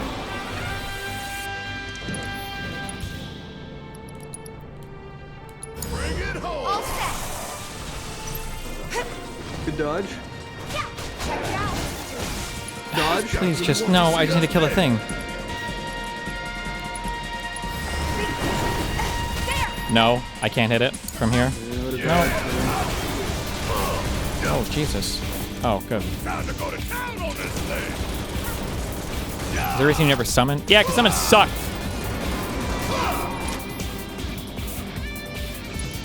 No. Yes. Let me handle this.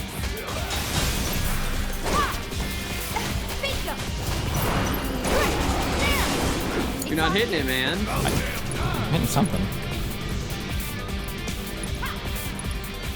Bring it home. All set.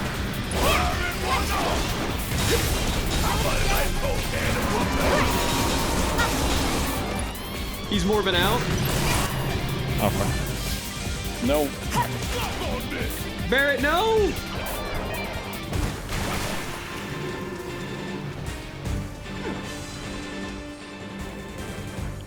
Is that the barrier shit? No. What? Hold on, Tifa. I'm on it. What? Here we go again. Let's go. Is he? I'm about to get fucked up right now. No, I'm not. Good dodge.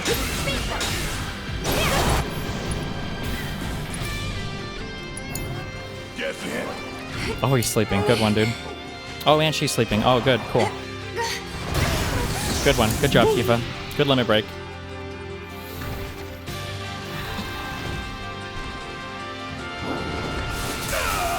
Good. Nice. Good job, guys.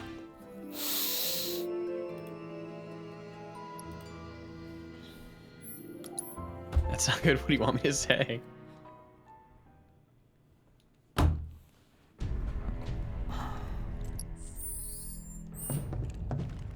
Oh my god, I didn't mean to step forward that way.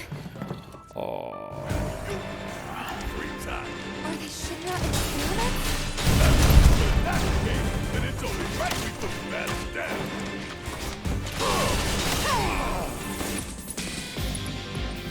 You got this. Let me handle this.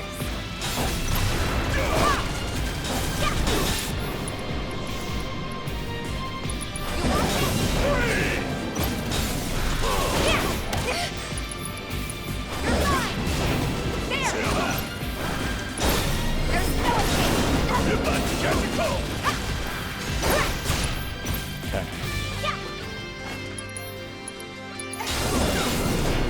Feeling a bit chilly?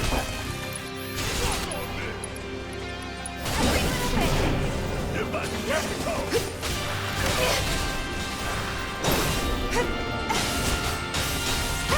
What? Okay, why do so many people die in Europe every time it gets hot? They don't have AC.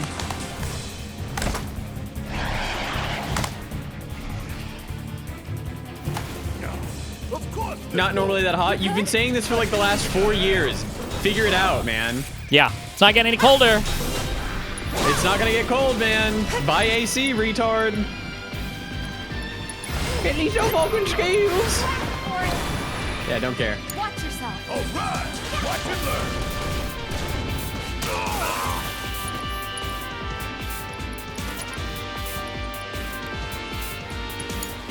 I got In USA, we had around 55,000 gun deaths, okay? You had 60,000 heat deaths. Damn. I don't want to hear it. Chill out. Bring it.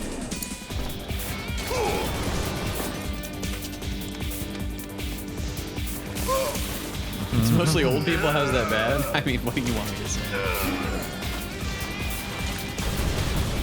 What? Oh, you missed. That blocks. Yeah. Oh. Duh. Look, it's still blocking.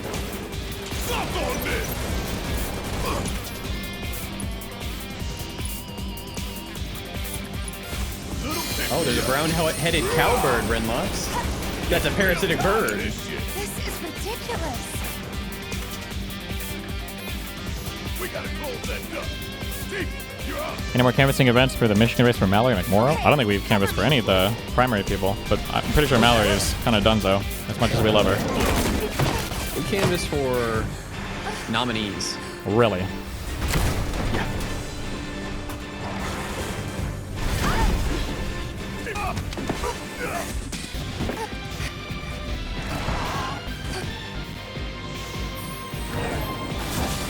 LeMayo.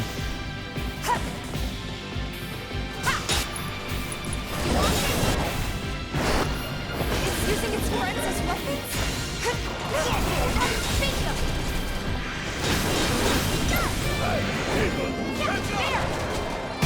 What? I don't think I've ever seen. Oh. Just kidding. Think so.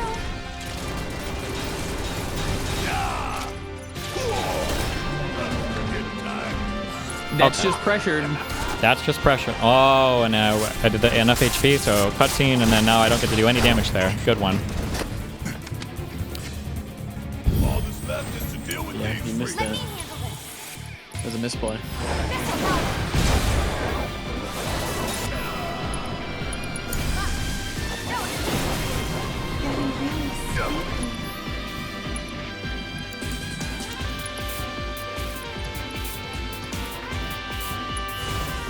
Chill out. Chill out, get it? I'm counting on you. Oh, she's sleeping. Good. That's what I like to see. Guess it's my turn.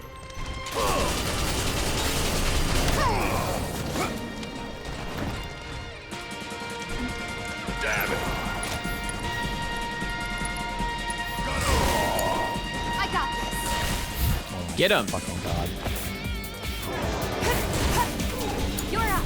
You need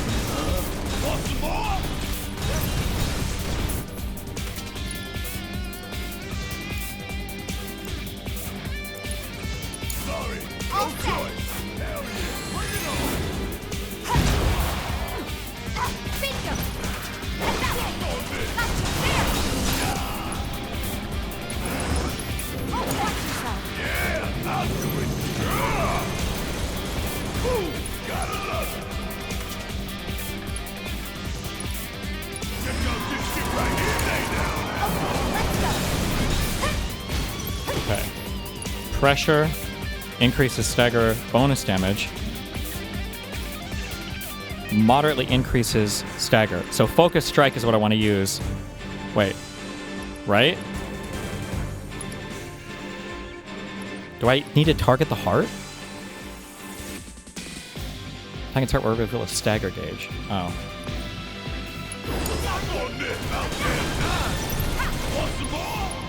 Okay, focus shot on heart. Do this on heart.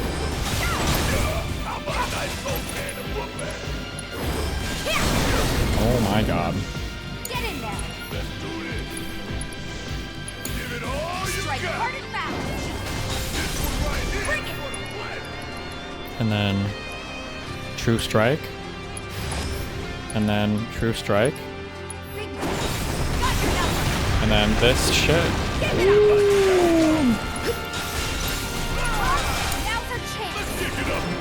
That's what I'm talking about.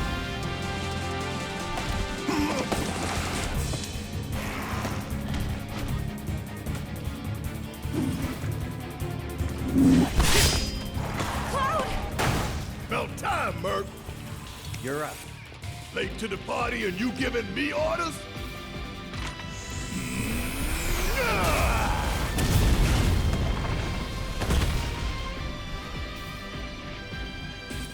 Did you ever get vision side effects from ADHD meds and prolonged screen time? Ever since my last end of year exams at uni, some showed up. My dude. That's called schizophrenia. Hell yeah!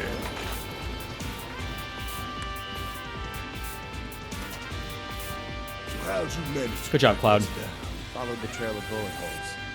Huh. There's nobody else I know. Good who one. leave that kind of mess. Good one.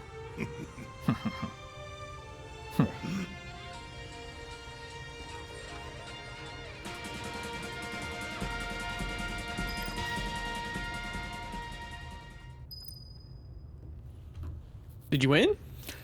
Yes, you fucking idiot. Jeez.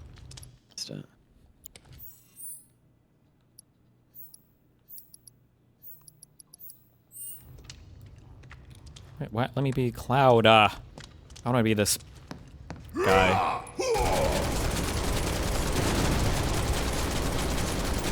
You're taking breaks from your meds, and if so, does it obliterate your dopamine? I feel like it'd be down for like a day, or maybe two, but other than that, I feel like it'd rebound pretty fast. Whoa! It's the end of the prestige. Oh shit. Oh god. Were those... People?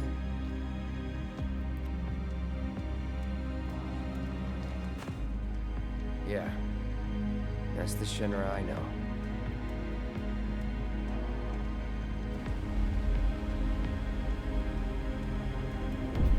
Big cock treatment. That's what they were giving him. Massive dongs.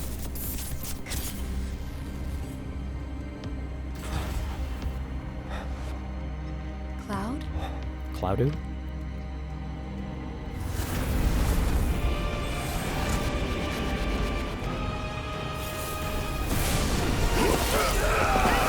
Not the schizo ghosts.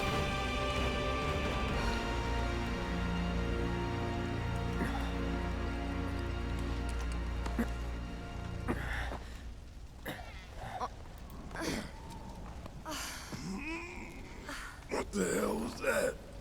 Wait, what is this? Did we watch this, or is this a different one?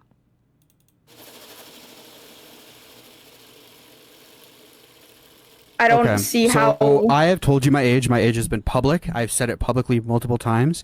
The issue I have, and the reason why I am going to stop talking to you after this, is the obvious implication, whether you're intending it to be there or not, is very dangerous, considering you have told me in private multiple times that YouTubers, content creators, whatever, have pedoed on you. So I don't like the very obvious implication, whether intentional or not, that you are giving. I do not think, I read through our entire DMs before getting into this call just to make sure. I do not think any conversation we've had could be seen as having a negative moral implication. I've archived the DMs and I've put them in a Google Drive just in case, and I'm recording this and I'll put this file in that same Google Drive. The obvious implication I do not like. If that implication is unintentional... Why are you raising your voice? What is your thing with if that raising... implication is unintentional on your part, then apologies, whatever. Pause. She did this fucking shit to me. She thinks talking at a normal volume is raising your fucking voice. She's actually insane. She's not beating the crazy allegations at all, bro. At all.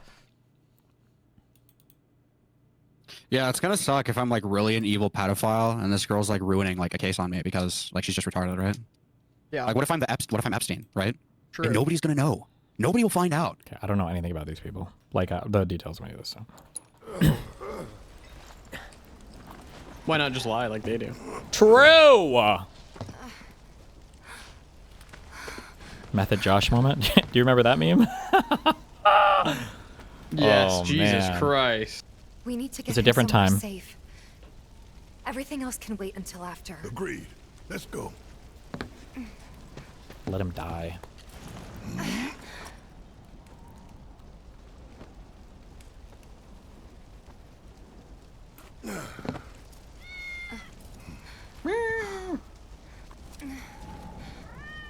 Cloud. How is she holding that cat? Good kitty. Oh my god. Who is he talking to? Yo, mama.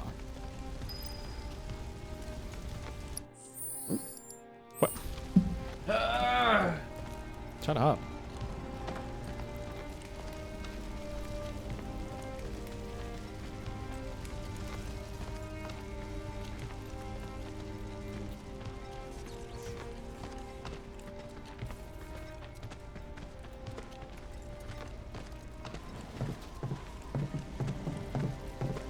I want you to take Wedge back for me.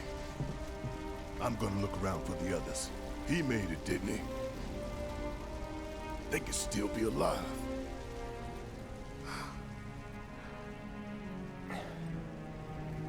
I saw them both at the pillar.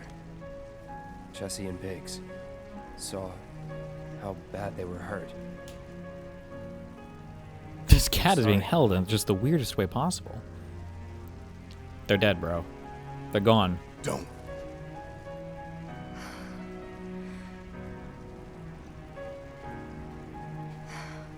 They've returned to the planet.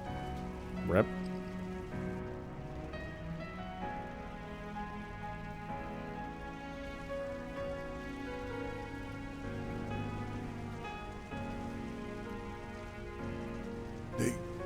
They were supposed to return to us.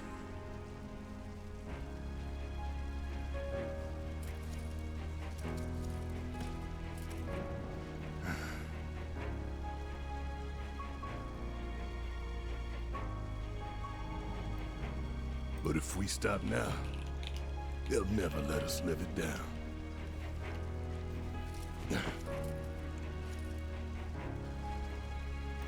So, we carry that weight.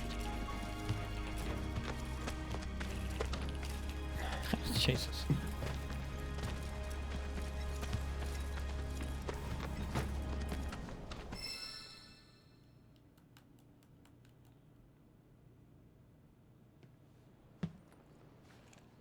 Did Matt the Josh get like sentenced? Did he like go to prison or anything, or? I truly am. We had no other place to go, and I would never leave a wounded man out on the street.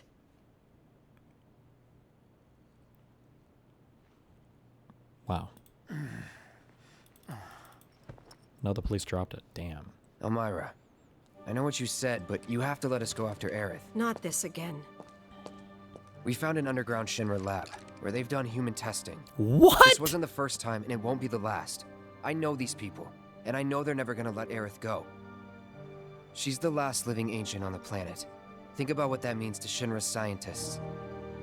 Especially to that son of a bitch, Hojo. We're all just numbers and meat to him. But...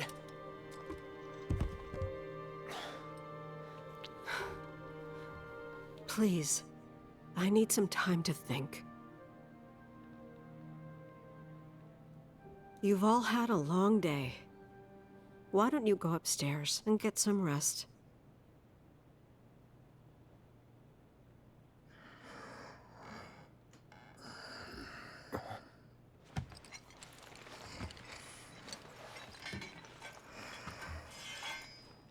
Another sneaky moment.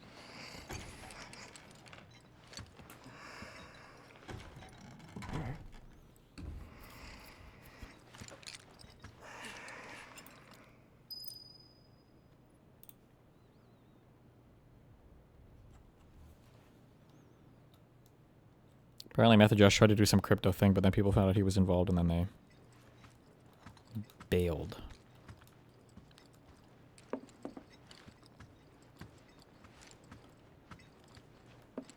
Because people are haters. Somebody in like 25 years needs to do like a post-streamer life follow-up on like all the like older streamers that stopped streaming, just to see like their thoughts. Where they're at? Yeah, just, I don't know, catch up. How did it feel? What was it like? They got all the StarCraft and League boys to go through. I'm sure they're older like IRL streamers and everything, and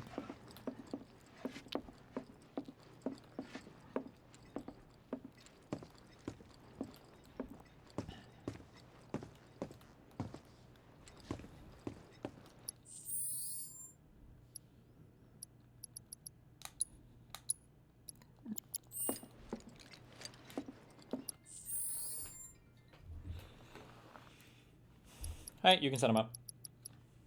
Really? What'd you get today? My all-American friend Mick D. You make sure to use the app, right? DoorDash? The McDonald's app, dude. Why? There's you a get McDonald's. points. For what? McDonald's. And they do the DoorDash straight through the app. Oh shit, I'm in 14. Wait, have I been fucking up? Yeah, actually big time. I'm not even kidding. Oh shit.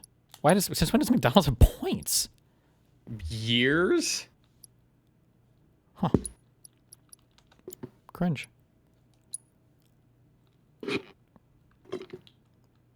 How are there different chapter 14 resolutions? Don't care. There's not an achievement for that, is there?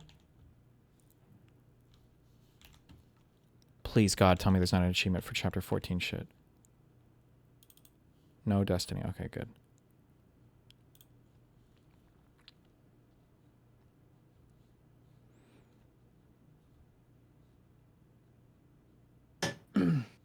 Shut up. What the fuck are achievement? I'm so retarded, bro. Okay. 43 of 63. There better be a ton coming when I finish this motherfucker.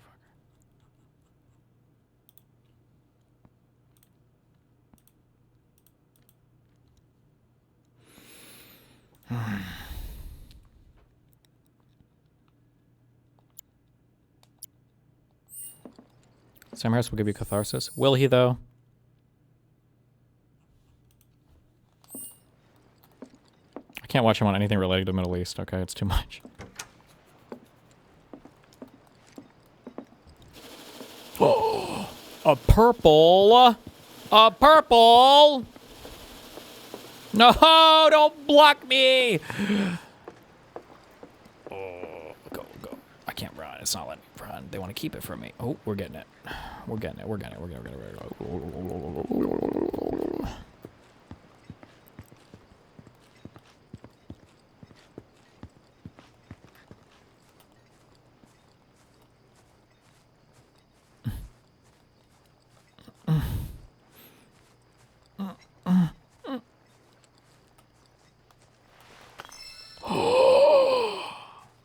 MP up.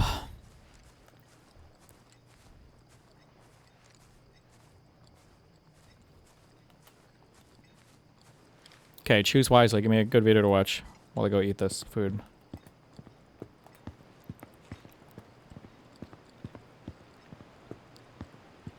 Is there a game or franchise you like, but could never really get into for whatever reason? Well, if I like it, how could I not get into it?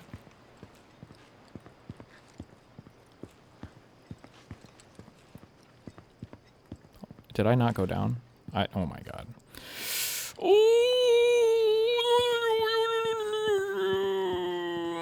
The tip for meeting women. Yes! That's what I want!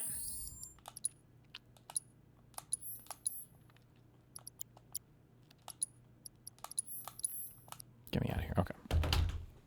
1 second.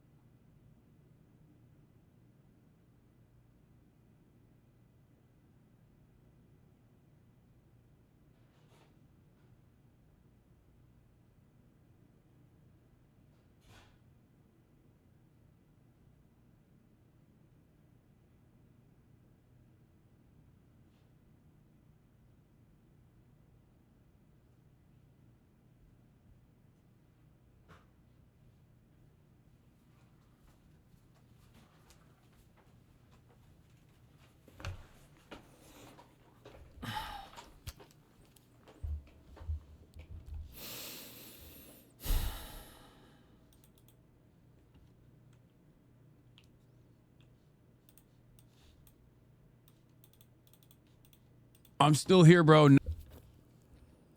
I'm still here, bro. 9 hours. Fuck Islam. Muslims make it dangerous, dumb fuck.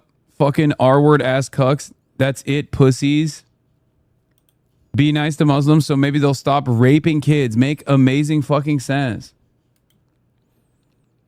I'm a father and a U.S. Marine, and I'm so depressed I want to kill myself on Father's Day because my family and child hate me. I hate me, but I'd rather watch Zach Rar and die later.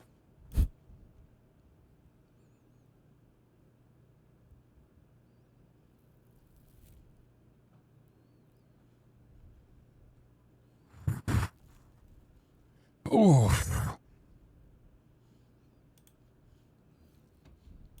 Wow.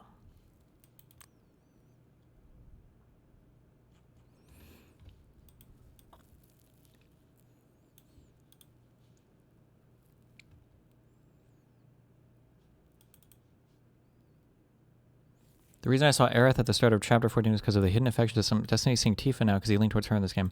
That is not true. I always chose Aerith. How did I...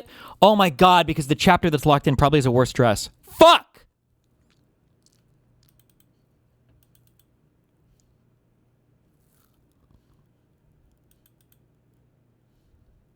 Big panel to break all of this down, but we're going to begin with MS Now legal affairs reporter Fallon Gallagher. She's outside of the Supreme Court.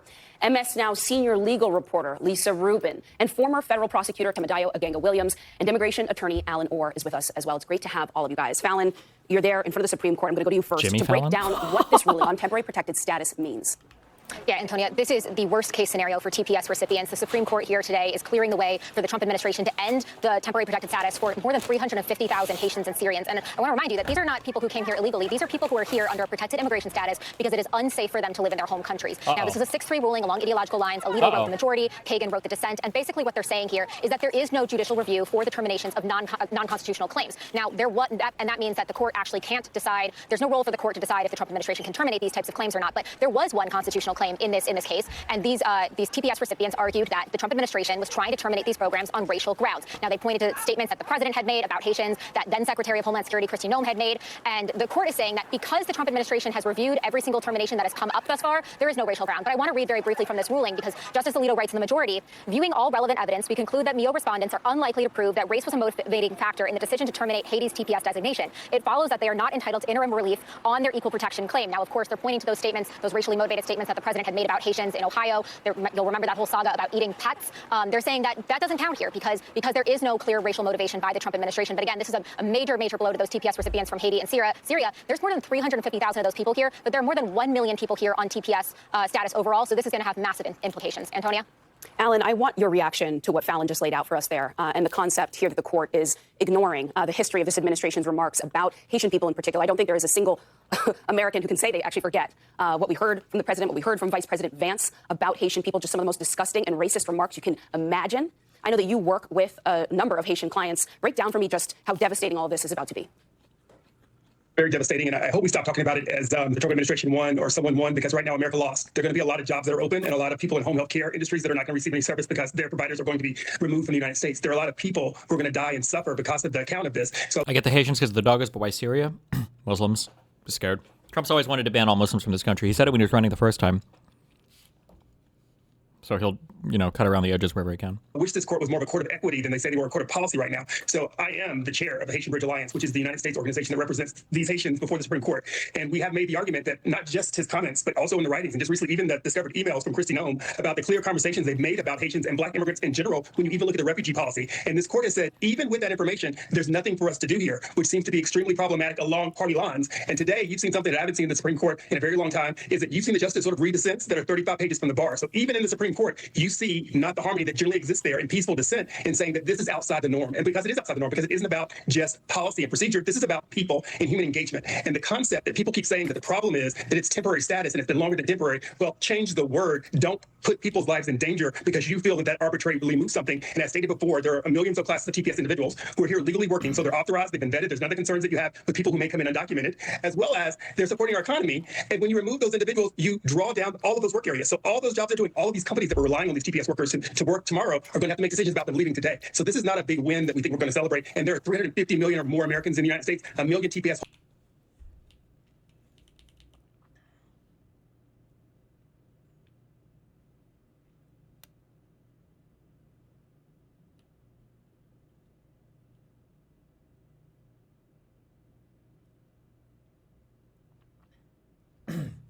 So this ruling here, this was a ruling on the on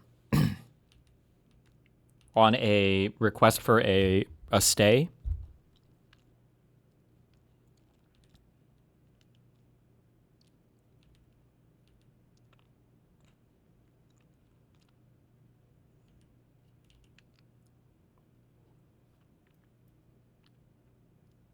It looks like, what is it, the federal government appealing a stay?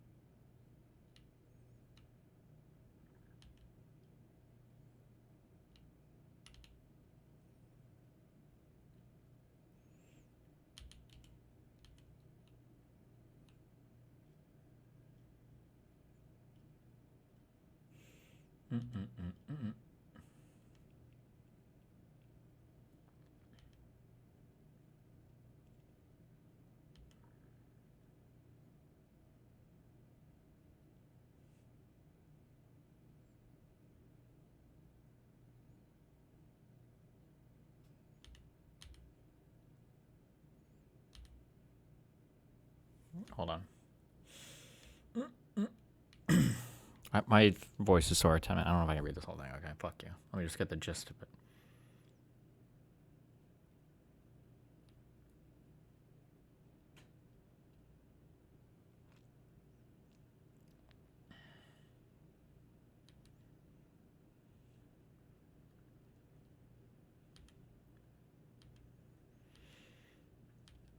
Were there oral arguments for this? Was it just a stay? It wasn't like the whole case, I'm assuming, right?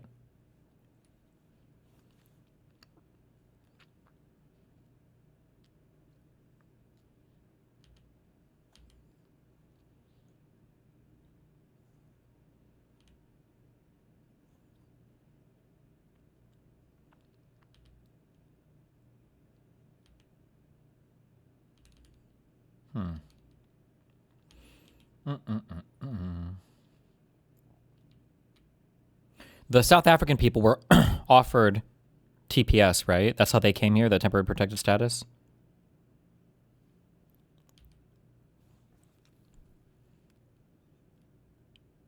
There were oral arguments.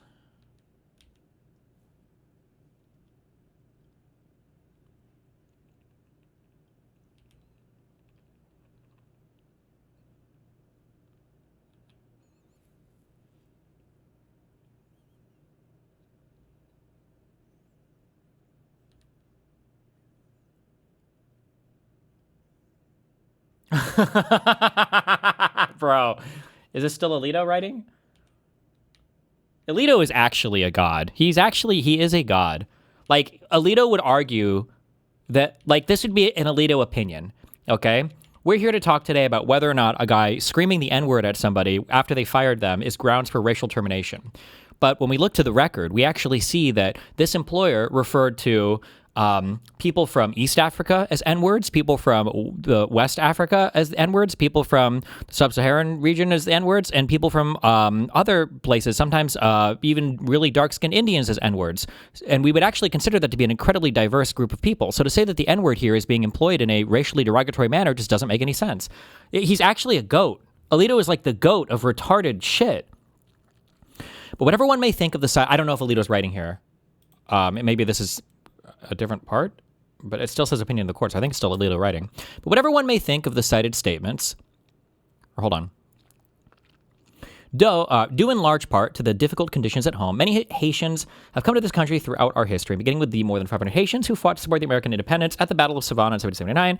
Haitians have made many positive contributions to the United States from the very beginning, and they continue to do so today. In offering the cited statements as proof that the termination of Haiti's TPS termination was motivated by race, my respondents seek to capitalize on the statement's heated language. Political discourse by prominent public figures is increasingly couched in terms that would have scandalized the public just a short time ago, and the statements cited by my respondents, especially those concerning Haiti and Haitian immigrants to this country, exemplify this development. But whatever one may think of the cited statements, they are insufficient to show that the termination of Haiti's TPS designation was based on the race of the Haitian people. Ironically, both Doe and my respondents identify a strong race-neutral explanation of these official statements. The present administration's general stance on immigration and its obvious antipathy towards past administration's TPS policies. Respondents argue that the secretary made a preordained decision to end TPS for all countries. Brief from respondents, blah, blah, blah. And they stressed that she terminated the TPS designations for every country that came up for review, included our nations in East Asia, Central Asia, so Nepal and Burma, Afghanistan, the Middle East, Syria and Yemen, Africa, Somalia, Ethiopia, South Sudan and Cameroon, Central America, Nicaragua and Honduras, South America, Venezuela, and the Caribbean, Haiti. Most would regard this as a racially diverse group of countries, but my respondents see them all as non-white nations. They claim that TPS has not been terminated for any predominantly white nation, and they therefore infer that the reason for the termination of the TPS designation for Haiti was having a predominantly non-white population. Respondents' definition of a predominantly non-white nation is broad, apparently encompassing major European countries.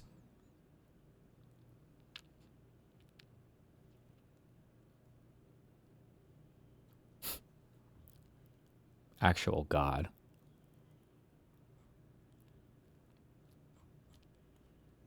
Thomas concurring.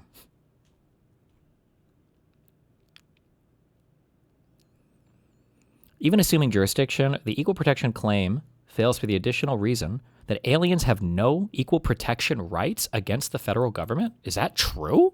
If the federal government, when looking at TPS, was saying, actually, we've decided today that we are going to deport every man, all the men, or we're going to deport every, whatever protected status, they can do that? There's not an equal protections claim there?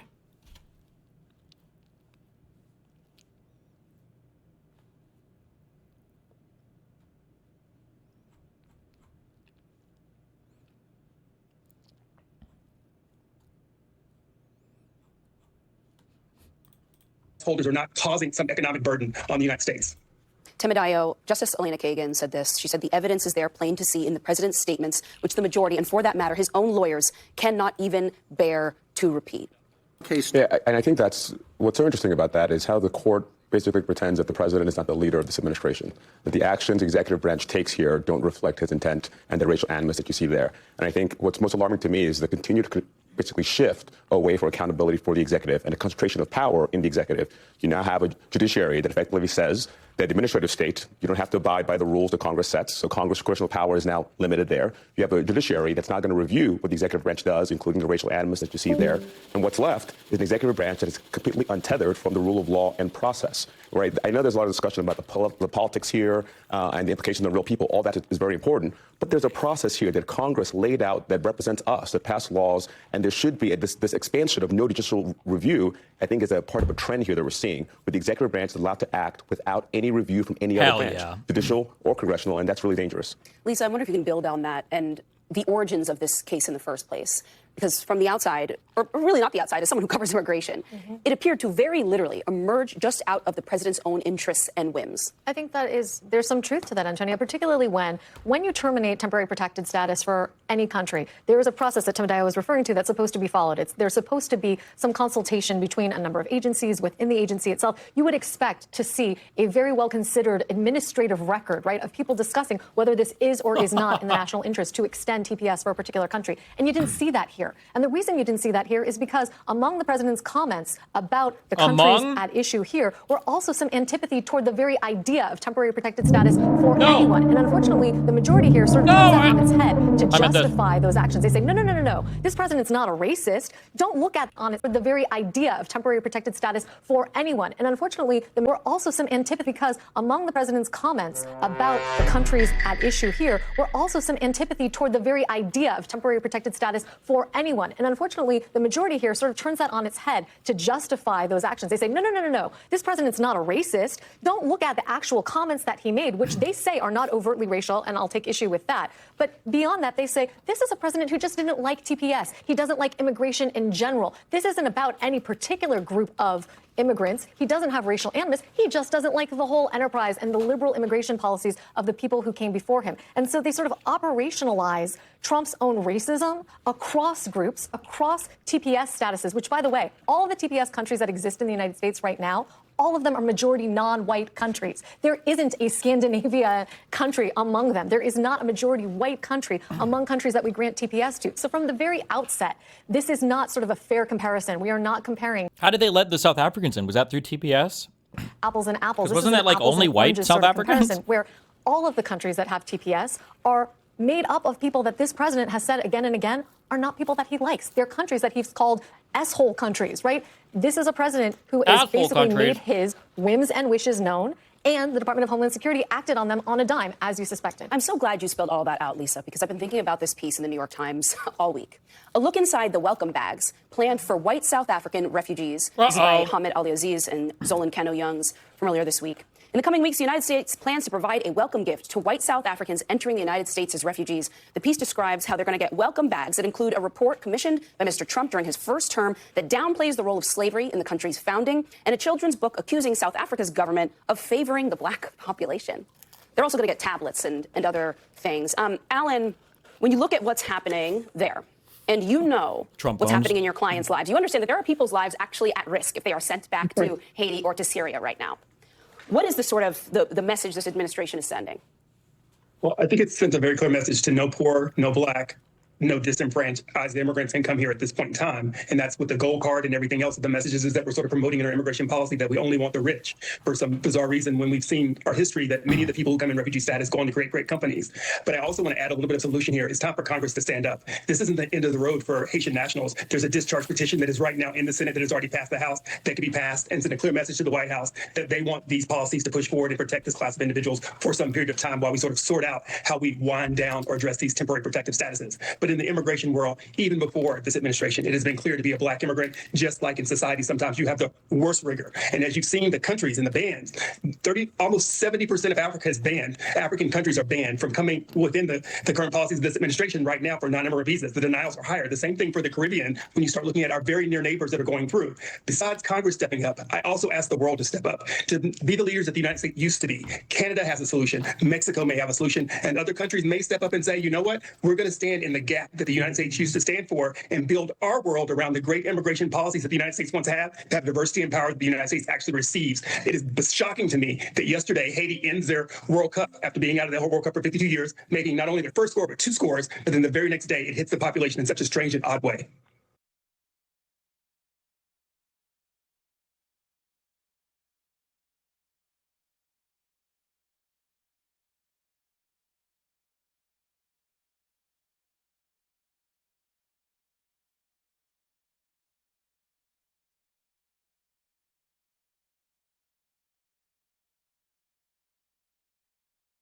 Let's start with the World Cup. Wait. Are they doing good in the World Cup? I thought that like last year their fucking people were eating each other. Wasn't there some crazy cannibal shit going on? How are they playing football now? What the fuck?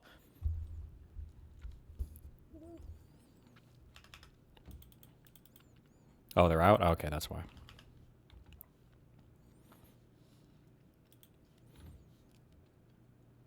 The warrior gene. Only the strong survived.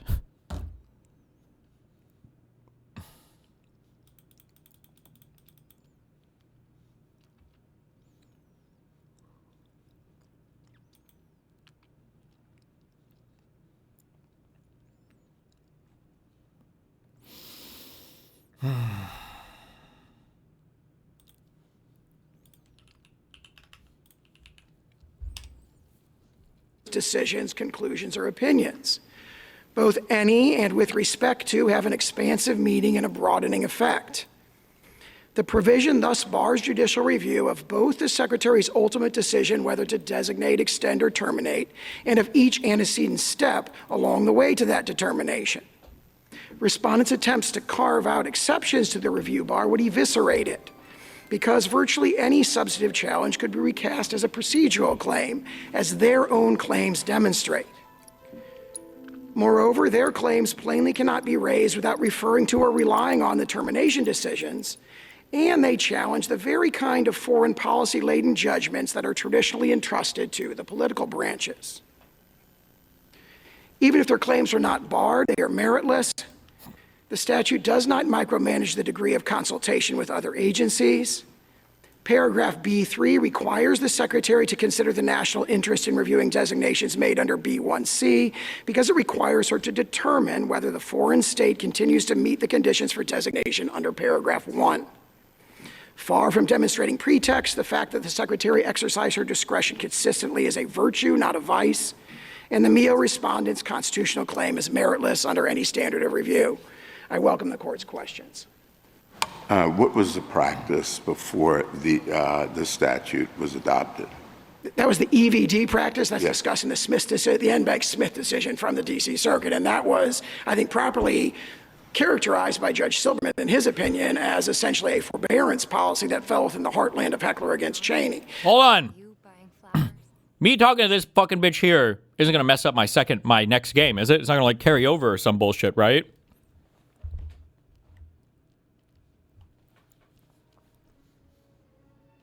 No, okay.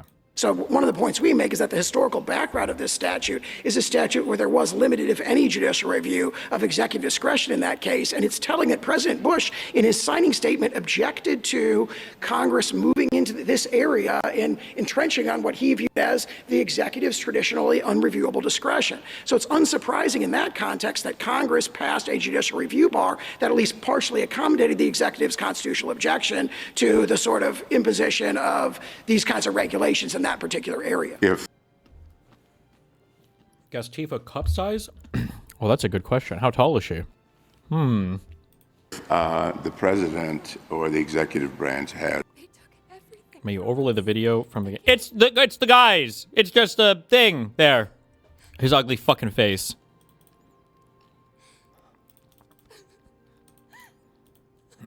You were missing an achievement.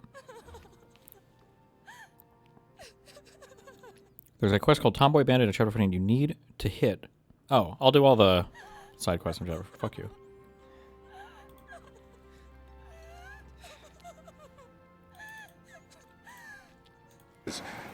Constitutional authority to do this in a discretionary way. Can Congress limit that?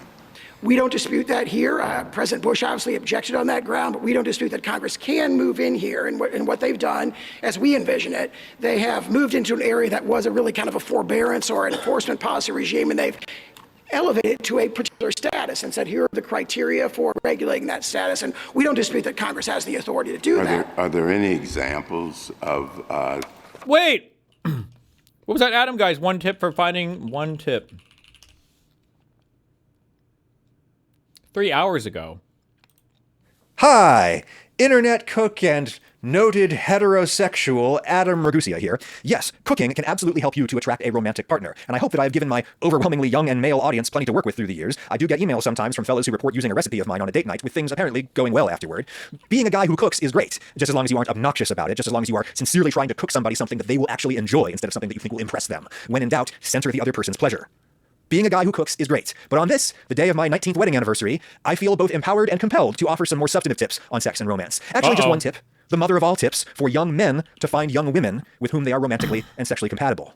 Yes, this tip absolutely is also useful for boys looking to find boys and girls looking to find girls and grown-ass women looking to find women or looking to find men or for trans people looking to find whomever they want to share their bed with. Perhaps on a mattress from Helix Sleep, sponsor of this video. Let me thank them real quick before we move on. My wife likes a firm Spartan sleeping surface while I prefer something that allows my lumpy body to sink into it a little bit. And we found our perfect compromise with Helix. We just filled out their quiz, our heights and our weights, side sleeper versus back sleeper, etc. And they recommended the Dusk Luxe, a super premium hybrid spring and foam mattress that shipped to the house rolled up in a box. Free shipping in the US. You just haul it into place and break the seal. You get 120 nights to sleep on it and make sure it's perfect for you and any bedmates. Helix has easy, seamless returns and exchanges. And if you can't agree on what kind of pillows you both want, consider the Helix Comfort Adjust Cooling Pillow. The heat-conducting fabric here is great for these summer nights, and the sides unzip. The sides unzip, making the pillow softer when you open it up, and if you want it firmer, you zip it back up. Great pillow for a guest room, too. Trust your sleep to Helix, USA Today's most trusted mattress brand for 2026. Scan my QR code or go to helixsleep.com/Ragusia to take advantage of their 4th of July sale. Get 20% off site-wide. Check their site for other sales, too. Thank you, Helix Sleep. Anyway, my one big tip for finding somebody. It is applicable to anyone, but this video is specifically directed at young men looking to find young women. In part because that is where my own expertise lies primarily, but also because young men looking for young women are doing especially badly these days. According to the Survey Center on American Life, 44% of Gen Z guys reported having no girlfriend or boyfriend at all during their teenage years. For boomer men, that number was only 20%. 23% for Gen Xers, 32% for millennials such as myself. There is a famous Pew finding from a few years ago that found 2/3 of US men under 30 are single now, compared to only 1/3 of US women. All of these stats are questionable and have been questioned. Many Gen Zers don't do the whole boyfriend-girlfriend thing these days from what I hear. Maybe their situationships are less likely to be captured in these kinds of surveys. Gen Zers are certainly having way less sex than prior generations of young people. That is well established. The Institute for Family Studies reports that 1/4 of US adults under 30 have had 0 sex in the last year. That is double what it was in 2010. Not that long ago. Something is definitely going on here, and I will now turn to my purely anecdotal impressions. I got into a stupid internet fight the other day. It was in the comments on a video where a woman was pointing out that so many of the world's most desired men, the singers, the actors, the pretty faces on the billboards, so many of the idols of hetero-female desire are significantly under 6 feet tall. In the era of dating apps with filters, women are setting the height filter. Are significantly under 6 feet tall? I don't know if their height is that important to these people's desirability, but okay. A minimum of 6 foot, perhaps imagining 6 foot to be about average, when in fact, 6 foot is quite above average. US average adult male height is 5 foot 9 inches. My height. Some people comment on my height sometimes, and I find that odd, considering my height literally could not be any less remarkable. It is literally as normal as it gets. Anyway, the woman in this video was basically saying, look, ladies, a true 6 foot is probably taller than what you are envisioning. A 5'8" guy might actually be tall enough for you, and if he is, lowering that filter a tick or two will enormously improve your odds of finding the man that you're looking for. Now, I did not get into a fight with the woman in the video. I got into a fight with a guy in the comments, making the kind of simplistic evolutionary biology arguments that tend to be popular among the world's worst people. This guy was like, bullshit. Women are programmed to want big, tall protectors, and so the tall guys always end up getting all the women, and the women want the tall men so badly that many will settle for not being the only woman, and thus, sex is a winner-take-all economy that leaves shorter men out in the cold unless they are rich. And I was like, dude, no. I mean, yeah, like a little, but the world is full of happy couples where the man is not much taller than the woman, or in many cases, he's shorter, and he's not always rich. Look at all of the totems of female desire mentioned in this video that we're both commenting on. Women love Jeremy Allen White and Michael B. Jordan and Tom Holland, despite them all being under 6 foot, and not just because they are rich. Yes, Michael B. Jordan is under 6 foot, no matter what his official. I was just about to ask that. No way. Wait, what? Michael B. Jordan height. Ooh, we got a defamation suit incoming. Does he look 6 feet to you? I'm 5'7".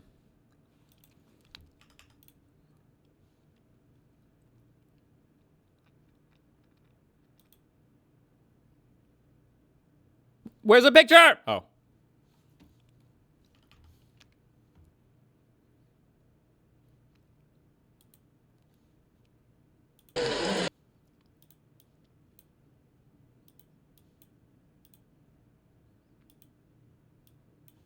Oh, it's Tom Cruise. What? Oh, shit. Is he lying? What? Official bio says. Anyway, this guy shot back. Have you seen the videos of women meeting Tom Holland for the first time and laughing because he's so much shorter than they were expecting? And at that point, I felt that I had diagnosed the problem with this guy. This is a guy who pretty much only knows women from the internet and not from real life. So? Because here's how it works in real life, boys. Gather around and listen to Old Man Ragusia. Here's how it works in real life. In real life, you do things. You go places. You go to school where you meet lots of women about your age. You go to a study group at the library where you meet lots more women. You join a student organization. You join a band. You join a choir. Oh, the women I used to meet in choir practice. You get a job at a real physical place where you do real physical work with other physical people. Forget the dating app. Get a job at a restaurant, for God's sake. Between the front and back of house, restaurants tend to have a pretty balanced gender makeup, and it's a place that centers corporeal pleasure and alcohol and staying up late, and everybody is sleeping with everybody else at nearly any restaurant you go to. Working at a restaurant is like being in Fleetwood Mac. You get a job, you get involved. Join a political organization, or a faith community, or a fan community. Anything where people get together in physical meat space, and it's not just a sausage party. When you just live life out of the house, when you do interesting things with interesting people. Just live. Sorry. Just live. Just live your life, fams. We got it. Chemicals will react, often in unexpected ways. Back in my dating days, I had relationships with women who were taller than me, shorter than me, prettier than me, less pretty than me, all of that. Because when you meet actual women, when you engage with them as something other than a potential sex partner, when you work with women, when you create things with women, when you go places with women, you learn things with women, you will find that a woman becomes interesting to you, not just because of how she looks, but because she is interesting. because you are invested in her as a human being in her own right. And then that goes the other way too. Yes, most women care about looks when seeking a partner, but that doesn't mean looks are the only thing they care about. When you develop a sincere emotional bond with somebody by living life with that person, by doing things with them, that emotional connection can supersede a whole lot of other factors that people consider when choosing each other. This is my tip, the tip for young men looking for young women. Make friends with women. And not just so that you can hit on them, but because you need friends. Friends are good. Women make really good friends, and colleagues, and bandmates, or whatever. If you live an interesting, involved life with women, you will make pre-romantic connections with far more women than you could ever even have a relationship with. I was friends with so many women where we had an obvious spark between us, but we were never both single at the same time. The stars never aligned, and so nothing ever happened. But the stars did align enough times. More than enough times, perhaps too many for my own good. Just be in community with women, and nature will take its course, as it has done for all prior generations. Now, you might say, well, what do you know, old man Ragusia? Nowadays, everybody meets on dating apps, and so flirting in real life is regarded as harassment. Bullshit. I mean, yes, the standards and practices of flirting have changed a lot over the last several generations, but one advantage of the female empowerment that you may decry is that most women feel perfectly comfortable making the first move these days, and so, generally speaking, you should let them. Let the connection blossom organically. I think we're leaning a little bit too far to one side on this one, but okay. Let it grow to the point where you both obviously know that something is going on, but you haven't quite acknowledged it yet, and let her be the one to first nudge her toe over that imaginary line between you. She lives in a world that is legitimately dangerous, so give her the safety of controlling that first move. And if she never does, do not blame the friend zone. There are guys who think that being friends with a woman will cause her to rule you out as a romantic partner. There is no evidence of such an effect. The far more likely explanation is that she would have ruled you out as a romantic partner no matter what. The fact that you are friends with her is incidental. Not everyone you like is going to like you back, and you have to be a big boy and deal with that. Is it harder now for young people today to be in physical community with each other, to allow these chemical reactions to occur? Yeah, absolutely. It sucks. It sucks that we've lost so many third places, a physical place that is neither home nor work, where young people can just be together without necessarily having to buy something. It sucks that we've created an inherently atomizing, alienating built environment where we don't walk or take the train in close proximity to strangers anymore. You are in your automotive or your suburban pod, safely quarantined from everybody else in the Matrix. That sucks. It sucks that we walk around with addictive screens in our pockets that offer some of what you get from physical community, but not everything. More! The internet is like a diet of a seafarer of yore. It has enough calories, and it seems like it should keep you alive, but it's actually lacking some crucial micronutrients that are not immediately obvious, and eventually you will get scurvy and die. The internet is like that, as a social food. It offers some of the substance of what you need, but not everything. And if you only get your social food on the internet, you will slowly get sicker and sicker. Even as you cram more and more of it into your face to compensate, it is simply lacking in certain key nutrients. I don't blame you, my young male audience, for the way that you struggle to find real community with lots of other people, including women, with whom you might connect, even if you don't look compatible on a dating app. It's harder for you guys to meet people, but hard does not equal impossible. Ask any disabled or neurodivergent person about that. Improvise, adapt, and overcome. I do blame you guys when I see you talking about women as though they are animals, acting purely on instinct, as though they have no interests in men beyond what the ancient reptile part of their brain tells them to pursue. Hey, maybe you are projecting, my guy. There are guys who want women as sex objects and as domestic servants who have no interest in women beyond any of that. Maybe the reason she doesn't like you is that she can tell that you don't like her. Dang. You aren't interested in her. You aren't curious about her. You're not invested in her success or self-actualization. You just want a nicely shaped body that folds laundry. Whoa! Well, my guy, if they make those, you're a shallow asshole, then the only women who are really visible to you are also going to be shallow assholes. Maybe you deserve each other. The rest of us have never needed dating apps or even bars to meet. I met a woman in a bar one time, and it did not prove to be a particularly good choice. Everyone else I ever got involved with, I just met by existing in the world with women, by being in partnership with women, and by caring about women beyond my own desire for them. Now, I will admit that despite my own neurodivergence and unremarkable physical attributes, I do have higher than average game with women. I've got good chat, as the Brits would say. You might have a less intuitive sense of what women want from you when they're getting to know you. Well, here's a bonus tip for you. Get off the internet, pick up a goddamn romance novel. There is this huge and rapidly growing industry that is most... Alright, time to get some payback. Some guy joins like a local pottery class. Hey, babe, I just want to say, you can make the first move because I'm not going to, but I know you guys do now. And also, if you do, and you let me take you back to my place, I'm going to tie you up and turn you into a vampire and then turn me into a werewolf and fuck you with my 32-inch fucking woof dick, all right? Women writing stories for other women about what women want. It's a cheat code, and it's waiting right there for you to learn it. Don't know which book to read? Go to your local romance bookstore. Even in a modest-sized city like Knoxville, Tennessee, we have multiple such establishments at this point, including Good Girl Books, which my wife of 19 years, Lauren Morrill, co-owns with her friend Rayanne. Their favorite kind of customer there is the clueless dude who shows up and says, oh, I'm not sure what I should get. Can you help me? I'm kind of awkward. Ugh. They love that guy because his very presence in a romance bookstore indicates that he is interested in the inner lives of women. If you want people to be interested in you, you generally got to show some interest in them.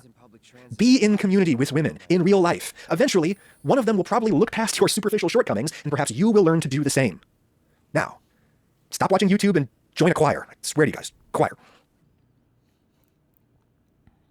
I want to tell you about the bizarre relationship. Okay, don't. Hi. I don't think you should ever read romance novels. The people, like, men are hyperbolized in the worst possible way, but it works out because it's a fucking book. Like, I don't think, like, I think if you acted like the way a guy acts in a romance novel in real life, most people just think you're a fucking loser asshole. Like, they're usually, like, super cold, stuck up, whatever, or there's like some other, there's like a bunch of crazy shit going on, and the woman, it's like fantasy shit for women. Not that that's bad, I guess, unless, no, never mind, don't do that. This is I'll give you the one real piece of advice that you need to know, okay? All of these people are wrong. Here's what you need to do, all right? Time machine, go back to when you were 11 years old, and just diversify your friend group so you're friends with a bunch of girls. So that by the time you're 18, you know how to talk with them, you've probably fucked a couple at that point, and you've got experience chatting and everything else, and you're good. If you're past 25 and you don't have like any regular friend groups that have like girls in them that you're also friends with, I got one word for you: femboys. Femboys, okay? Check them out. That discretionary authority being challenged. You mean in this particular case or more generally? More generally. Well, there is the DED. I'm not sure if this is responsive to the question, but there is the DED policy that's kind of as I understand it, a successor of the EVD. I won't call it I guess program, you could call it, from the 1980s. So there are situations where the executive exercises. Hold on, wait, I don't want to do this because fuck the rebel. So people are saying joining classes in gen ed sports is a great way to make friends. Okay, so like kind of, so I think here's like the issue is, this is like if I go to the hospital and I see that there are a bunch of people with cancer getting chemo, like maybe I could think, well, damn, it looks like if you go to the cancer section of the hospital, you're getting a whole bunch of people that are developing cancer. Why don't these people just like not come here? And then maybe this wouldn't happen, right? If you're thinking about joining classes and shit to find women, like the issue is that people that engage in a lot of pro-social behavior, or people that are already like in, especially if you're in college or high school and you're doing sports athletic events, or you're getting involved in things where there are women present, this is very good because you're all of the same age. You're there for like an actual hobby that you guys are doing. And then like as a side effect of all of that stuff, like you'll probably meet people and talk to people. And all of that is like a natural good thing that will lead to blossoming like relationships with men and women. Sexual with women, not with men, unless you're into that. A lot of people give this advice of like, get a hobby or join something later in life. You can do this, but the problem is your approach has to be way different. You cannot join like a club or join like a hobby thing with women in it when your goal is to find a woman to fuck, because that, I don't want to say desperation, but that attitude, not only will it highly permeate every social interaction you have, it would chase women off of that thing. Like, nobody wants to feel like they're in something, and now a guy showed up, and the only reason he's here is to fuck, try to find some chick or whatever. Like that, like nobody's going to want to be friends with you or want to do anything with you. That's like the worst approach possible. So, I mean, like finding warm spaces and finding groups where there are girls involved and you can do things with them, whatever is fine.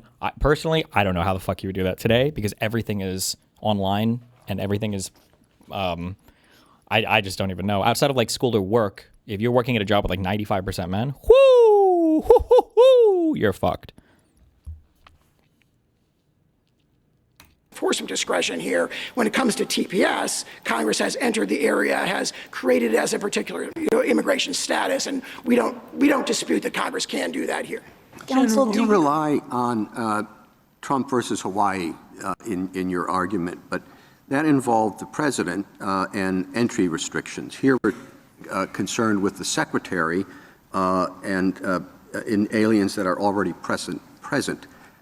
Your argument is a significant expansion of Trump versus Hawaii, isn't it? Well, I point to what the court said in the particular paragraph where it discusses why rational basis review would apply here as opposed to a more stringent review under Arlington Heights. The court pointed to features like this is neutral on its face, which we have here. It's within the core of the executive responsibility, which you also have here. It's freighted with foreign relations concerns and national security concerns. Those kinds of criteria are all present here. Obviously, as the court correctly, as you correctly point out, the president was involved and it was an exclusion as opposed to people who are already here under a kind of status. However, the court did go on to say that Trump versus Hawaii applies across different contexts and constitutional claims. And the cases that it's cited, like Kleindentz against Mandel and the other Matthews against Diaz and other cases that are cited there, are also cases that didn't have those particular features of it. So for those reasons, we think Trump against Hawaii provides the rational basis standard for their constitutional claim. However, if the court goes the other way, we also claim that, as I said before, that's meritless under any standard of review. Can I take you back to the EVD discussion that you had with Justice Thomas? Unironically, though, given God dictator powers, what would you do to reverse this trend? State-mandated social activities. I don't really know what I'd suggest if someone asked, except the individual just do stuff and be better response. I don't know. We go back in time. Okay, the thing is, all my solutions involve time travel. So, you're not going to want to fucking hear them because you're just anti-time travel. Okay? Go back to the Gamergate era, and when all of the people were virtue signaling and were purity testing women like out of video games, tell those people, bruh, don't you want some hoes? Don't you want to fuck these bitches in the future? Why are you chasing them out of all of your fucking hobbies? So now we're all going to be on Discord a decade from now with all of us fighting for the scraps of whatever BPD Discord queens decide to show up and flaunt their boobs for our attention because we've chased 99% of normal women off. But what are you going to do? Although President Bush may have objected to the restrictions and the intent to cabin the secretary's discretion, wasn't it Congress's view that the EVD program was seriously flawed? In fact, I'm quoting now from the legislative history, seriously flawed and in urgent need of reform. That certainly may have been the views of some legislators. What we know. No, I'm talking about the House report, that the reason why the TPS came into being, and we still don't have the EVD unregulated scheme, was because Congress was concerned about the fact that, for example, quote, the conditions. Yo, so am I fucked? I'm 31 years old, never had a relationship, and have no friends who are girls. Tell me there's still hope for me? No.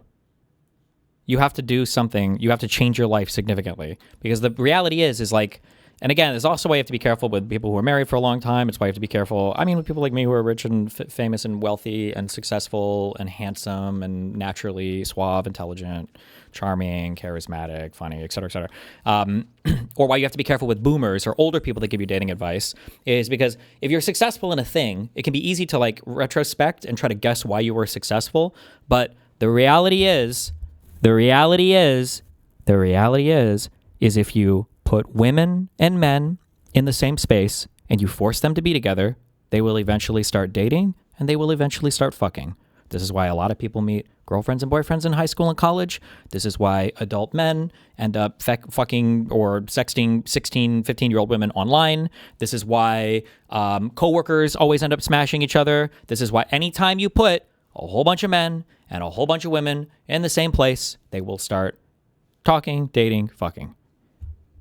The difference is that in the past, you were kind of like put into spaces and you didn't really have that much choice to like avoid all human contact. Whereas today, you can self-select a lot more for spaces and you could, if you really want, avoid, women. I say want, but like the idea that you would be forced to be, how many, oh my God, holy shit. I just had a fucking core fucking second grade memory unlocked. Jesus. How many times, okay,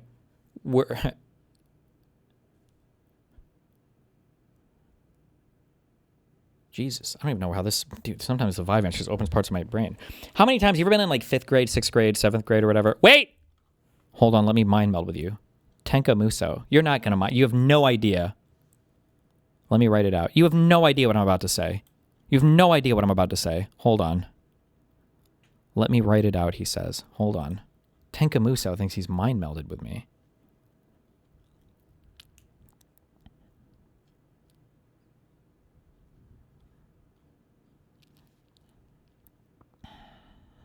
Hold on.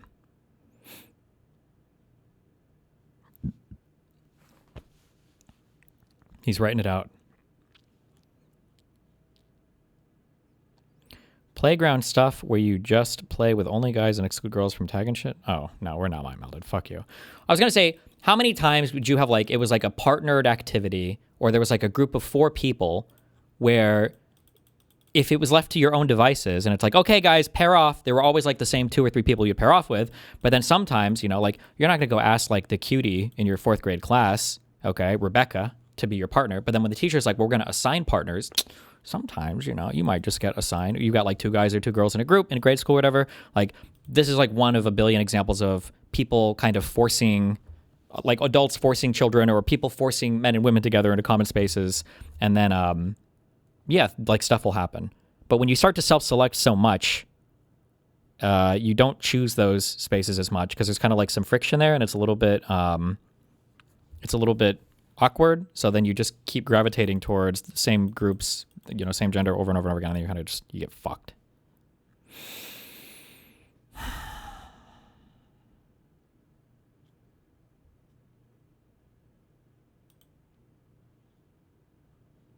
What is this? Why would I link this? Hold on. Example of a man who is questioning someone liking him after having sex with him. Why am I like this? Okay.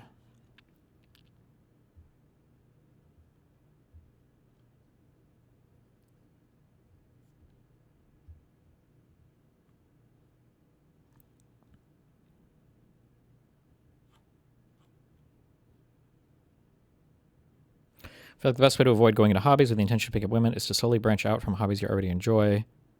That way you can always focus on the hobby itself. Sure. Well, and also just don't be a creep. Easy. See? Just don't be a creep and then be be a Giga Chad and you're good.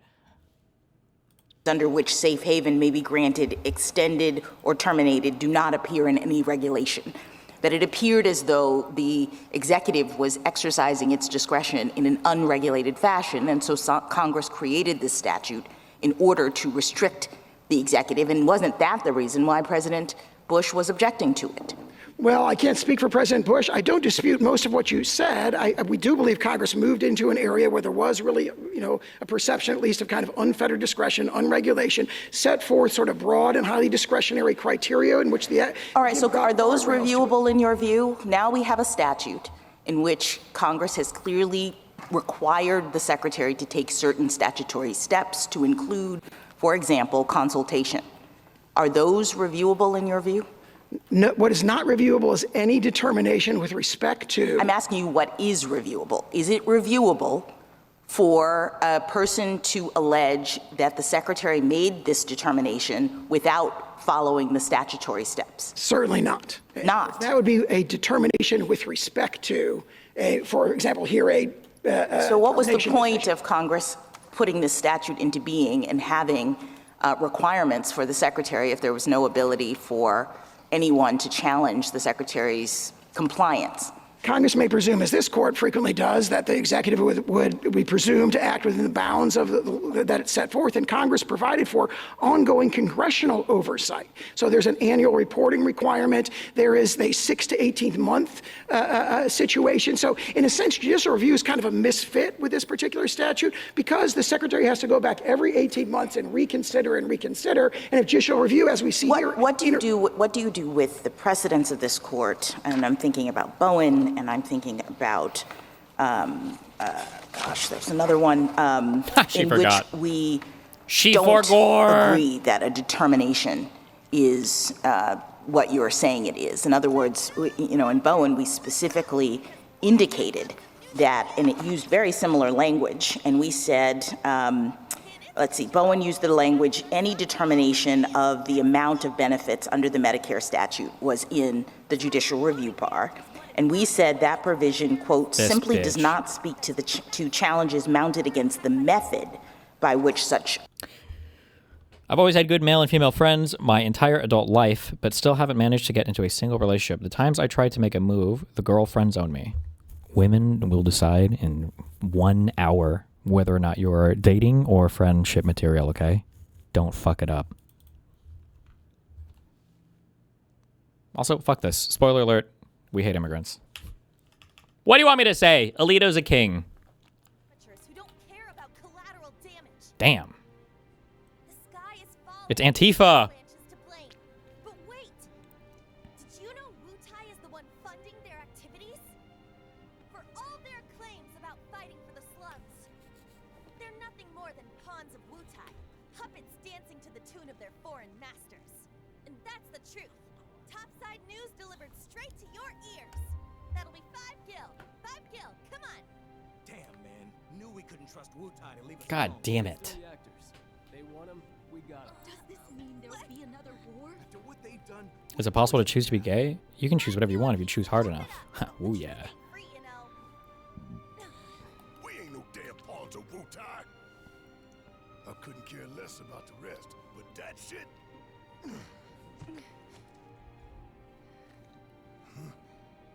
No one will listen to us.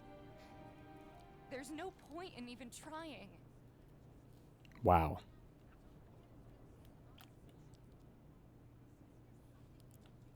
I'm sorry. Yeah, you should be. Dude gets pressed on his AI song. Uh-oh.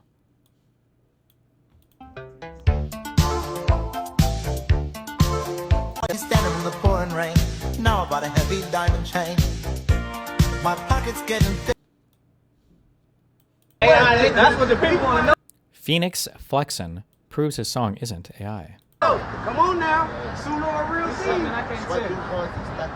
Yeah, let me hear it. Yeah. What? Yeah, okay. That's it. That's the real deal. So that's real deal? Come on now. Sounds real to me. Are you Tifa or Eris? That's another issue. If you want to pick up chicks, you got to be an Eris guy. You can't be a Tifa guy, okay? They'll see right through you.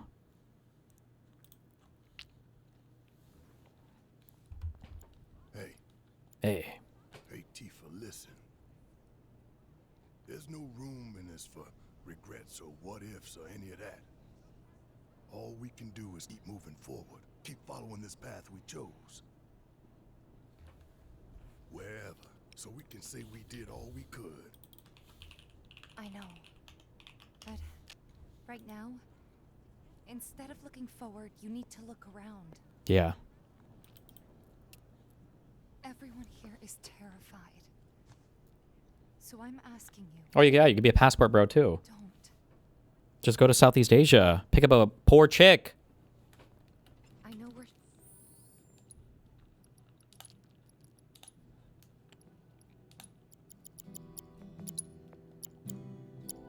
short on time, but let's try to help out wherever we can. We'll do what we want to do, okay? Oh my god.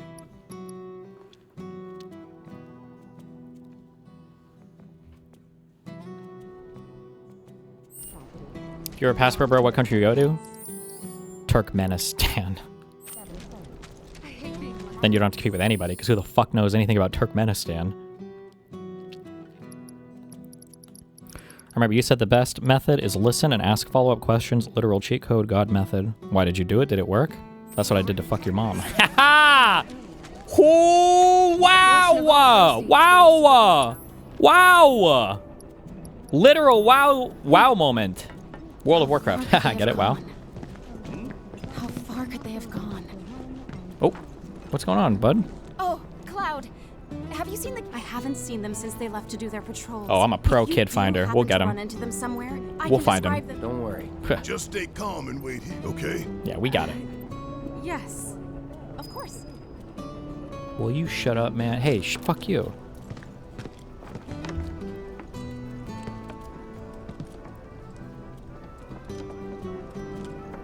Is that your secret sex culture thing?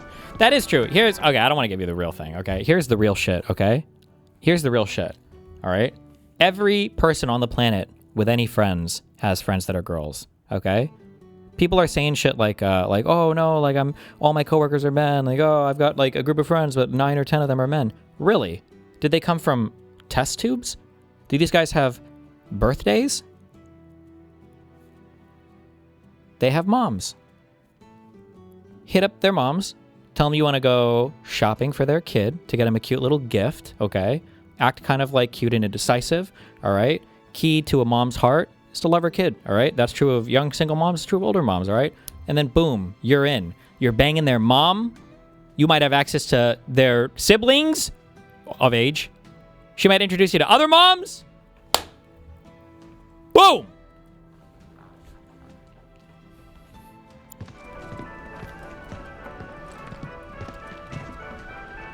Whew, I sealed the deal. I remember when I was at Mr. Mooton's mom's house, we were trying to pick out gifts for his birthday. She made some food, and I was like, man, Lucas sure was lucky to grow up with you every day. Whoo! She was on that table, getting smashed in 20 seconds. I'm just kidding. I'm just joking. It's jokes. I'm done. Stop! Anything you like? Yeah! I want to buy some shit! You have nothing! Medicinal. What is that even for? This person literally has nothing. They don't have any more books ever? A pleasure as always, Kuko.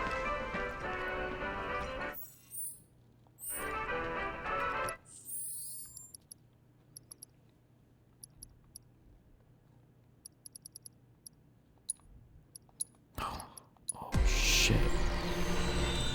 Oh, shit. We got...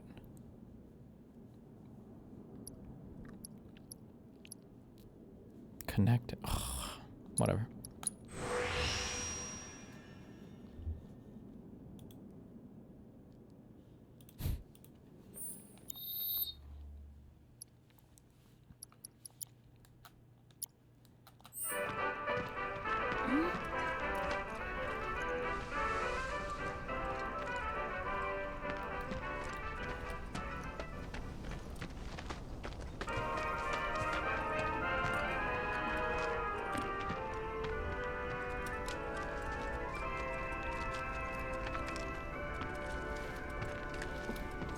To be honest, the friendships I made in school were very diverse in comparison to the friendships I have now. When you put me in an environment with a lot of different people, I can be friends with a lot of them, but when I get to choose suddenly, it gets a lot harder and it's pretty weird. Yeah, because there's a little bit of friction in meeting new people.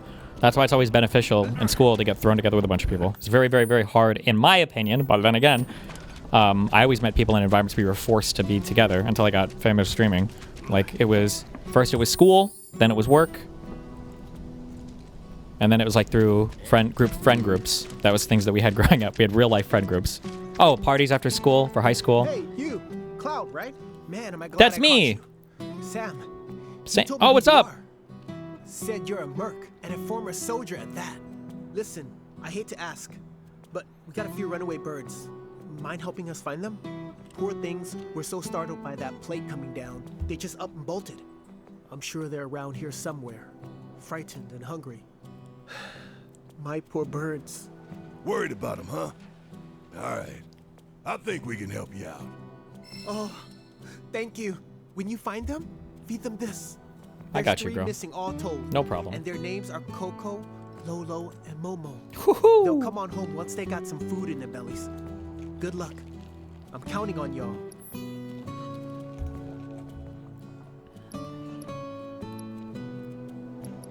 Wait, what was my thing? I have to deliver shit?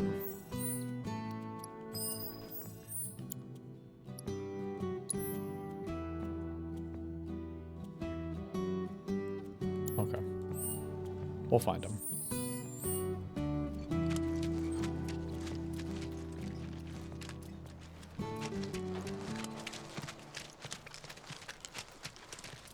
A moment of your time, good sir. Yeah? Correct me if I'm wrong, but you're a mercenary, yes? That's right. The one I've heard so much about? Oh, yeah. Oh, hello there. It is a pleasure to meet you both. I'm a journalist for the Daily Buzz. The Daily Buzz? You mean that trash filled with Shinra fluff pieces? Uh-oh. Well, yes, that's fair. But we do get a lot of inside information because of our close ties with the company. I feel like it's better to find someone who relates with your struggles and not your interests. Oh, okay. I didn't know we were going to the advanced level. We got the manipulator here. That's true. Trauma bonding is a way to get a chick instantly addicted to you. Absolutely base. Good job, George the Thinker, for going outside of the box there. Why would you want to talk to a chick about what she wants to do in the future when you could focus on the pains of her past? Curious? Here's the scoop. Yeah. A certain division of Shinra, that shall remain nameless, was planning to seize Corneo's assets. What? But before they could, the key to his secret vault, within which his misbegotten gains were securely tucked away, was stolen. And my sources tell me that the thief is the Undercity's beloved hero, the Angel of the Slums. The unidentified bandit who's been targeting anyone with ties to Shinra or Corneo. Yes! That Angel of the Slums! So, do I have your undivided attention now? Hell yeah. The problem with that is that it runs out of utility in like a month, and you don't know what to do after that. What are you talking about, bro? Trauma is forever. You can't like fixate on like a past trauma. You have to know like the logical branching points from the past trauma. So if some girl, had issues with her parents growing up or something, then, identify those same issues with her a few weeks down the line. That'll get into her brain. It'll mindfuck her. Say she feels like she had a mom who was like super abusive to her or whatever. If you have a fight or if she's starting to feel distant, drop a, hey, I know that you mentioned having problems with your mom, but sometimes I feel like you kind of act like she did, That really gets into the brain. It really gets the noggin jogging. And sometimes you can even guess random shit. Like, I bet you had a big falling out with a friend in college over shit related to stuff that you're copying now from your mom, right? You get into their head, plant ideas that they're fucking around. Everybody had a falling out with a friend in college. Get some astrology going, bro. Whew, you can do the mental illness cycle forever. How do you think I kept Anna? Just kidding! Jokes! Hurry it up. We don't have time for jokes. A That's all I needed to know. Here, you can have this. It's a map to the Thank Angel's you. very own secret hideout. What are you asking? If you recover the stolen key, feel free to help yourself to the contents of Corneo's vault. All I want is knowledge, the identity of the Angel.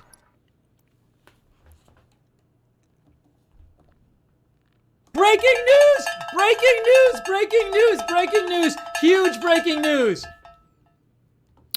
Ship struck in Hormuz as oil supertankers turned back again.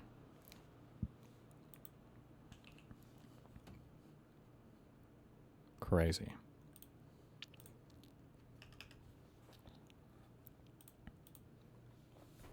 So if you happen to learn anything of value, I'd be tremendously grateful to you if you passed it along. It is a desire that transcends the...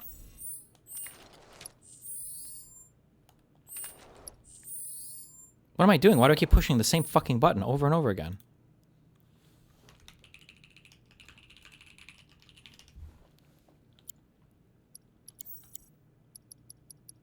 Sometimes I feel like I'm just fucking having a moment. Okay.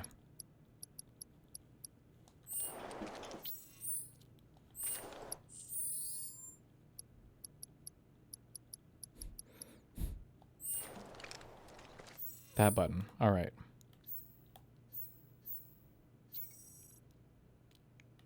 Where do I pick up the rest of these quests from? Will I just find them if I'm running along? Do I need to go back to the city or? It always feels like the people who give advice on dating are vehemently out of touch with the people who need it. The issue is that like a lot of dating advice stuff, one, it's easy to go back and kind of retrospect why a thing worked without actually having any understanding whatsoever. A lot of successful people do this. It's very hard to find a successful person in any field that understands why they were successful. Sometimes, like, I could say, for instance, that, oh, people wonder why I'm so social. Well, it's because I grew up playing a lot of video games and I watched anime and they talk to people all the time and those things, right? And, like, that's probably not true at all, right? But I might, like, think about it that way. And I could even, like, put together, like, a cute little narrative that seems to be kind of compelling, but, like, it's not. So some people have a really hard time identifying their success. Unfortunately, I think, like, when it comes to the dating a girl thing, I think a lot of it is just, like, gym stuff. Like, building muscle is not a mystery. Eat enough protein, literally do anything in the gym, and then get any amount of sleep, and you're probably on your way to being moderately successful.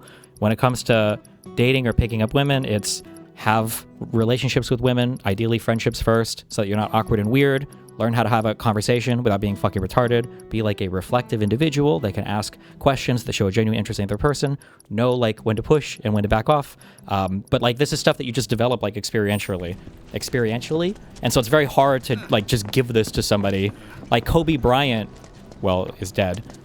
Steph Curry, and me could talk on Discord for 3 years, and he could like try to teach me how to play basketball through text. But like if I never pick up a ball, like what? I'm not gonna learn anything, right? It's not gonna teach me anything, So I don't know. The problem with like dating and talking to the other genders and all that bullshit is that you just don't get like inorganic practice. It's hard to practice that skill.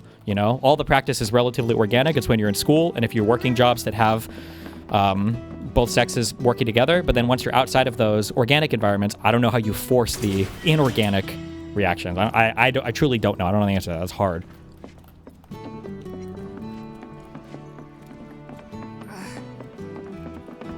On average, it takes 100 plus hours to become friends with someone.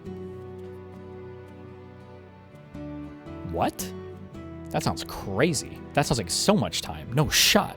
Or what do you mean, like best, closest, deep soul friends? Or that?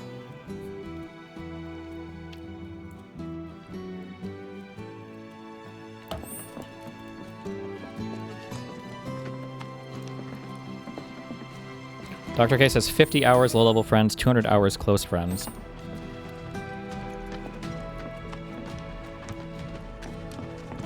I mean, I guess if you're spending a lot of days with them. No, I guess maybe. Yeah, I don't know.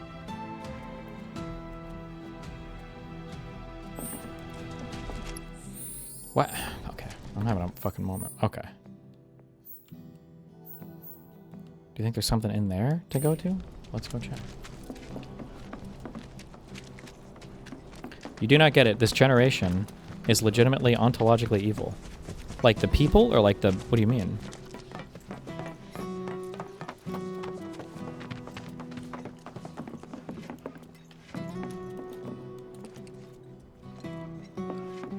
What do you mean friendship first? I'm not and would not be friends with any of my partners. No, don't be friends with the girls that you want to date. That's a disaster, okay? Not only is that a disaster, listen, this is a red pill thing that I'm sorry is very true, okay? If you want to catch fish, you don't talk to the fish, you talk to the fisherman, okay? Because women will tell you some retarded shit like, oh, you be friends with us, friends. But you should be able to be friends with women, like have women friends before you try to date other women.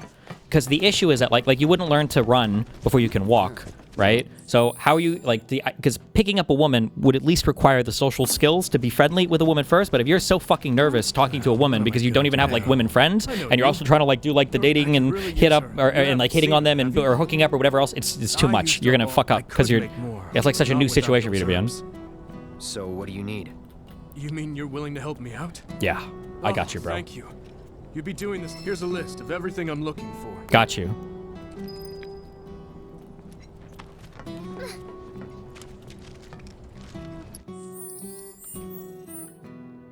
Okay, we're going. Do I need to go in there? No shot, right?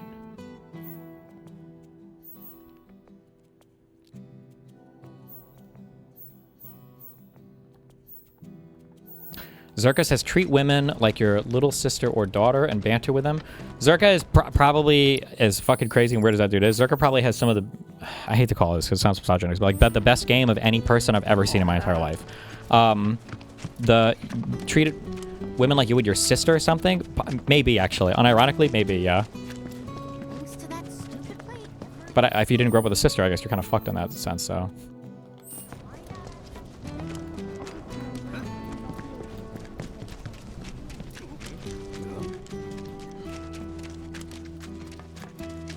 Normal or step? Normal and then step, if you know what I mean.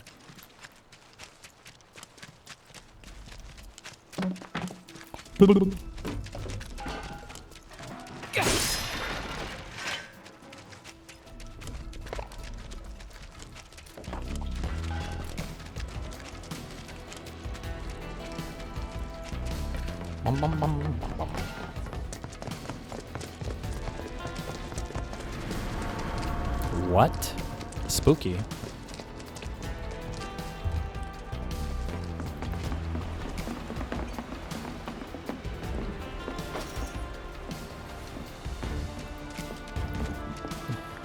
What's your take on high school sweetheart couple? I mean, if you get really lucky and you end up matching with somebody and then you guys end up growing similarly enough together that you enjoy each other, I mean, that's if you can do it, that's great, right? Gotta be one of them lost kids. True. Lost? Who said we were lost? Stupid old man. Whoa! Beat the shit, smack him down. What are you doing out here? And where's everyone else? Well, we saw a bunch of tombstones lying on the ground, so we decided to stand them back up. And then I heard laughing coming from somewhere, and when I turned around, everyone was gone. Oh, they're haunted. They're dead. They're ghosts.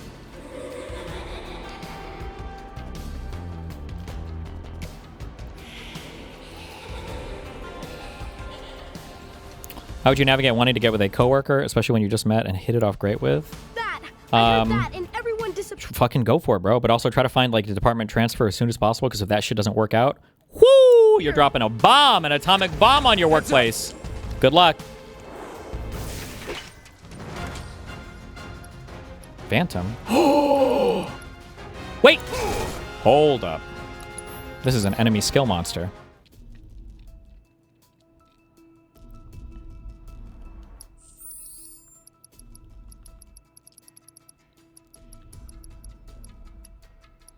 Don't shit where you eat. Yeah, that advice is fucking retarded. People always just say it because, like, relationships will get fucked and everything, but...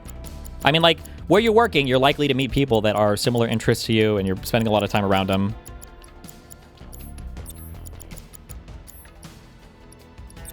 Shrimp-a-laz. So what am I looking for? Oh, enemy skill materia.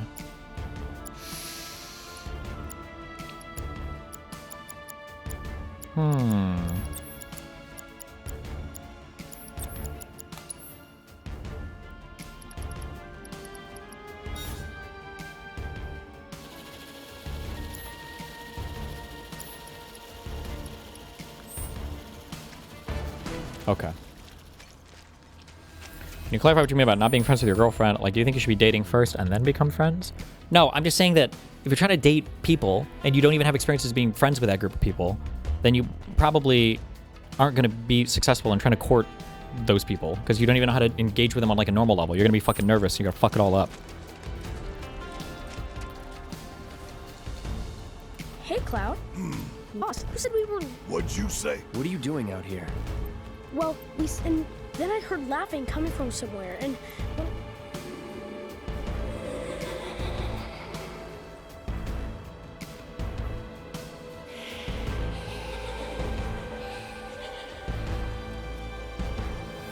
He's asking, why shouldn't you befriend the girl you want to date? I mean, you should be able to be friends with girls you want to date. I can't explain this, and I don't know how to explain this, but there is an asexual energy that some guys give off, or there is an asexual vibe that can happen with some people. And like I said, this is a thing that I think women... The problem is that for men, our standards between what we'll date and what we'll fuck is very, very, very, very, very wide. Men will fuck a lot more than they will date. For women, what they will date and what they will fuck is a lot narrower.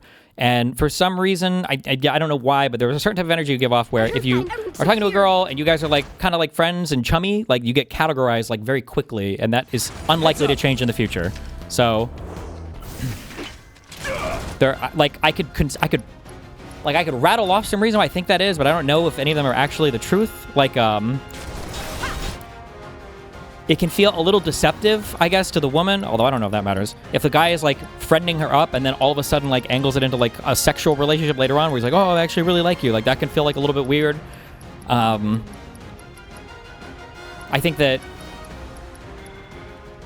because women are like more gatekeeper-ish sexually, like it's more natural in a woman's mind to kind of like have a guy who's a friend and not fuck her. But for men, it kind of fucks with us a little bit because it's like, well, hold on, you're friends with me, so why wouldn't you also at least just, like, fuck me? Because for men, like, it just doesn't compute as much.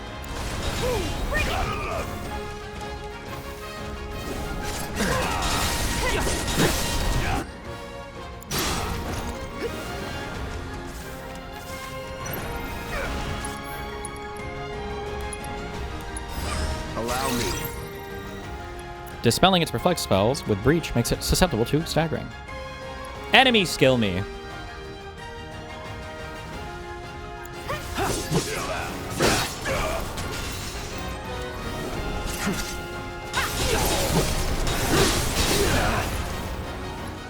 This is incel logic in my opinion. Most women I've met are down to fuck with most guys. I won't give up. Well, you are hanging out with me all the time, so you're gonna buy that. I'm just kidding. Oh, Radiant said that. Oh. Well, Radiant, if you're meeting like, not to be mean or whatever, but if you're meeting like Discord queens and shit, it's a totally different class of, or type of woman, I think.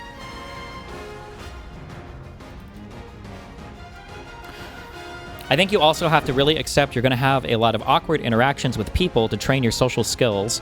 I'd always be super hard on myself when I fucked up or was weird, and it hamstrung me romantically. Yeah, but the issue is that like training, it's just, I'm sorry, this is so doomer. I'm not trying to be doomer. training these skills is best done in like a low stakes environment. Like if you're trying to flirt with a classmate or whatever bullshit, like it's whatever, you know? Like when I say low stakes, I mean low stakes for the woman. It becomes significantly harder to let men like use you as training wheels or practice like learning how to do relationships once you're older, because like the stakes on everything is a bit higher. The guys could fucking abduct you, like everything is just, when you're an adult, the vibe is just a lot weirder. Like it's more like you're meeting people a little bit less organically. They're not just like your classmates, so you're gonna have to like second guess intentions, and it's a whole bunch of other shit. Okay. Weakness. Fire. Dispelling its reflect. Who the fuck uses these magics? Dispel? So this means he has reflect on him right now, right? He does.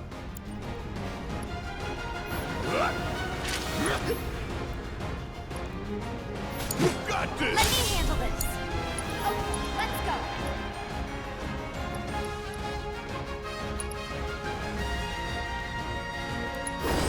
You're up. Bring it on. Men get pissed off if a woman is even nice to them without explicitly stating that it's platonic. Some men get super pressed and will accuse women of leading them on. Yeah. You should never.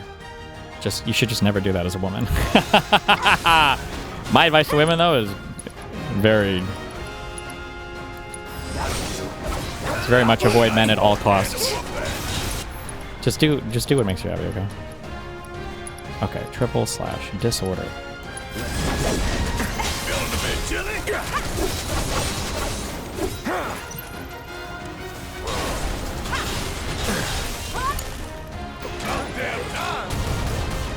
Okay.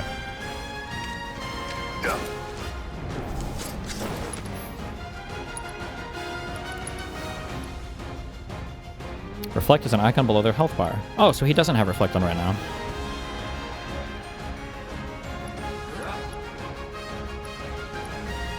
Oh wait, I already got it. Spirit Siphon.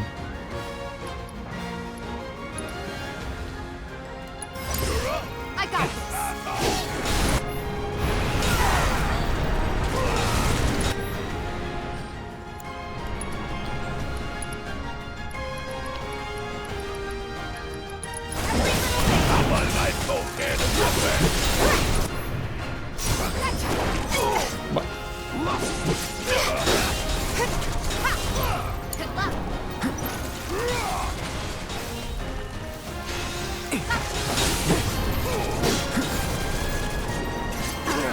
Give me your best shot. If you had to weigh all the factors in being an attractive partner, how would you dole out percentages for the big ones like charisma, status, and looks?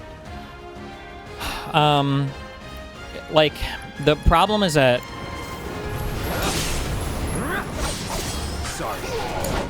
it's hard to separate these out because, like,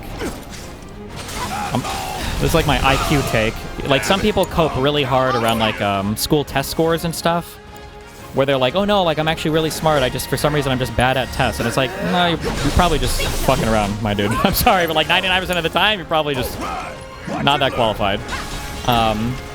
Like, I would argue that high charisma is easily, like, the most attractive trait that you can develop. But, like, I think high charisma is oftentimes going to be highly correlated with other successful traits. Like, it's going to be pretty rare that you have some person who is insanely charismatic, but for some reason just seems to be, like, very low status, like, looks very bad. Like, these things are just not... Like, success tends to breed more success in these areas. Keep it up. Now's our chance.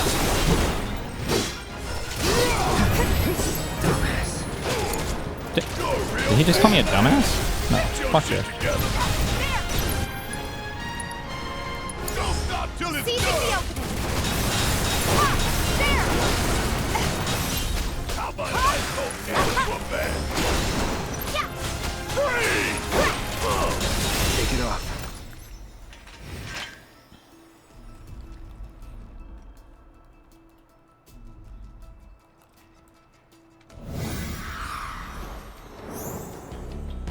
You're totally forgetting about Down syndrome people?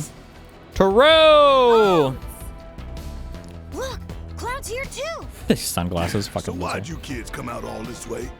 This is where our parents are. They're resting, but we wanted to say hi. sometimes you just want to do that, you know? I do. Thanks so much for coming to find us. That's another one I owe you. I got you, bro. We're gonna head back to the house now. Ms. Foley is probably pretty worried. Hey, Cloud, I found this on the ground. Thanks. You should take it. I think it might come in handy. Bunch of little smartasses. With good hearts.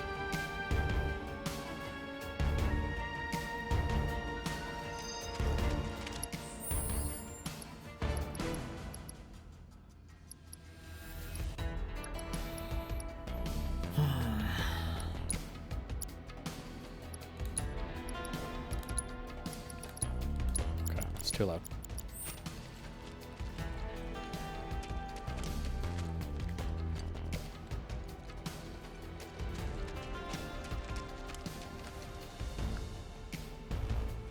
Somebody said something, I missed it, rip.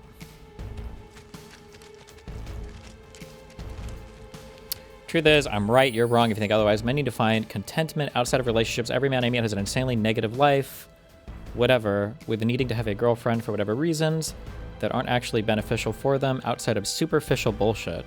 Well, I think having, like, close female friends is probably nice. Women tend to be a little bit more emotionally communicative. Male friendships tend to be a little bit hollower.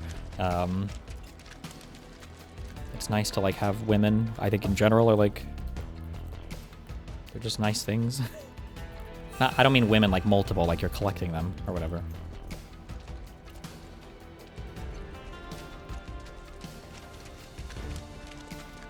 You have close non-sexual female friendships? Only with minors. Joking! Well, no, not joking. If I mean, you know what I mean.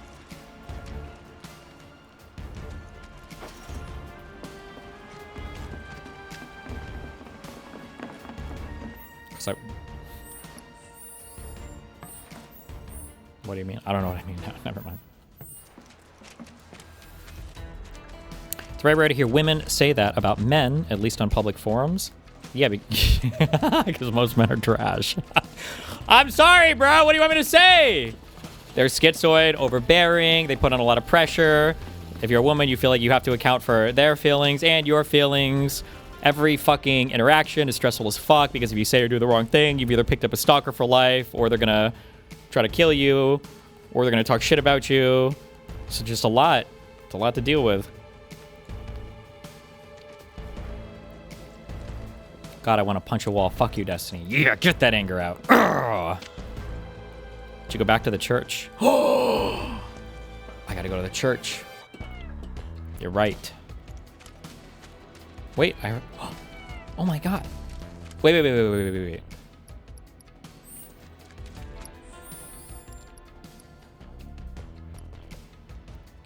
How do I need to give it the greens. What do I... Will it automatically have an option? Jewstalker claims you're lying about how long Lelena have hung out in his Discord. For 6 months, you've been talking... No, shut the... Has she been hanging out my server? Hold on, let me fact check that. Has she been hanging out my server for 6 months? Lelena. I don't think she has, but hey, give me a sec. We'll see. So she joined on May 22nd for like a minute or something, and then May 26th she comes back and joins for real. And she's been there since. Before that, she was there for about a day on the 18th of January 2026. And then another day on the 15th of January 2026. And then it goes back to March 2025 was the last time she was there. So like, that's not true at all, in fact. She's not been there for 6 months. She spent 2 days there. She spent basically a month in the Discord in the past year, more or less. So this is a lie. I don't know why he just makes things up like this. He tends to just like lie all the time. I actually don't get why. Well, is it like a flex to show that all these people are too retarded to care, or...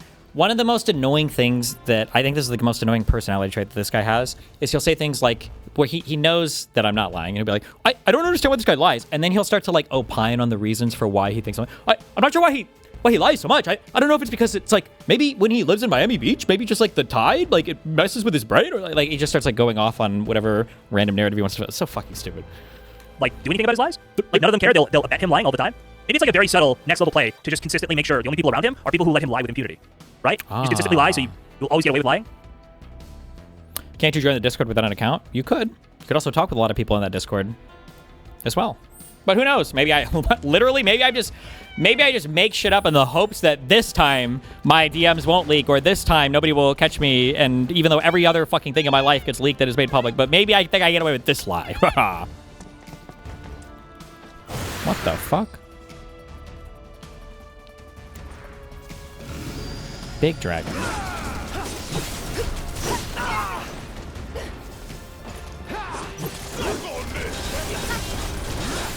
I think a lot of these people are introvert and should be seeking out extrovert women.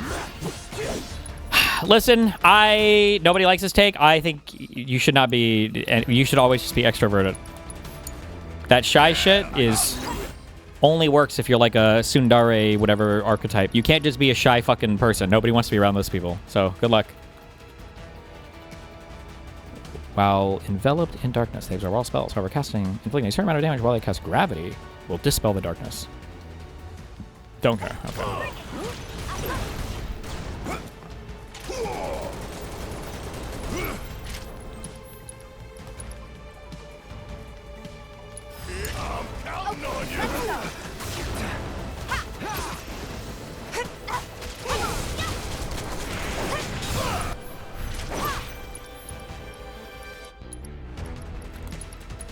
Yeah, everybody's coping in chat about introvert. Introvert doesn't mean shy. I just don't like to deny. Never mind. Listen, hey, if it works for you, it works for you, okay?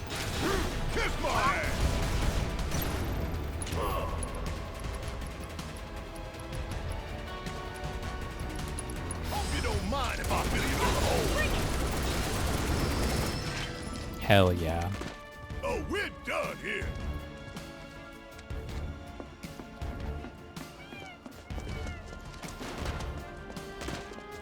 Any texting advice?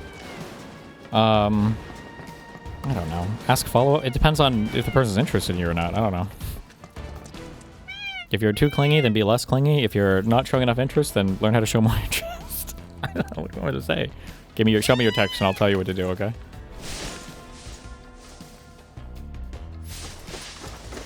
Stamps delivery service back in operation.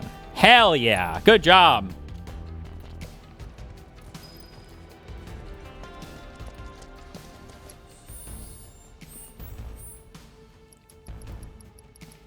You're introverted? Actually probably a little bit. But I never describe myself as that introverted. Because everybody that describes themselves as introverted is actually just shy and lacking confidence. Kind of how, like, I'm also probably more like, in some ways, a centrist politically, but I would never describe myself as such. Door is locked! Urgh. There's no way Jizztickle was dumb enough not to search by user and post to see she's been actively chatting since January 2026. I don't know, bro. Who knows what he's looking at? No, I mean, I just hate texting in general and would rather just use it to make plans and that's it. Okay, here's the issue, okay? You can either accept this or not accept it, okay? This is not me telling you about how you should view the world. It's about me telling you to be honest with yourself, okay? You don't... Okay, everything I say also doesn't apply to me. So if anybody's ever listening to me that ever talks to me, it doesn't apply to me because I'm working 99% of my fucking life away, okay? So I actually don't have time for anything, okay? All right? So now that I'm exempted from that group. When you say, if a girl is texting you and you're not texting her as much or whatever, okay? This is the issue.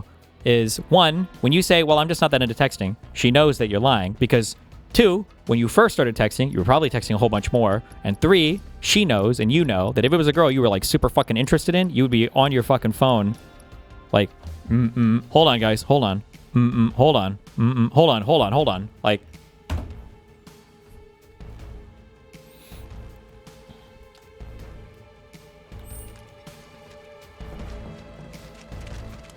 thoughts on women who exclusively send voice notes? Those are... SMS terrorists. If you communicate through voice notes, you deserve to die alone. I don't mind it all the time. Actually, hold on. I'm going to be a big man right now, and I will make a carve out because I have like 2 or 3 people in my life that send me voice notes, but this is their voice note, okay? This is their voice note. Hey, I wanted to chat with you about this particular thing. I noticed that when we spoke last time, you said blah, blah, blah, blah, blah. And, you know, and I did this thing and we talked to this person and blah, blah, blah, blah, blah, blah, blah, blah, blah. It's like, oh, okay. That's fine. If I open your fucking voice note. Hello? Oh. Hello? Oh, is this working? Okay. Oh man, I forgot. Tomorrow, a bunch of us are probably gonna go out to eat at like, I think it was like 8 o'clock, and we were wondering, did you want to drive? Just stop! Write the script beforehand of what you want to say in the voice note, and look at the script in your phone, and then read it in the voice note. Nothing. I don't think that voice notes are inherently a bad thing if you're like, if you're communicating through the whole voice note. But people that leave voice notes where the first like 20 seconds is them remembering to open their fucking mouth and say something meaningful makes me want to rope. Unless that's the goal, then.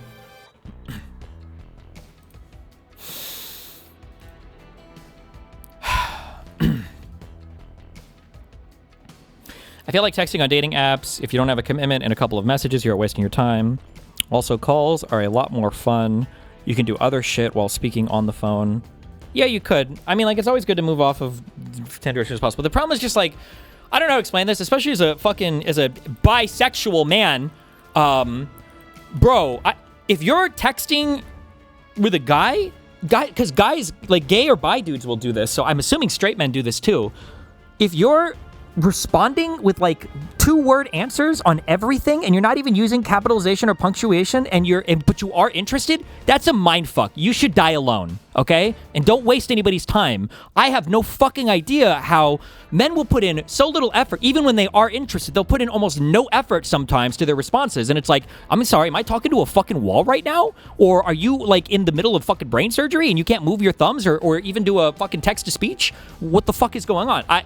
That's crazy to me. Especially, and I'm not even saying like, because sometimes people just lose interest, but like they'll follow up sometimes and it'll be like, what am I talking to? That's, I don't know, bro. That you should die alone or breed your autism out of you. Holy fuck. Oh my God.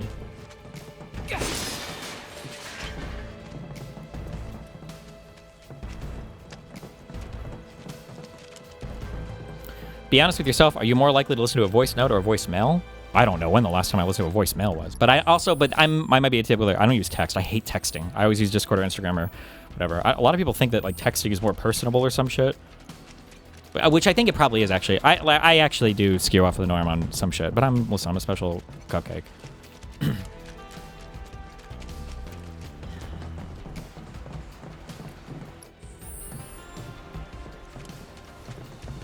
What about a bad text and a great date? Also, those follow-ups are when we are bored and look through our phones to see when we can chat up.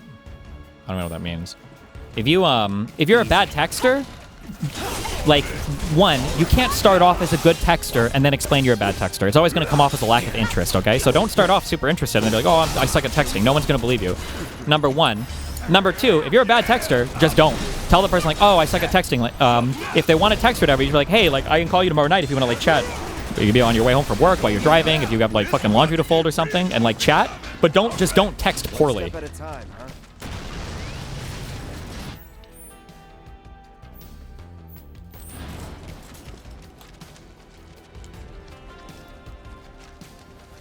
Boom. Boom boom. Mm-mm.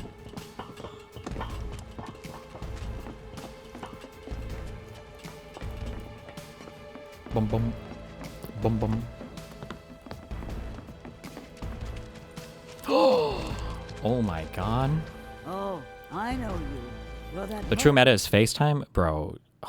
Yeah, chicks like that shit. Fuck that. Fuck that. You should learn how to do all that shit though. I can't tell you that. I hate that shit. Take a deep breath and Fuck calm that. down, kiddo. I'm Mireille. Just another old woman who likes to talk and loves to listen. What are you doing here? Same thing as you, if I had to guess.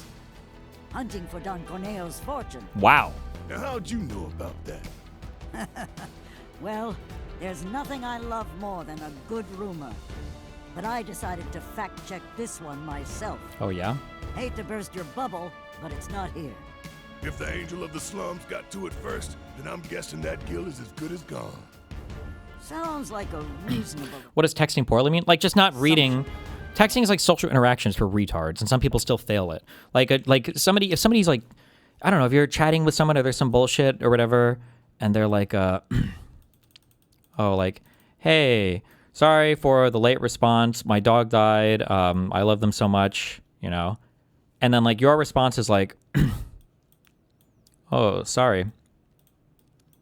What are you up to? Do you want to hang out or something? Like, I just see shit like this where it's like, why the fuck did this person put so much shit in that you're just not even responding to? Are you retarded? It's like getting an essay in English class where you're supposed to like, here's the prompt, incorporate all 3 parts into your thesis or your answer or whatever, and you just like ignore it completely. You just like write some random shit. This type of like non-engagement stuff is probably some of the most autistic forms of communication that men engage in, where it's just, I don't know, whatever. Listen, you do you, Chief. No, that's not the rumor that's been making the rounds. Humor me real quick. A question. Hypothetically, yeah. If you did manage to get your hands on this treasure, what do you think you would do with it? Save the world! Easy. Make sure the people of Sector 7 had the means to get back on their feet. That's what. We'd use that creep's fortune to better the lives of everyone down here. Right. Back to this rumor. Word on the street says the angel doesn't have the key. If you want the full story, talk to Kyrie. Okay. She may be young, but she knows everything about everyone. She's easy to spot, too. Striped stockings, big hat. Girl doesn't exactly fit in. Where is she? Oh, who knows? I'm too old to keep up with kids her age these days. That's how women reply, I swear to God, I got great texting game, but shit these days is wild. Well, you understand. You also have to know when to wind down a conversation too, okay? Sometimes people are very stressful to talk to because you know if you start texting, you know you're going to be like locked in a fucking textual battle forever and they will never let you go. So, I mean, women can do that. I mean, maybe men can do that. I don't know. I don't see it. Normally I see the problems the other way around, but Corneo vault note obtained. Woo! Ugh, that journalist's a real pain in the ass. When I said those weird follow-ups from people that seem disinterested are because either A, other plans fell through and they are looking at other people they recently texted and shooting their shot to see if they can rekindle that chat, or B, they get bored and have no plans and again try and shoot their shot because a person you aren't very interested in is better than doing nothing. Maybe. Hey, listen. Hey! I'd rather be a girl's plan B than a plan Z than a plan nothing. Hey, fuck it. If somebody's... You might not be somebody's fucking first choice in life at every single instance, okay? Like, genuine attraction and then relationship building and then love is an intentional process that you have to work at, and a big factor of a successful relationship is the time investment the two of you make in each other, and that's not a thing that can be duplicated by a slightly more attractive partner or by somebody who might be a better match for you. You know, if you have a person that you're reasonably attracted to, that you have a reasonable... connection with, and you guys have spent 10 years building a relationship together, you're not going to instantly swap that person out with another person, or them swap you out with another person that's just a slightly more attractive, more, yeah, that you relate to a little bit better. So, don't get ass pain because somebody else might be chatting with somebody else. I mean, obviously, if it's a girlfriend, if you're, like, dating, then sure. I mean, you probably shouldn't be hitting up other people, but if you haven't locked anything down yet, then, yeah, fuck.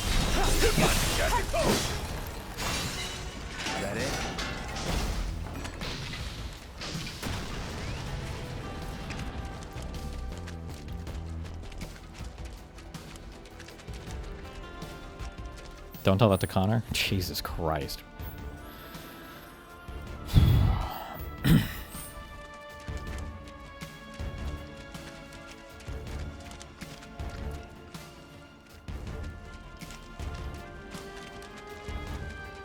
Someone mentions that they are freshly single when you first meet them. Is that somewhat of a hint? Yeah, of course.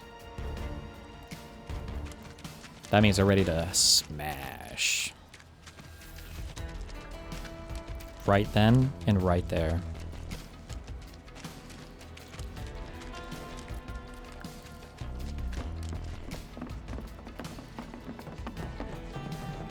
Bum, bum, bum, bum, bum, bum, bum, bum, bum.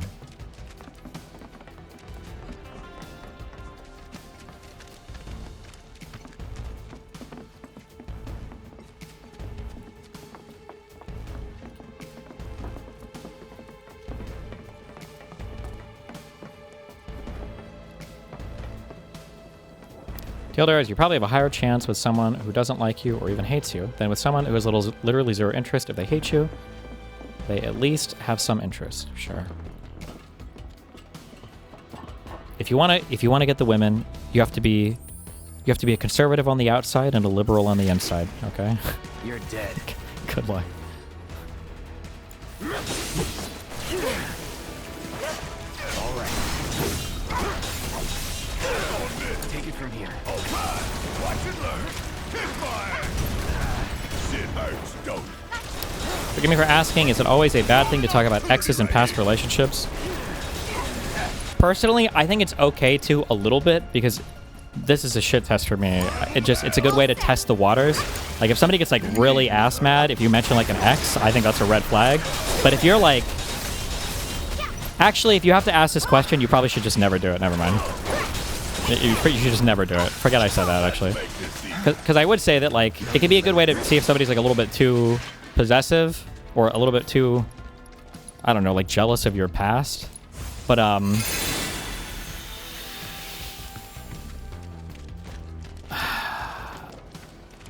you like there are just so many ways. Like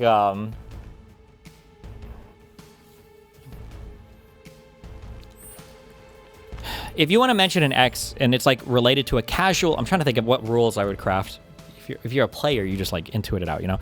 But like if you're mentioning an ex in connection with like a casual type thing or whatever, it's like an okay thing to do.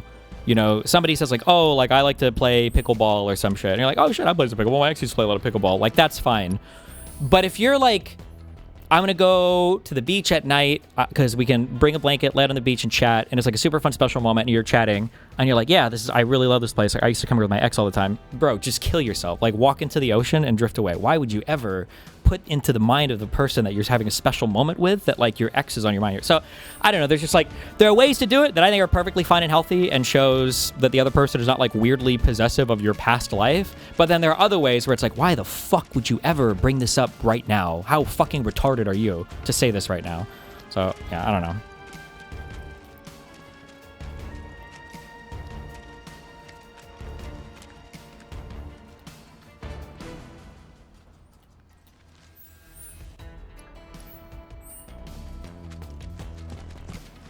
Retard maxing, true.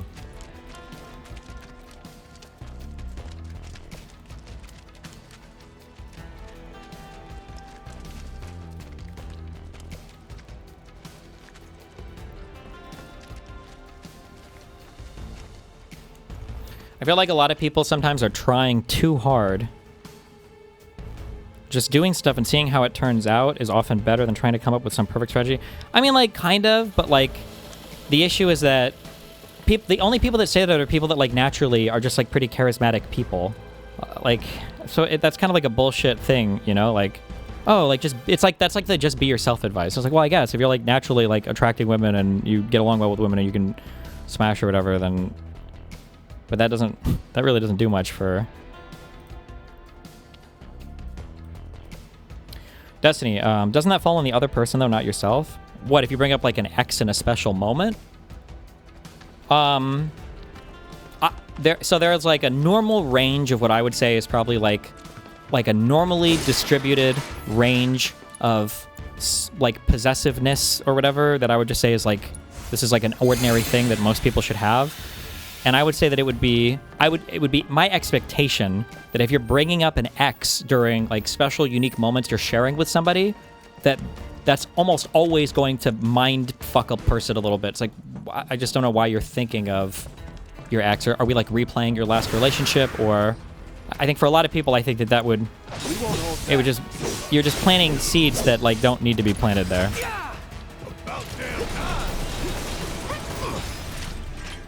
And there you have it.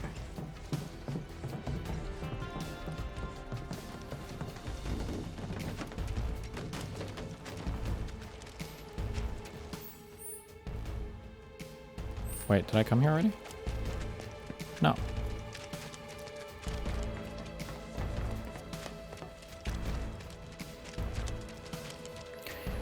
Bringing up an X in reference to an activity or action with a new person means that that activity or action will never happen again with that new person. Okay, no, so that I think is too much. That's why I said, like, I don't think it would be a big deal if you're like, oh, like, you like to play this or whatever, like, oh yeah, you suppose some X or whatever. If the person's I think that's too possessive. In my opinion, that would be, maybe that would be on the very far end of normally distributed, I think, if maybe. That's, I don't know. I don't think that should be that big of a deal. People who have to live a life pretending that, like, their partner never had ever any kind of past relationships, I think it's too much. I think it's kind of weird.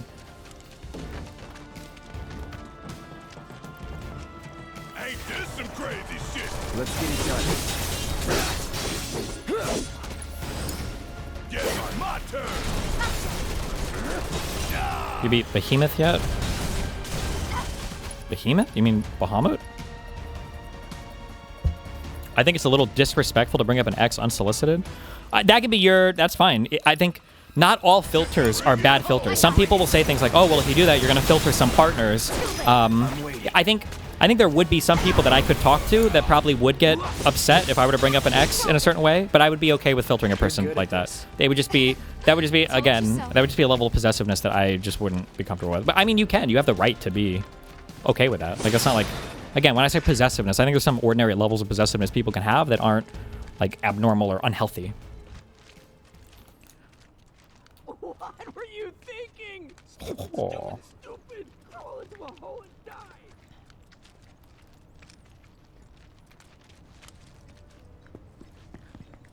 Thoughts on how to react if someone gets upset you won't talk about things you did with your ex? I would have to see how that conversation plays out.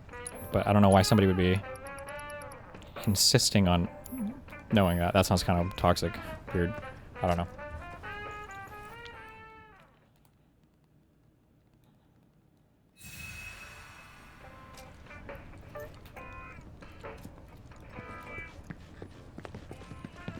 Hypothetical. Erica Kirk hits you up in the DMs. Do you reply?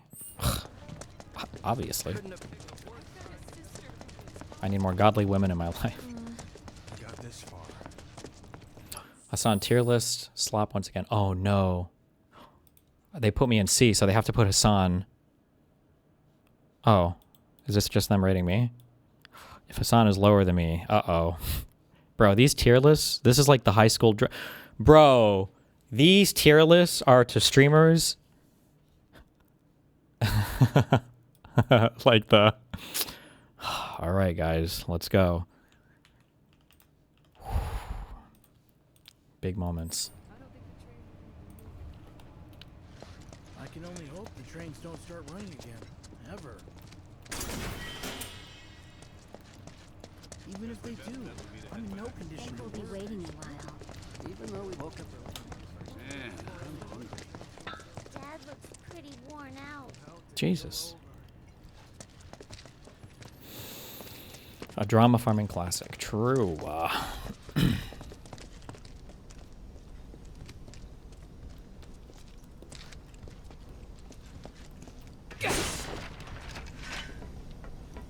What do you think about being roommates with friends? Over the past year, 2 out of 4 of my friends tried living together are no longer friends. I don't know. That sounds risky to me, but I've never had a roommate in my life, I don't think, that wasn't a romantic partner, so I don't know. But I'm also like, I like my space. I don't mind sharing space with a romantic partner. Fuck, I don't know. I really don't know. It would really just depend on the roommate. I just get very touchy about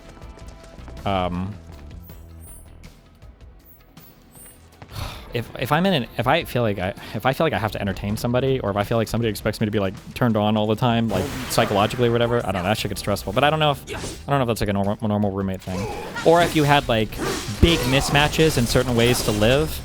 Like if somebody was like fucking up the kitchen all the time, or like leaving a bunch of like disgusting dishes or laundry everywhere. I don't know, that would be too much.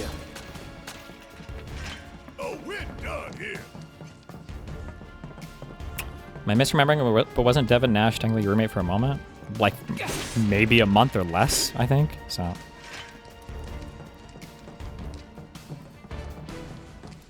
How long do you think people should wait before moving in together?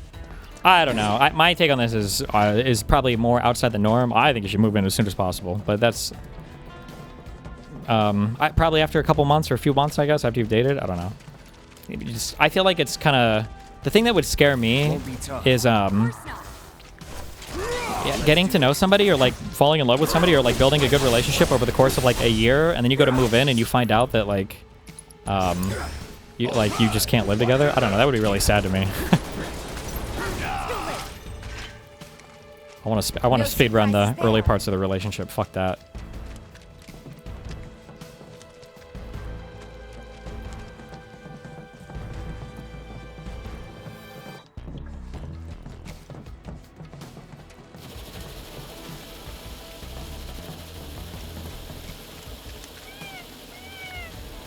Yeah, but you would at least spend a couple nights at her place before moving in. Sure, I guess you probably would. Yeah. Hello, Chocobo.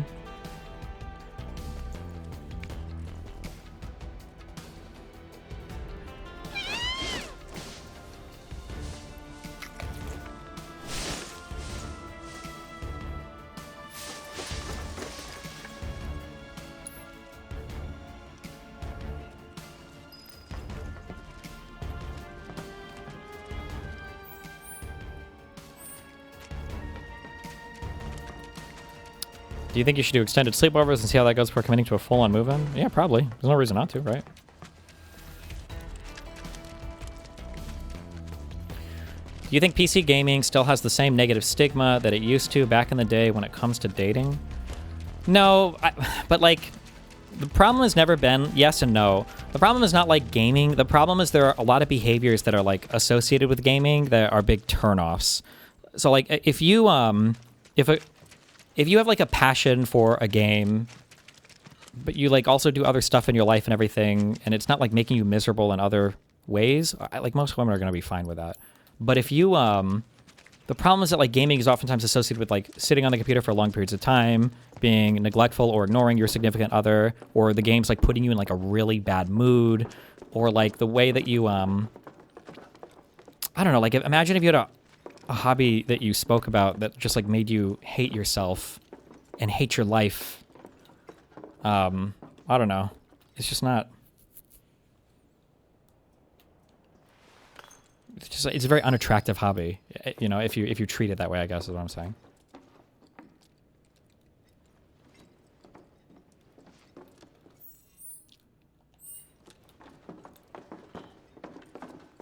What games are you playing?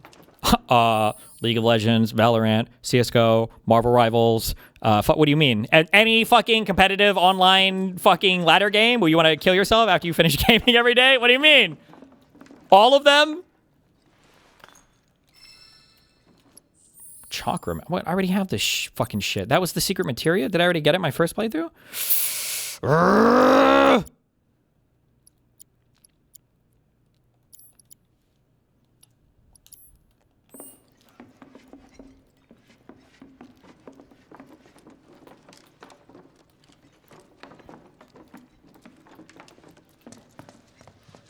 Tifa comes with a truck material from the start. Was that the only... That was the thing that I missed last time? Is there nothing else here?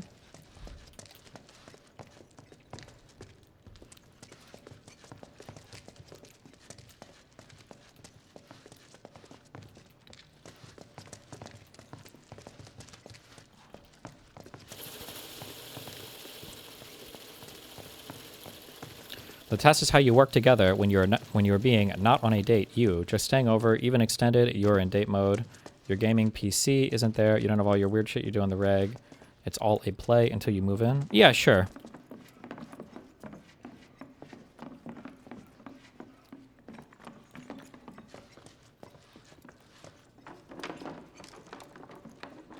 I would say like the problem is that like if you can imagine like meters in your brain,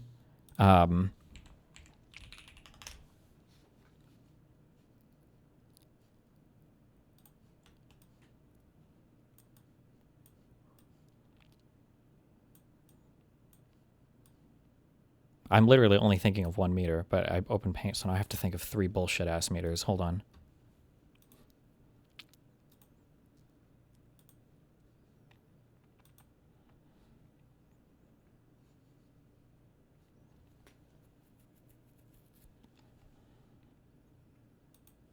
Nope, this is a bad. We're not drawing brawlers. Hold on. Hold on. I think integrals. Hold on. Okay. I don't need this. In my opinion, I think that annoyance or irritation with a partner is a thing that builds up insanely quickly if they're engaged in certain behaviors. But I think that those behaviors are almost completely masked until you're living with each other is the big issue, right? If I'm going out on a date with you, I have set aside in my brain some number of hours where we're just spending time together, and that's it. And then I know that there's a definitive end time to that, and then I'm going home, and that's it, and that's fine. It's like anything you do in that time is going to be fair game for wanting my attention, I would imagine, because we're on a date. But oh, also, if I am irritated or annoyed, we're probably just not going to go out, right? Or, you know, they'll know in advance, like, hey, like, I'm kind of fucking whatever, I'm in a mood. The problem is that when you live together, and then now the person can, because you're not on a date and you're just there, if the person starts to engage in behaviors that are like irritating or annoying to you, that shit can amp the fuck up out of like your irritation or annoyance feelings very, very, very, very, very fast. And like there's a decent chance that you have maybe never seen these behaviors before in your entire life.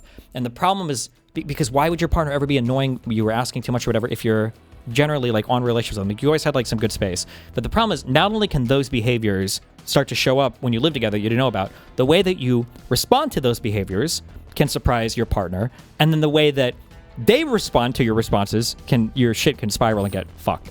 So like maybe you get like a little bit snappy or moody or something if you are getting irritated and your partner's literally never seen you get snappy or moody before. And maybe your partner has absolutely never in their life with you been in a situation where you're like denying their affections or something. Well, now, you know, not only are they seeing you moody for the first time, which is already kind of weird, the way that you respond to it might start giving them like confidence issues or insecurities in the relationship, and then that can get. Let's go. There are like different types of interactions like that probably don't happen much if you're not living together. That can cause shit to fucking mega spiral. Didn't COVID lockdowns break a lot of relationships because they actually had to spend time living together? Maybe for married couples, I guess. Maybe.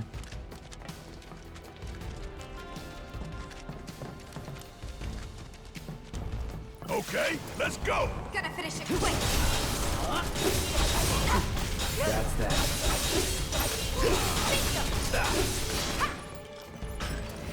Let's move. Not so fast. Another one is the first time one of you needs alone time.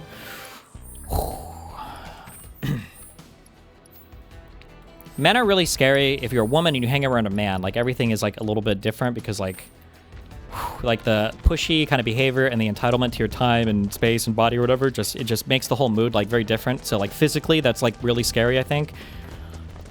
Psychologically, I think that same feeling can be around a woman. This might be maybe just because of the way that I engage with relationships and the type of woman I tend to pair up with, but like for everything that a woman feels, you know, men will never understand this, maybe unless you're bi or gay, and then women will never understand this because it's just on other ends of things.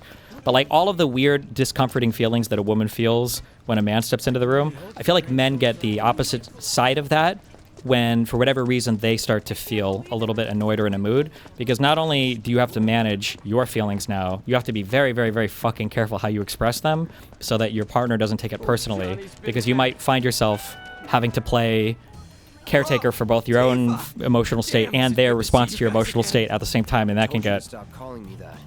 Bro, I'm in serious need of your expertise. Lend me a hand. Fine. What? Truth is, I'm trying to get out of town for reasons. Yeah, reasons. The thing is... Why do we speak to these bad cases? Plenty of men can make women feel comfortable and safe. You can, but I think it tends to be not the norm. I think most guys are not good at having somebody feel comfortable around them. Oh, man. I tried to chase her down, I really did. But she was real fast-like. Man, what am I gonna do? This could be the end for old Johnny boy. I'm begging you, help me out. Come on, bro. Okay, buddy. What'd she look like? Yeah. Bro. Hold on. Let me think. I want to get this right. She was a cutie, black hair.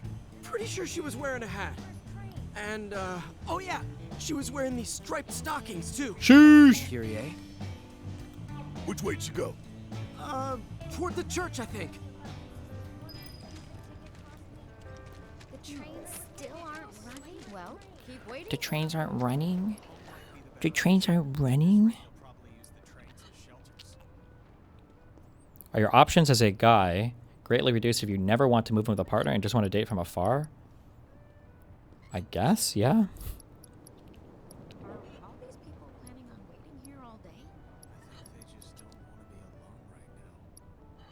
Well, I feel like most people would eventually want to, yeah.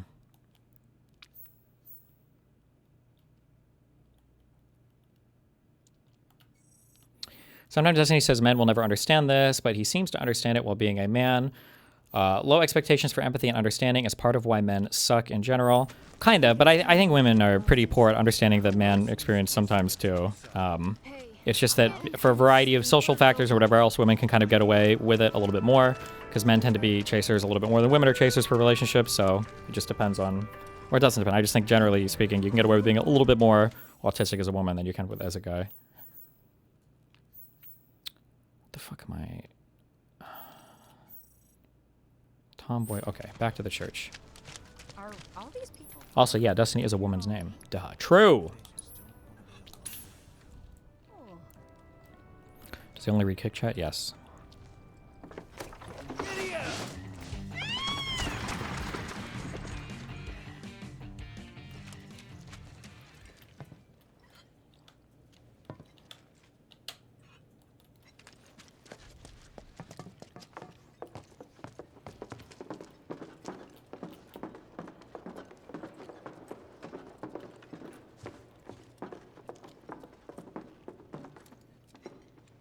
What? How do you decide whether to go for a girl who is clearly into you? I'm thinking about this now because a girl I kind of like demonstrated clear interest in me. It just feels new because as a guy, I'm usually the one who chooses. Maybe I've just gotten more perceptive with women dropping hints. I don't understand what you're asking. Just go for it, no? Hello! What? It wasn't me. You've got the wrong girl. Turn that dumper around. A crime in my life. You Kyrie? Kyrie? Who's that? Can't say I know her, but cool name. Someone mugged our friend and took every last skill he had. What? Sound familiar? Oh, that? Oh, I thought I was in actual trouble. Don't scare me like that. Now I remember you. You're that chick. The one who was spreading lies in Sector 5. Oh yeah, I did do that. Good times, good times. Hold on. I know you. Do you like Kyrie in the OG? I don't think this girl was in the original game. Maybe my luck's not so bad. Shinra's after me. You've gotta help me. Stole from them too, did you? No. Well, yes, sorta. It's complicated. How was I supposed to know they were Shinra? And now those jerks won't leave me alone. Even though all I took was some ugly key. I mean, what's the big deal anyway? Wait a minute. That was you? Oh, great. So everyone's talking about it? Is this the end? Am I a dead woman? Do I have to go in the rut? Leave Midgard forever and never look back? Kyrie, please. You think it's okay to hook up with a girl that's in a relationship? Would you? Listen, And the key. that's their life and their problems and their sins, okay? Don't tell Connor I said that, though.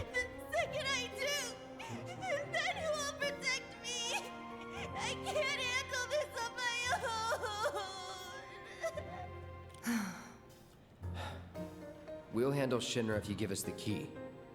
Deal? It's a deal. Right about now, those Shinra creeps should be hanging out at the Coliseum. They're waiting for a special match to start, starring yours truly. It's the talk of the town. You're joking.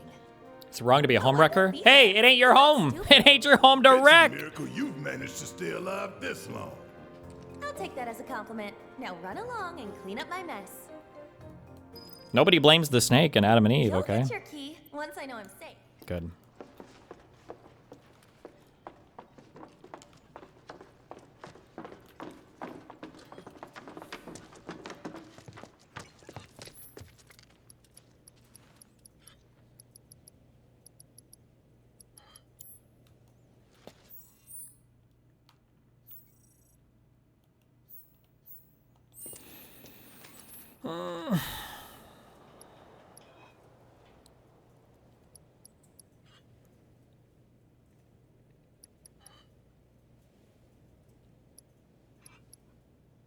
don't know where the fuck I should go. Here, fuck it.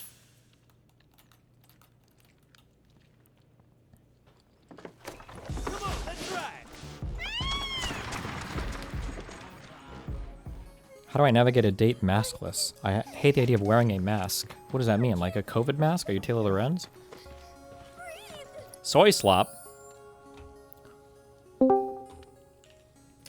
Yeah, hey. Hi, what's up, buddy?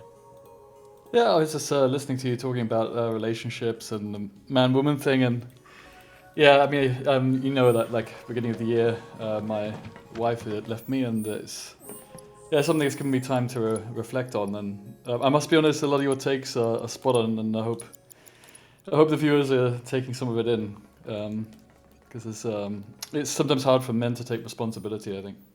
Damn, well, you make it sound like a fucking bummer there, okay? No, well, I mean, it's something to be learned from, right? You know, when a relationship ends, like why it ended, and you know your role in that, and also what wasn't your role, because that's sometimes you can put too much weight on yourself. It's been a real, like, because we were together for 13 years, so yeah, I'm gonna have to be honest. Like, Connor was pretty good in DMs with me about it, so I don't know why he's being such an arsehole since, but because of course he's gone through something, well, I don't know about similar, but also through a breakup. But no, initially I really took it as like I put all the weight on my shoulders, so I saw my failings. Sure. And then it was more like, well, wait a minute, I can also see, like people around me were like, wait a minute, you know, she's also not being perfect here, and that balance, I'm still trying to figure it out, because of course for myself, for future relationships, I need to learn, you know, how I can be a better partner, and also some things that are just about compatibility, right, that you can't change too much, like the alone time, like needing time to be on your own. Yeah. How old are you again? I'm a bit older than you, that's all I'm going to say. I don't know. I was wondering, when you said you were together for 12 years, I was curious when you guys started dating. Yeah, 13 years. Well, I met her in Istanbul on a bike trip. It's actually a super romantic story. Yeah, I was on a bike trip. We were at a shared, I don't know if you know couch surfing. Yeah. Yeah, so we were at the same couch surfing place, and you know there was an instantaneous moment of, I'm sure you get it, you know, like this kind of sudden moment of attraction. And then, you know, when you have that moment of attraction to someone, it can either be kind of increased and enriched by their behavior, or it can just fade away because you realize you've got nothing in common with them. So it was more of the former. And she asked if I wanted to have a cup of tea, and we sat down, and she's a biologist, so she started talking about bees and had such an interesting understanding of Turkish culture, and like for me, that's a real turn on in a woman. Sure. How old were you guys when you both first met each other? In our 20s, like late 20s at that point. Okay. And both like traveling, but both, well, I hadn't done my science degree. I'd only got my philosophy degree at that point. Uh-huh. But, you know, kind of intellectually minded. And like with the click was just crazy. And then I wrote to her a really long email. You know what my messages can be like. And like I didn't expect any reply. And then she replied with the same length of message, and it was almost like this for a year. The bond was really something special. And eventually she came to visit me when I was living in Amsterdam, and that's actually how I ended up moving to Germany.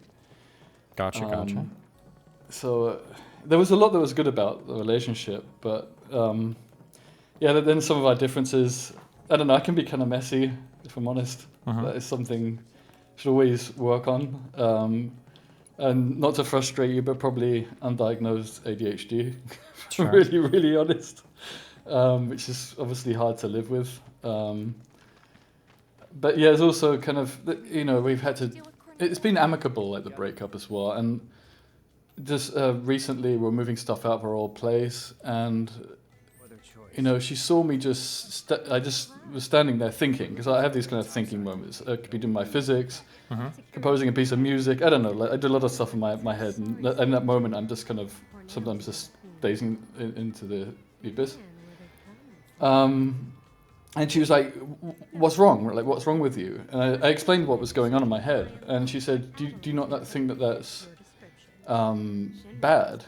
and actually it's just part of who I am, and I'm kind of happy about that. Like, it's part of my creativity. And that was a moment I realized that there was definitely an incompatibility issue. So, you know, and if that's the case, then so be it. But so it's really hard to see, like, what's your responsibility as, you know, and there's, you know, these kind of male things. Like, I've moved to another town again 4 years ago. I didn't make a proper friendship group. I just had my colleagues at work. And she saw that, and that's really unattractive in a male. Like, if there's one piece of advice I give to people is when you move to the place where your partner lives, you know, you've got to make your own friends. You've got to be social, because it's also unattractive to be not socializing so much. But there are just some, it's just like your responsibility, and then also some things like her being frustrated or inconsiderate about my needs. Was definitely there. Not communicating on her part. She ended up running off with a former best friend of mine. Jesus. Yeah, kind of crazy. And I don't think there's anything.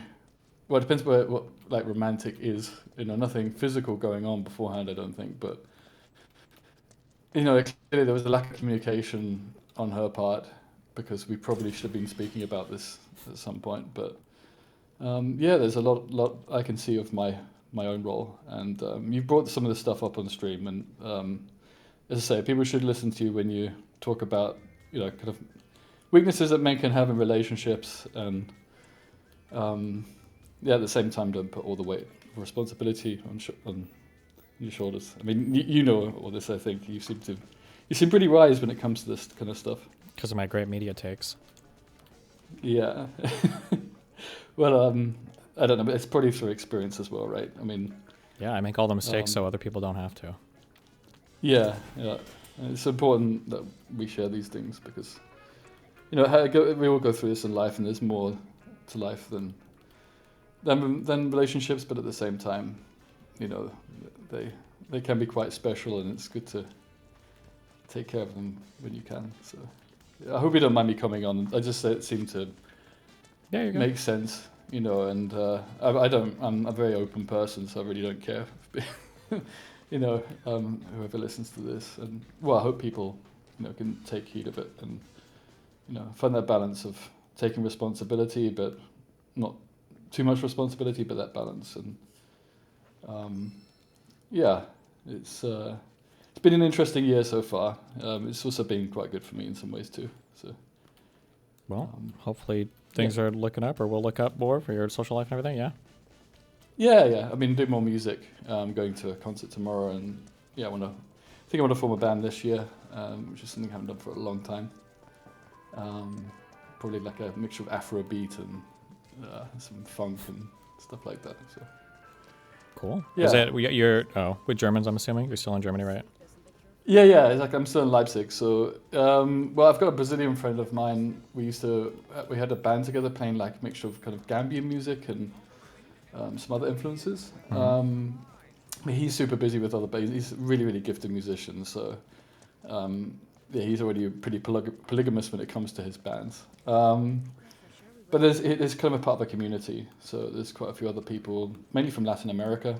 And so, that's another reason to go tomorrow, just to kind of make more contacts and, get to these jam sessions and such like. And it's opened that door, because before it was a bit more difficult to do stuff like that. So one door closes, another opens.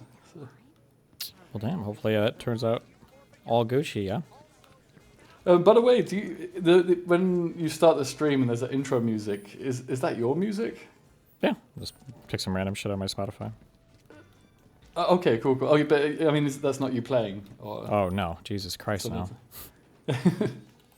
Well, I don't know. I mean, I think probably the audience want to hear you play a bit more often, because I think you once said music's really important to you because it's something for yourself, like it's something, I can't remember how to paraphrase it, but it was something that no one could like take it from you, I think. Yeah, it's like a personal thing you do on your own, for your own enjoyment, yeah. Yeah, and do you still play quite often? Yeah, it's usually off stream. Okay, cool, yeah. And what kind of music do you like to play? I don't know, I usually just smash my keyboard for a little bit, but just like random jammy improv-y stuff. Cool. Like kind of mixture of like more jazzy or poppy stuff, or We can call it jazzy stuff, I guess.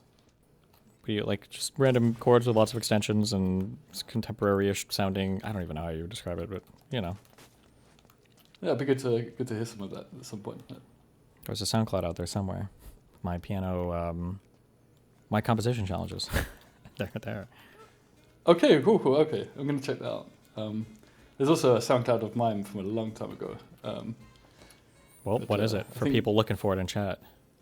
Oh, gee, this is it will be my full name. Actually, I suppose I could give my full name, but Okay, maybe not until after my court case is done, so people aren't getting stalked on my stream. But yeah, he's my full name, I think. But yeah, I mean, I'll give it to you, and then maybe it's. So I need to make some more music. I'm making music all the time at the moment. So when that's shared, I'll have it. I may put it on my website. So okay. Yeah, cool. Yeah, maybe at some point we could, if you're recording some music and putting it down, then I'll be up for adding layers. I mainly play guitar, play bass as well a bit, and yeah. So gotcha. yeah, I hope you don't mind me jumping on. I could also talk about the debates recently, but yeah, that maybe for another day. Yeah, but, probably I'm going off soon, but yeah, we watched some of it. I think we watched half of it. Yeah. Oh really? Cool. What the more recent one on populism? Yeah, with Getty and Lonerbox and Pisco, I think. And no. Soy Peel. Soy Peel, Pisco was the yeah. week before. Yeah. Yeah, it's been. I have to think of like how you are in debates. Like it looks so easy, if I'm honest, when you watch them, and then when you're in the midst of it and you're thinking about which like weakness to pick at and examples to bring up, it's so much parallel processing going on at the time. There's a lot of skill to that. It's yeah, you should take notes while debating. I used to a lot. Like I would just write it down, and I probably still would, depending. I do sometimes. I haven't debated in a while, but yeah, it's good to just have a notepad or just type stuff out as you're listening. Yeah. Right. Because I have what I call my war plan, but I don't actually actively write at the same time. That's probably good advice. Mm-hmm. Cool. Yeah. It's pretty late here, so I should probably head to bed. But yeah, thanks for your time, Destiny. Actually, it's I say I appreciate your takes. Yeah. And other people should too. So. Have fun. Be careful. Sleep tight. Cool. Yeah. Enjoy your gaming. Bye. Yep. Perform more pull-ups than your opponent, and the allotted time to win. In the event of a tie, you will lose.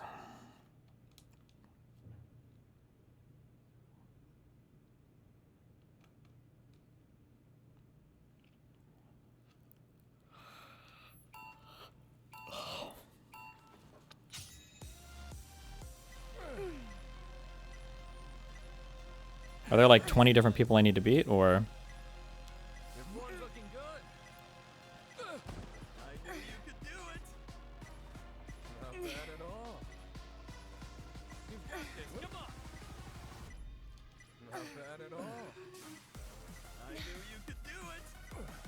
Look at that. Look at her go. Oh my goodness. This guy sucks. To be fair, this guy was doing a ton of pull-ups right when Tifa came in, so I feel like it's kind of cheating now. Round 2, what?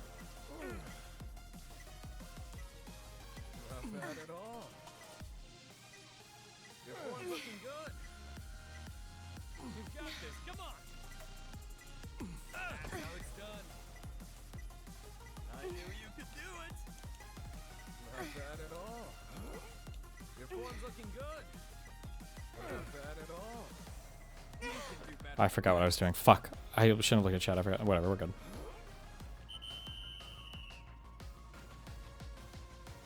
You have to beat Jules, and he is really difficult. I just crushed this guy. I can't believe your fiery passion pushed me to. I'll be taking the stage tonight. No, thank you. To commemorate the evening. I would be honored if you joined me on stage for a Hell yeah, where's the Tifa dance? Sheesh.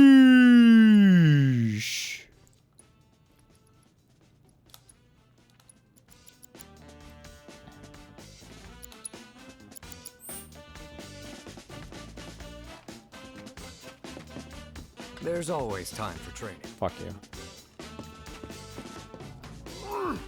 Looking to work up a sweat. Can I just go straight to the pro guy?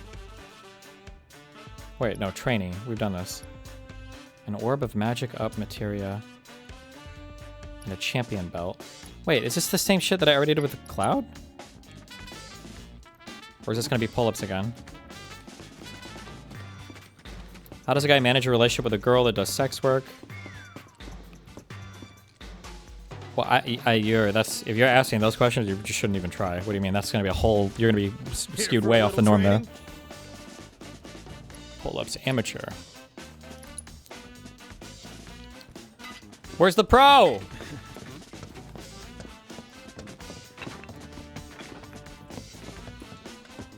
There's always time for training. Wait, do I have to beat the one guy and then I get to do him next? You want to go, do ya? All right, then, bring it on. Oh my god. Bringing everything I've got.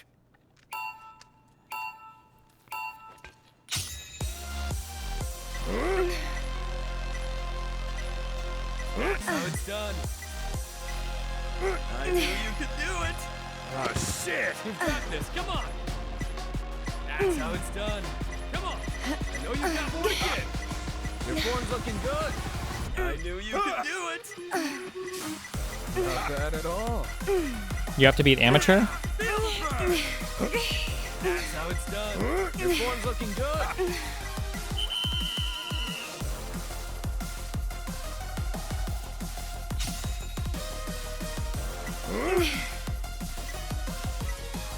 I knew you could do it.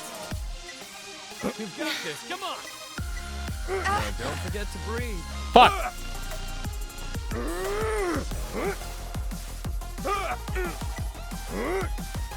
No. That's how it's done. Oh, shit. Not bad at all.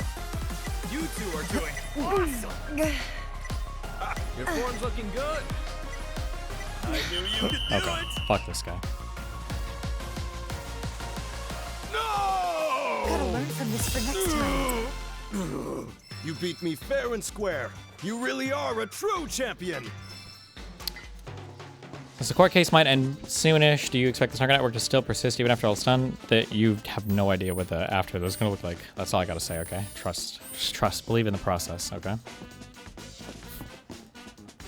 Those who sweat together get swole together. Okay.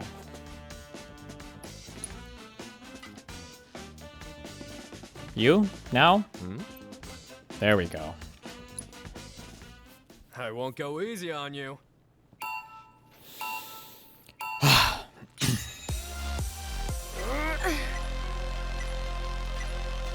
You are in the zone. Poetry in motion. How much training do you do? I believe in you. You're better than I thought. Slow and steady. 1, 2, 1, 2. Who'd have thought it'd be this close? How much training do you do? I believe in you. You are in the zone. Holy shit. You're better than I Jesus. Okay.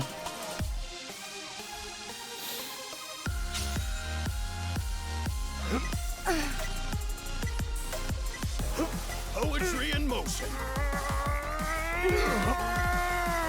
Who'd have thought it'd be this close? How much training do you do?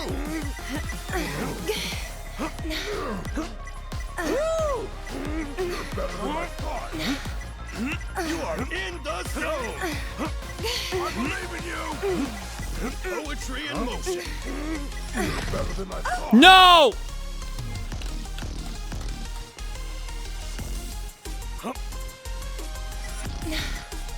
You're ahead in the game.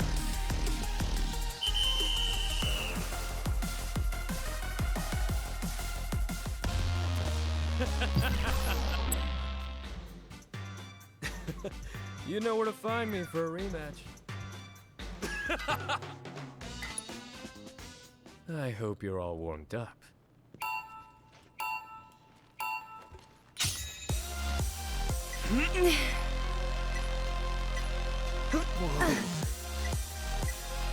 How much training do you do? Who'd have thought it'd be this close? I can hear your muscles crying out in joy and pain. You're better than I thought. I can't get enough of those beautiful muscles. You are in the zone. I believe in you. You can do it. Oh my fucking god. Oh my god. Recover from that one.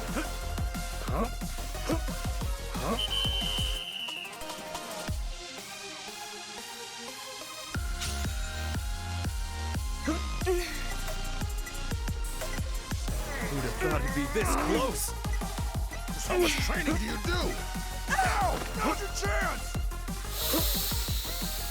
I don't even care.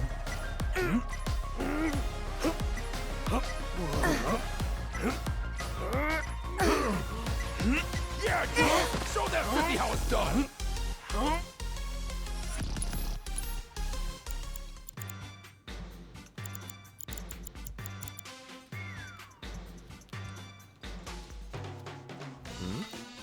Are you here for a workout? I hope you're all warmed up.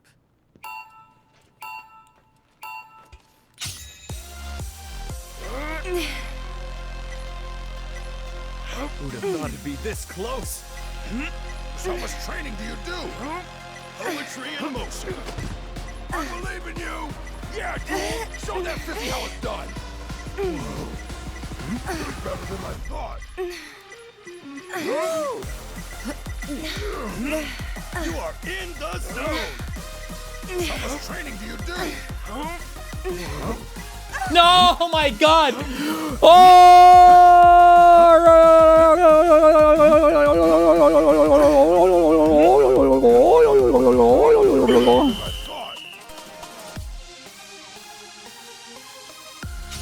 It's okay, we can come back.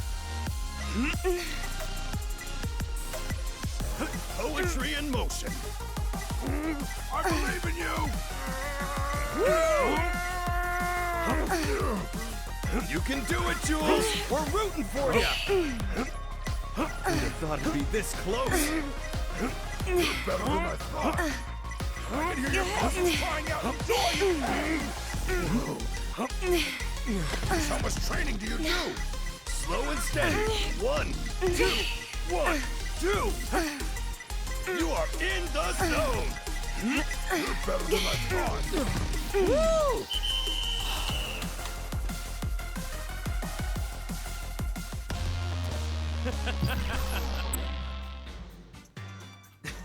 You know what? Find me for a rematch. I won't go easy on you. Okay, done trolling.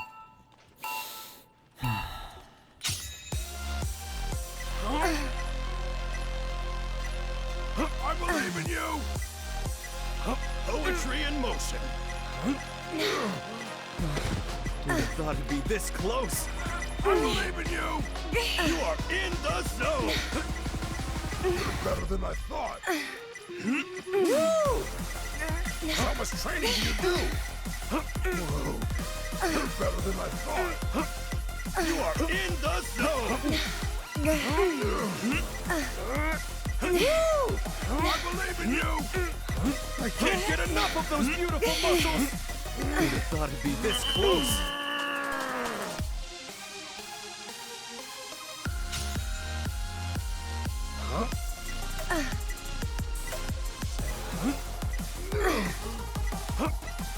Poetry in motion. How much training do you do? Oh man, who's gonna win this one? It's too close to tell. You're better than I thought. Who'd have thought it'd be this close? You can do it, Jules. We're rooting for you. How much training do you do? Yeah, Jules, show that 50 how it's done. Fuck you, bitch. You are in the zone. I believe in you.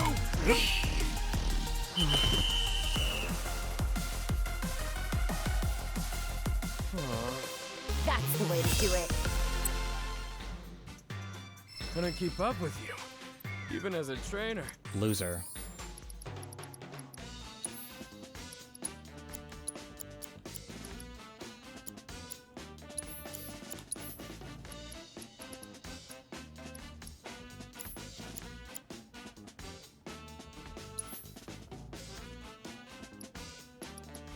You know what?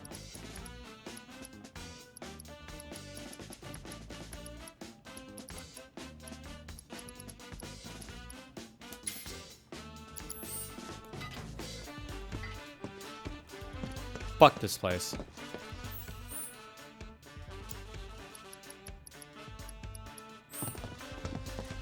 See all those Shinra troopers storming the Dawn's place? What's that about? Let's say you found out after you've been going out for a while that she does OnlyFans. You would sit with yourself and figure out if you want to continue, no matter how much you love her. Is it worth it? If it even bothers you a little, even if you think you can get over it. I hope I'm not being rude, but anything you might say would be helpful. Well, are you in this situation? Here's the issue that everybody has when it comes to determining whether or not they should take a new job, or whether or not they should be in a new relationship, or whether or not they should fucking herpit it or whatever, okay? Is that if you feel some level of discomfort now, and you really think about it, and you really like try to process whatever the fuck, and you kind of think you can get over it, and you do it or whatever, then you might be able to be okay with it, like when things are good. But a thing that people fuck up at consistently is they don't stop to consider, like, how am I going to feel when things are, like, not good? So the question you have to ask yourself is, and it's hard to know this until it happens, like, fine, you're okay with her doing sex work or whatever other bullshit now. I don't know if the OnlyFans if she does boy-girl stuff or just solo stuff. The question you have to ask yourself is, like, if you guys are fighting and something is happening, how are you going to feel when you guys are having a big fight, she's not talking to you, and then she's, like, fulfilling requests on OnlyFans, like, you know, schlicking for some dude who paid her $300 for it? Like, that's the type of stuff that you have to consider. This isn't just for sex work, by the way. This is literally for anything. Is people oftentimes will evaluate things when they're trying to make good decisions, because as human beings, we think about, like, we need to be in a calm, rational place when we make decisions, because generally speaking, we should be. But, like, you got to think of, you know, for a relationship, this is a thing that you're stuck with, when I say stuck with, that you're in for, hopefully, the long haul. You have to think about certain things and how those are going to play out when you're not in a good state of mind. So if you think that, like, yeah, you know, I can handle it, I'll just maybe feel a little bit extra shitty or whatever, that's fine. But the problem is that things that are tolerable when things are good become completely and totally irrevocably destructive when things are bad. So I don't know. But I can't answer that question for you. I don't know, bro.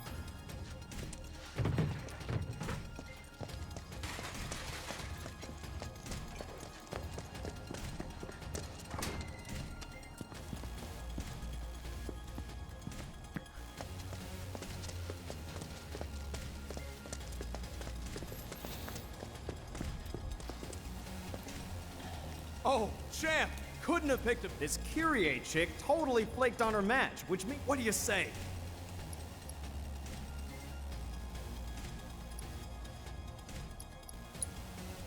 Hey, been waiting for you. So, what are you in the mood to fight? Jesus, these are all bonus books that you get?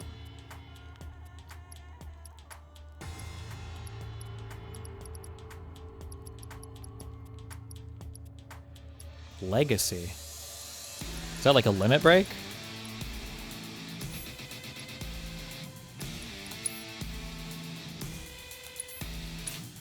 Watch and learn.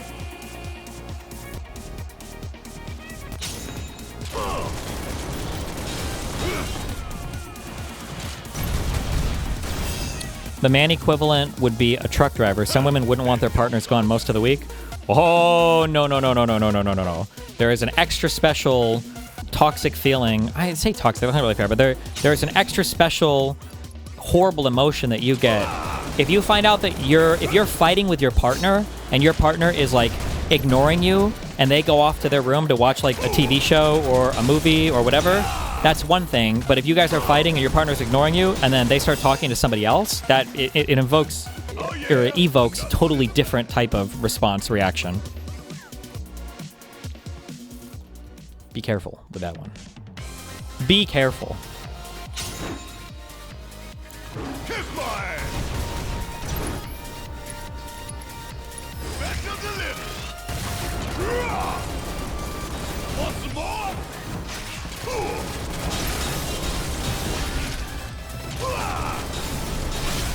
Time for a serious ass whooping. Oh, we're done here.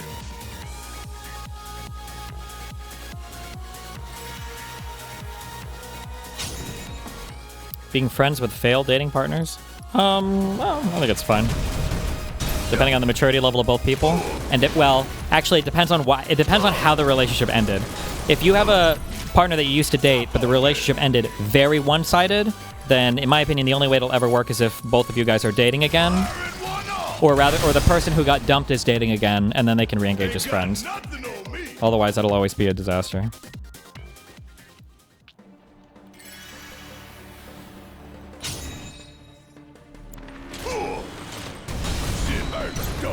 These enemies suck.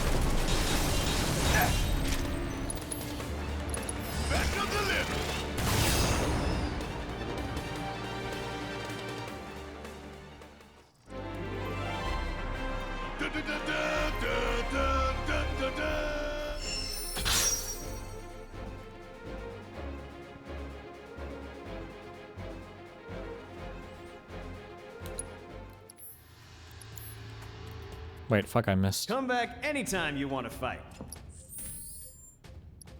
Wait, so does his limit break get like automatically changed or what?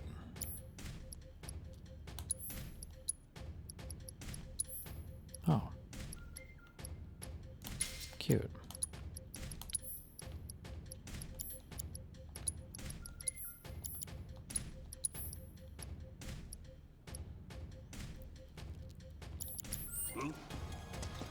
Oh, champ! Couldn't have picked a better time. This Kiri, what do you say? Mind taking her spot? Okay. Choose an opponent. Being just friends fucked with me for a long time because I still had feelings. Yeah, don't do that. Don't. The problem with that is that like when things don't work out with somebody and you really wanted them to, and the breakup was like one-sided on like them breaking up with you, the issue is that if you break up and you remain friends, in your reality, you haven't actually broken up yet. So you have to go through the whole pain of like things not working out and them rejecting you or whatever the fuck else. But then in the future, inevitably, they will find somebody else and you won't because you haven't moved on and you haven't made yourself emotionally available to any other girl because you're so worried about missing a re-opportunity for the girl that you already lost. And then when they start dating somebody, it's going to be over for you. And then you're going to start threatening to kill yourself and it's just you're gone. It's at that point, you're gonzo garbanzo. Don't do that. Lewd.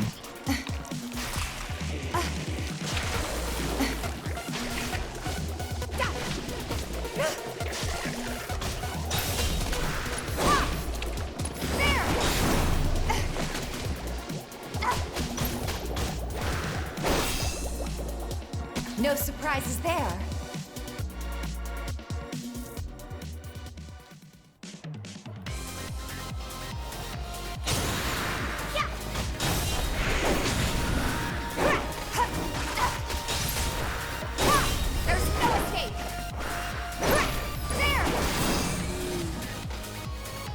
Worked up a good sweat.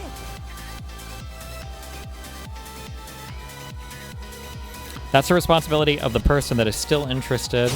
It's so annoying to have someone that pretends to be over the relationship just for you, to realize that they weren't and have spent the last 4 months mind raping themselves over your friendship. Are you a girl? You sound like a girl.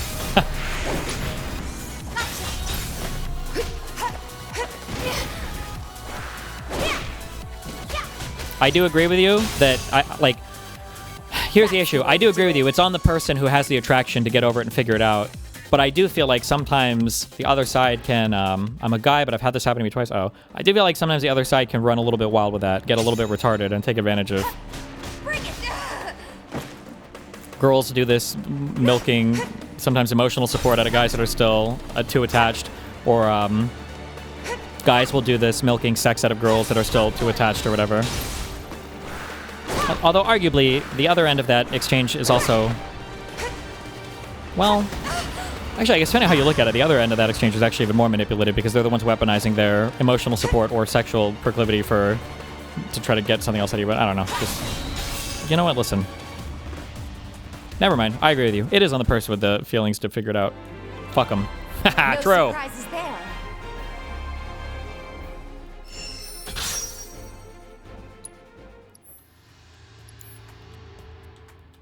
Come back anytime you want to fight.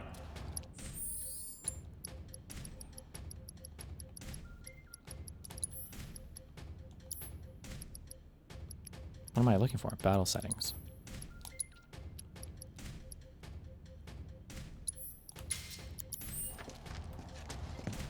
Oh, champ! This Kyrie chick, what do you say? Okay, choose an opponent to fight.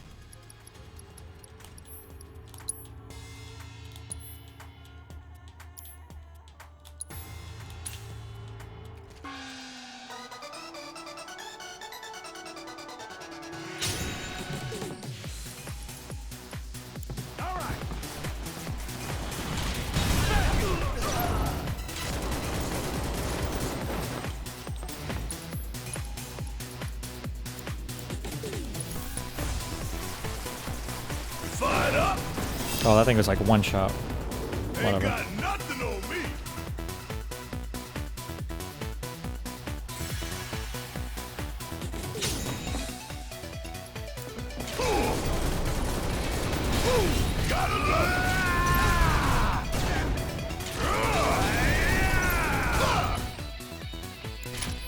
He has a flamethrower, but he's weak to fire?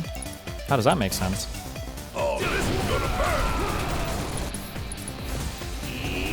Oh, maybe because it's like setting their fire tanks on fire.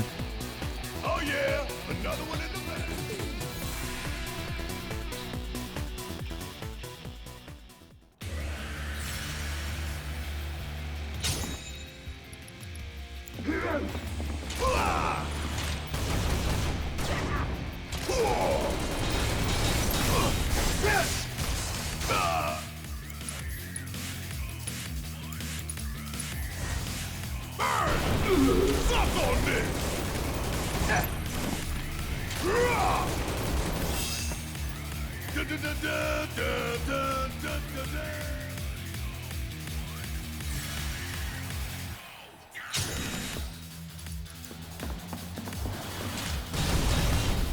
Can I cast fire at his shield? Do you think it'll do anything?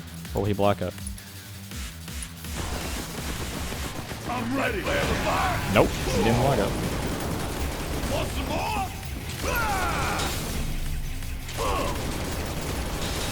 Stay down, asshole. You ain't getting out of this one.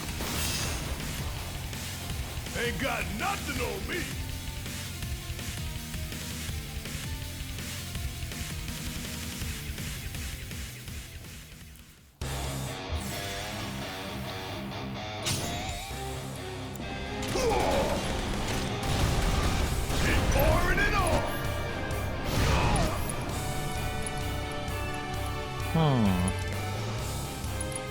Here it comes. Ooh, gotta love it.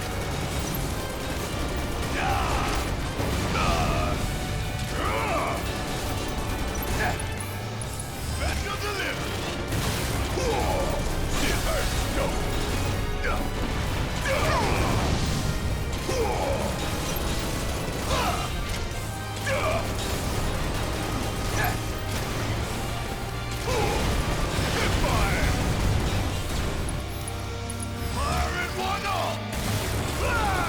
This game more fun on keyboard or controller? I don't know, I play with controller.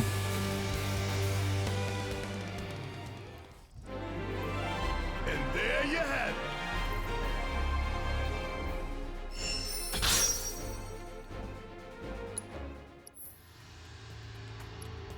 Fuck, I have to do that same.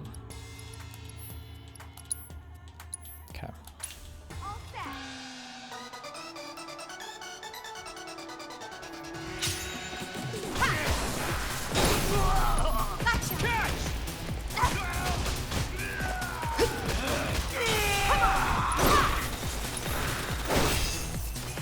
No surprises there. You ever worry about a girl trying to date you for money or baby trap you?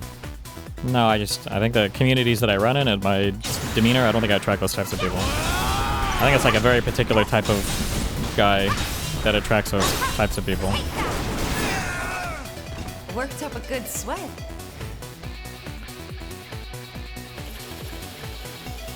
Good one, Izul.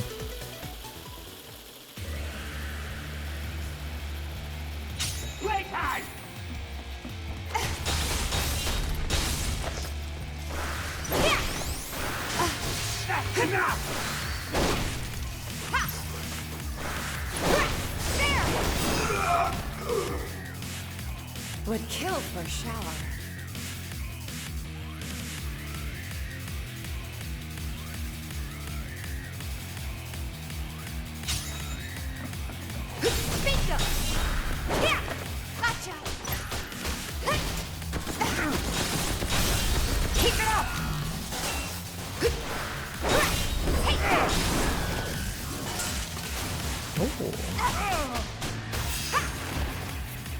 the way to do it.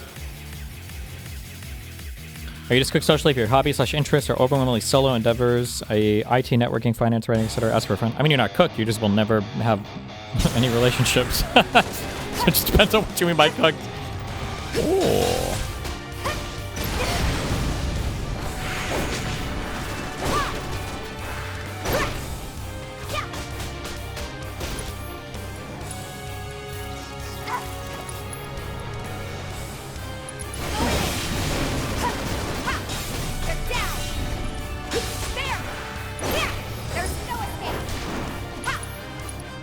Wait. No. Yes.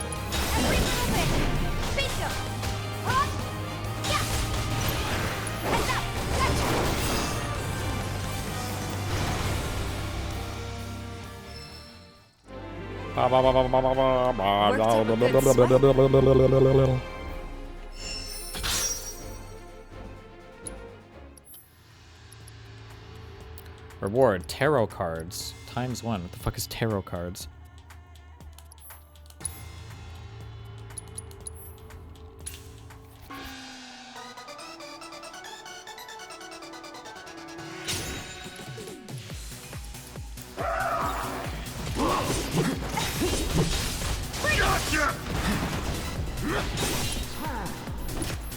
Hello? Good one. It's on you.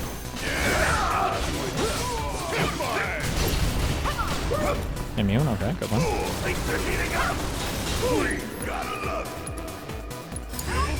got this.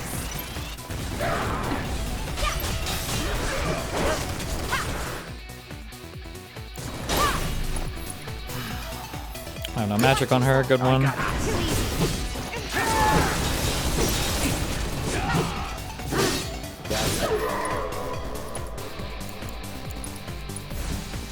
No escape. Keep it up, man.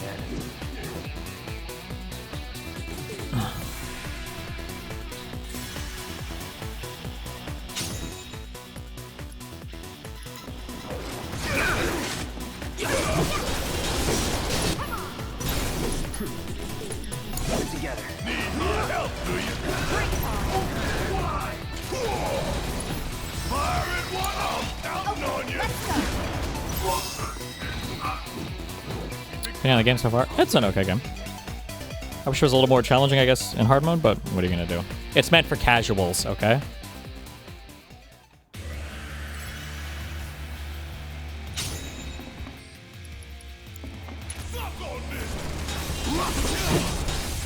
That's that. Take the lead. Yeah, I'll do it. Have you watched Obsession yet? For me, that movie, it's kind of like, you know in Saving Private Ryan, they say that there were war vets that walked out in the first 10 minutes of that movie?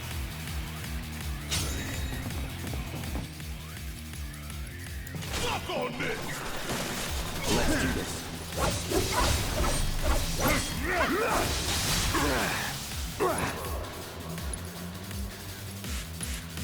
Keep it together. Need my help, do you? Asshole!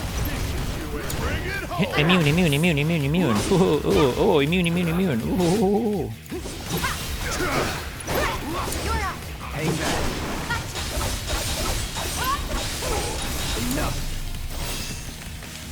That's the way to do it.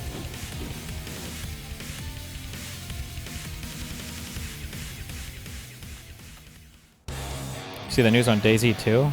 No. Sound based though. No holding back.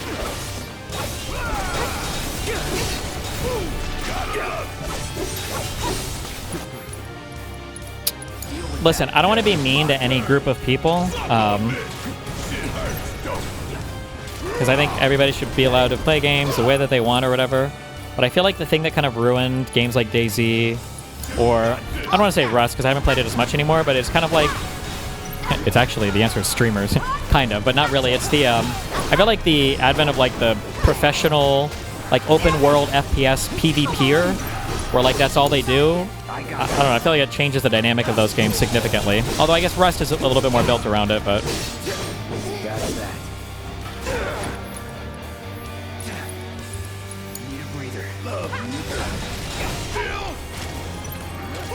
Why are Redditors butt blasted about GTA 6 not having a physical disc? I have no idea. I don't think I put a physical disc in a computer for like 20 years. How old am I? Probably for 22 years. I know you can do it. Fight through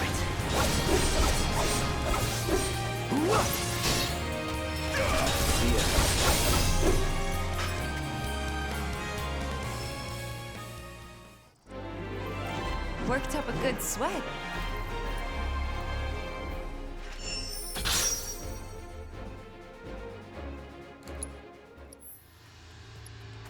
Okay, that's all of these? Come back anytime you want to fight. Wait, what are tarot cards? Oh, it's gonna be some cringe accessory that sucks. A deck that consists only of tarot cards might be lucky. Extends the duration of detrimental status effects. Boring! Oh my god! Oh, champ! This Kyrie chick, what do you say? I'll take it. Sweet! You're a real wall market hero, man. Crowd's gonna go wild when they see you. Yeah, I am. The hell you doing here? That thieving little... Guessing he's the guy. Kyrie's not coming. Whatever. I can roll with it. In a shocking turn of events, our next match. Which of these will take the reason into the... Fighters, begin!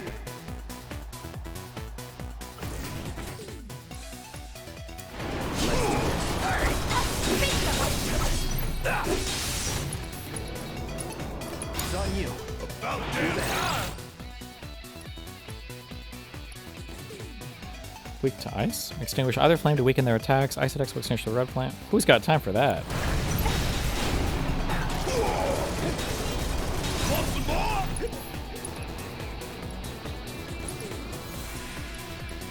Bring it home. Let's go. Coming for you.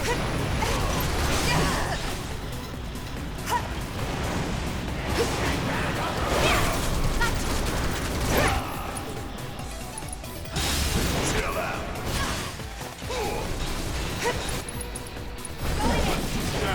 How about a nice cold can of whooping?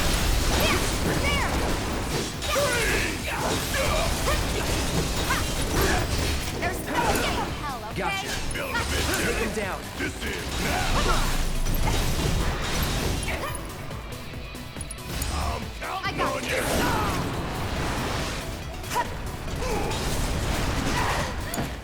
Hang back. Here we go. Good one. Need my help, do you?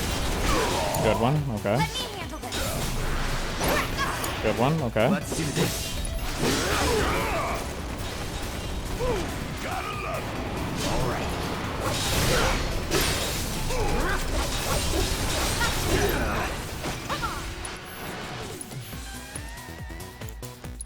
Keep it together. All right. Watch and learn. Kiss my ass. You're up. Okay, let's go. You're fine. Our reigning champion does it again! Not only does he retain his crown, but now he can add Beast Whisperer to his list of impressive achievements! Wow.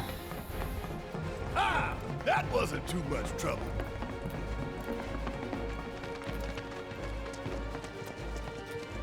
Watching you guys fight gave me goosebumps. Hope your next match is even better than the last.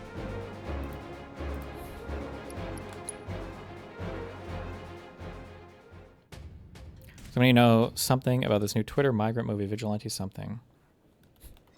Oh shit, you guys should watch that for movie streams. Well enough. If they're smart, they won't send anyone else. Really? Learn your lesson, girl. Totally. From now on, I only steal from the... That ain't the Micro looting. Talk about it off my shoulders. Hold it.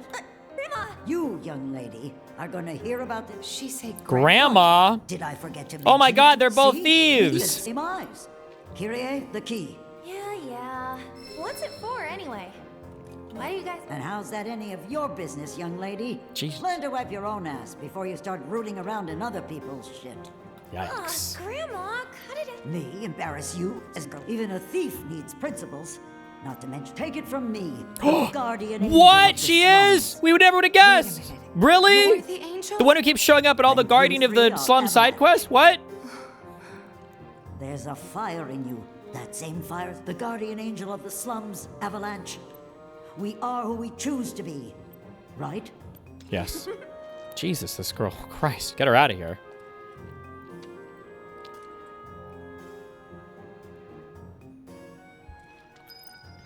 I hear Corneo's got secret rooms hidden in the sewers. More than even he knows. In the if sewers? rumors are Oh. true. She's 16? I just meant, Jesus, that girl's on a bad life path if she's already stealing and getting up to no good. What do you think I meant? Jesus.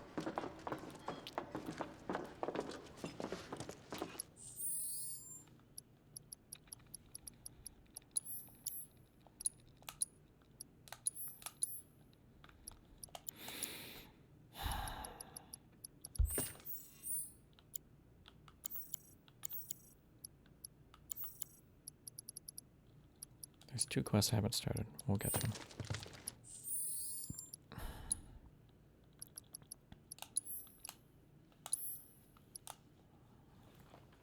Okay.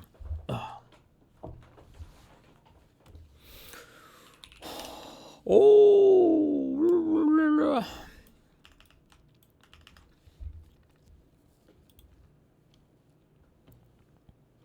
Polonium. Okay. Cranium. Compact hockey. Croquet. Trackpad. Lead. Squashed. Mercury ductile. Dense microphone monitor. Francium. Printer and compressed. Oh, these are like... Is this a real element?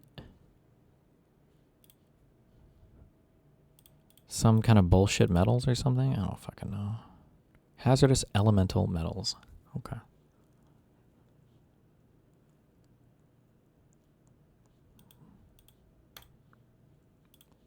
Sometimes these are so easy, and then sometimes these are impossible.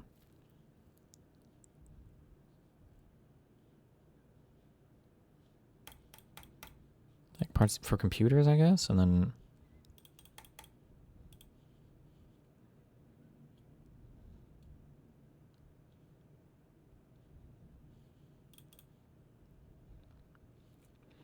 Starting with bird homophones.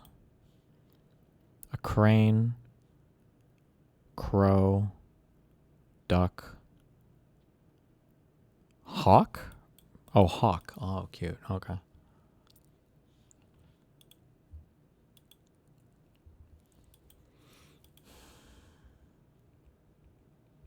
Well. Be careful. Stay safe. Don't die. Tomorrow, 1 p.m. sharp, like we have been every single day this week. But tomorrow, guys, is the real day, because it's Friday, which means, thank God, finally, that MSJ is coming through tomorrow. Thank God.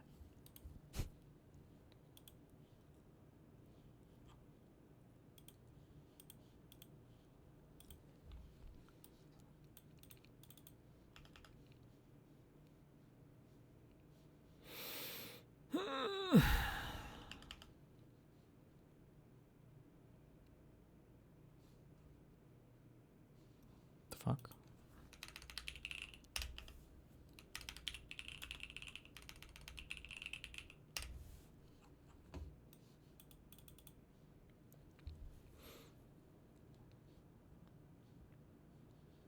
Oh, okay.